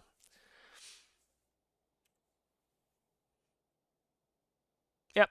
Yeah, the game at its heart is a building game, and the nice thing is they've given us a bunch of stuff to build. And you know, I talked about it before. I still have the graphic up. Is Did I bring it up? You know, I still have the graphic up here. Is this, you know, this is what I was talking about. I was like, I don't know why I put a square on there, but each of these little circles. You suck. Who's doing that? There we go. Each of these little circles is you know, the different communities, and the different communities will intersplice with one another, and they will I know what that was. That was supposed to be a circle, and it was supposed to be blue, and that was supposed to be space. You know, and so the different communities here, you know, just one community, like the blue community being search and rescue, is not enough to finance the game.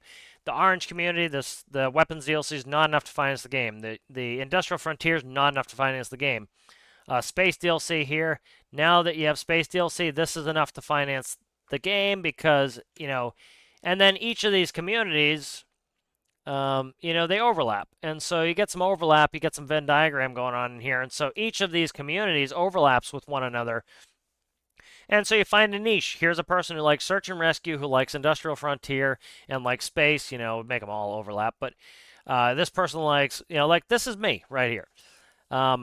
I do industrial frontier, I do some space, and I really like the pressurization part. And I do actually this is everything, yeah. And here's search and rescue. And so, you know, that's that community. And none of these tiny little niche communities could you know, could keep this game alive. But you put them all together, you now have a game that's alive. So the search and rescue community, guess what? If it was just search and rescue, you don't have a game. If it was just space, you don't have a game. Just weapons, you don't have a game. Just industrial frontier, you don't have a game. But you put them all together, you now have a game. And, you know, they need to look at it as, hey, I like search and rescue. I don't feel like spending another dollar in this game. You don't have to. These people are going to finance the game for you. You know, because guess what? You financed the game for them before. So it's that sense of community some people just don't have, and it's kind of a pain in the ass. Yep. That would be one thing I would do for Arctic too, is kind of one thing I would do with fishing is this. You know, essentially you kind of get almost like a weather map. And so it would show you on here, it would show you like fish, and like let's say you could buy the fishing report. So you buy the fishing report, and the fishing report would give you access to the map, and it would say, okay, this is a really dense area of fish, this is a really dense area of fish, this is less dense here. And so you could have different species. All your tropical fish would be here. They would fetch a certain price. Temperate fish in here, and then your cold water fish, of course, up here. And so where would I fish on the Arctic? Well, right here. This is going to be, this is 10 fish per minute if I'm in this area. So I put the pot in the water, and if the pot's in the water and it's right here, I'm going to get 10 fish per minute. If the pot holds 1,000 fish, right, it's going to take me 100 minutes, change the rate to be more realistic or whatever. But you come, and that's actually not bad because you come and you dump your line, right? So you dump your line, dump your line, dump your line. But this is the fishing report, so it changes, right? So your fishing report is static. And so you're going to get this. Well, this will change. Well, guess what? You get a fish finder. Fish finder is pretty simple. It is telling you live what's happening with the fish. So all you do is you take the current fishing report and you'd way zoom in on it. So if we're moving around in this area, well, guess what? The only thing that's going to show on my fish finder is this, that we're in a good fish zone. As it changes, right? As it changes, you start to see, well, we're putting pots here, here, here, and here, and this is trending. This is starting to go this way. Okay, so our pots are going to get less and less fish, so we don't want to put any pots over here. But it's starting to move this way, so the fish are moving this way. So what do? We turn our ship around, and using the fish finder, we start putting pots over here because we know the trend value of this fish is going this way. And then as we come back, we start picking up our pots. So I would do that. So I think fishing has a ton of cool stuff that could be in there.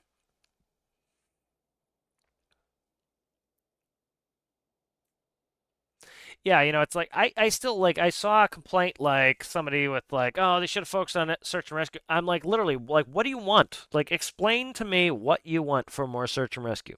We have fire missions, we have rescue missions, we have transponder rescue missions, we have I'm really like we have airplanes are missing, we have helicopters. Like what do you want? Like search and rescue is not that broad of a thing. Like I'm interested. Like what do you want? Maybe I'll be interested in it too, but it's like it is a very narrow kind of thing. I don't know how you'd expand it. And like going into super minutia, if you go into super minutia, all you're doing is okay, now you're in super really like ultra really crazy, very specific types of search and rescue. Well, guess what? Now that is the only people that are interested in that. So the only people that are interested in like super complex search and rescue is like this tiny group. So all you've done is further subdivide it. And so I think they're trying to do less subdivision and more, community. And that's kind of like my whole thought process on that. It's like the better thing is take the really cool thing of building and give us more stuff to build. Because that's how the game stays alive is, there are a bunch of people I guarantee bought the game because of space. Like I've been seeing like new people, oh, is this a good time to buy? Should I buy Space DLC? Oh, I've been really looking forward to the game. I just decided to buy the game because of Space DLC. You're going to get a lot of that. And somebody like me, who's been around for a while, I don't have to put any more money into the game besides the DLC because somebody else is financing it. And so, and I financed it for them before. So it's that community thought process that, I just don't get it. Way to remotely control vehicles from afar. Trains, yeah, trains. You can go 40 kilometers. You can put in a relay network. You can always do a relay network.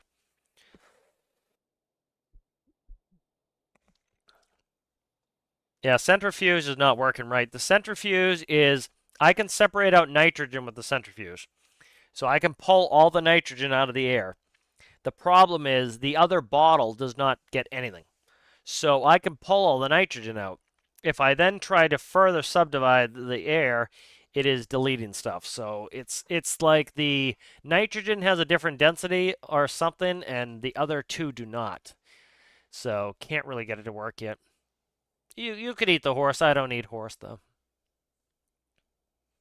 Yeah, I'm thinking farming's planned. I think that's what all the animals are about. There are two schools of thoughts with how some developers do it. One, they make a part for a upcoming DLC or update, and then they keep it.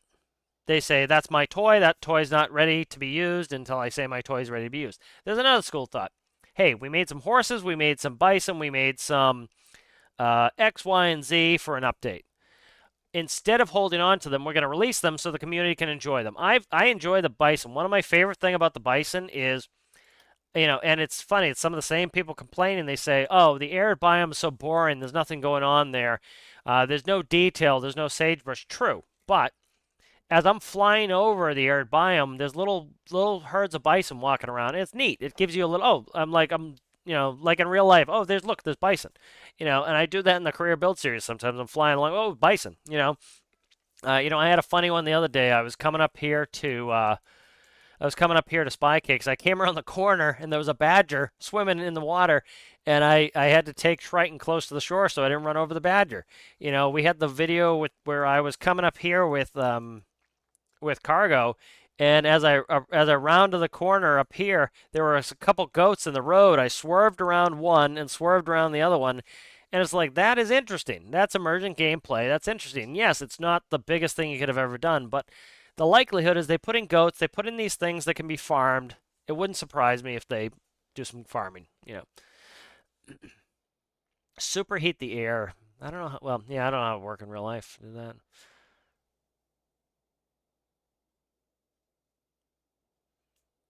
Yeah, it pretty much just works for nitrogen, what I found. Yeah, tree farming and lumber would be good, I think. The farming part of it may not work right in game, but what we do know that works in game is trees respawning. We already have that in game, and so, for example, if I can't knock it over with my player character, but if I knocked a tree over, right, it would eventually respawn. If I burn a tree, right, if we have a forest fire, it respawns.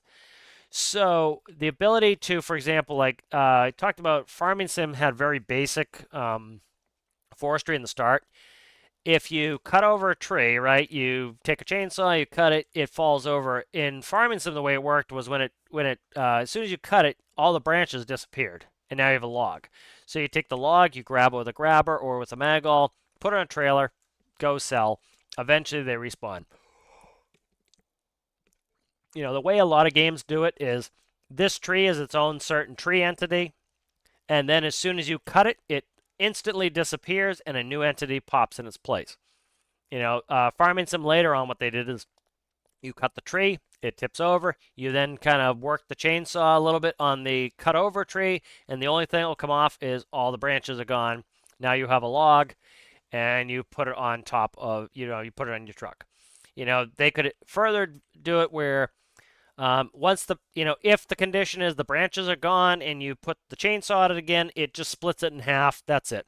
And so now you have 2 logs. So if you want to bring full trunks, you can. If you want to bring logs, you can. Two logs, you can, or just the big one. So that would be kind of cool. Oh, yeah, cow in the ocean doing circles. Yep, refrigeration would be interesting. That'd be cool. Especially for, like, if they got into food, for example, you do refrigeration and then you, for example, like the meat will go bad if it, after a certain amount of time at a certain temperature. So by keeping it at a lower temperature, it increases your time. So, all right, guys, I think I'm gonna end it up there. That was fun. Still sick here, and so I'm dipping my toe back in a little bit here and there. But again, I have patience. I'm in no rush. I'm not going to be doing a bunch of the tutorials that then in a week need to be redone because they're working on this. As you can see, it's still spawning air in the air completely in the fluid tanks. If I were to guess, that is probably going to change at some point. They're going to fix it. So, like I said, if you have 90% diesel in your tank, it should be spawning 10% air at 1 atmosphere. Currently, it's not doing that. It's spawning 100% of the tank, and now it's at 60%. It's now at 60 atmosphere. And so that is, I think they'll change that eventually.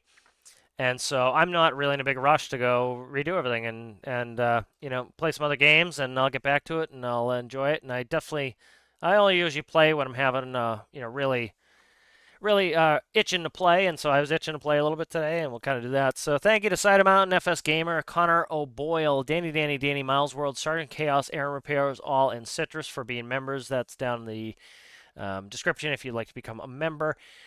Thank you to Chicken Sora for being a patron. Thank you to everybody who's a subscriber. Thank you guys for watching today, and I will see you guys next one.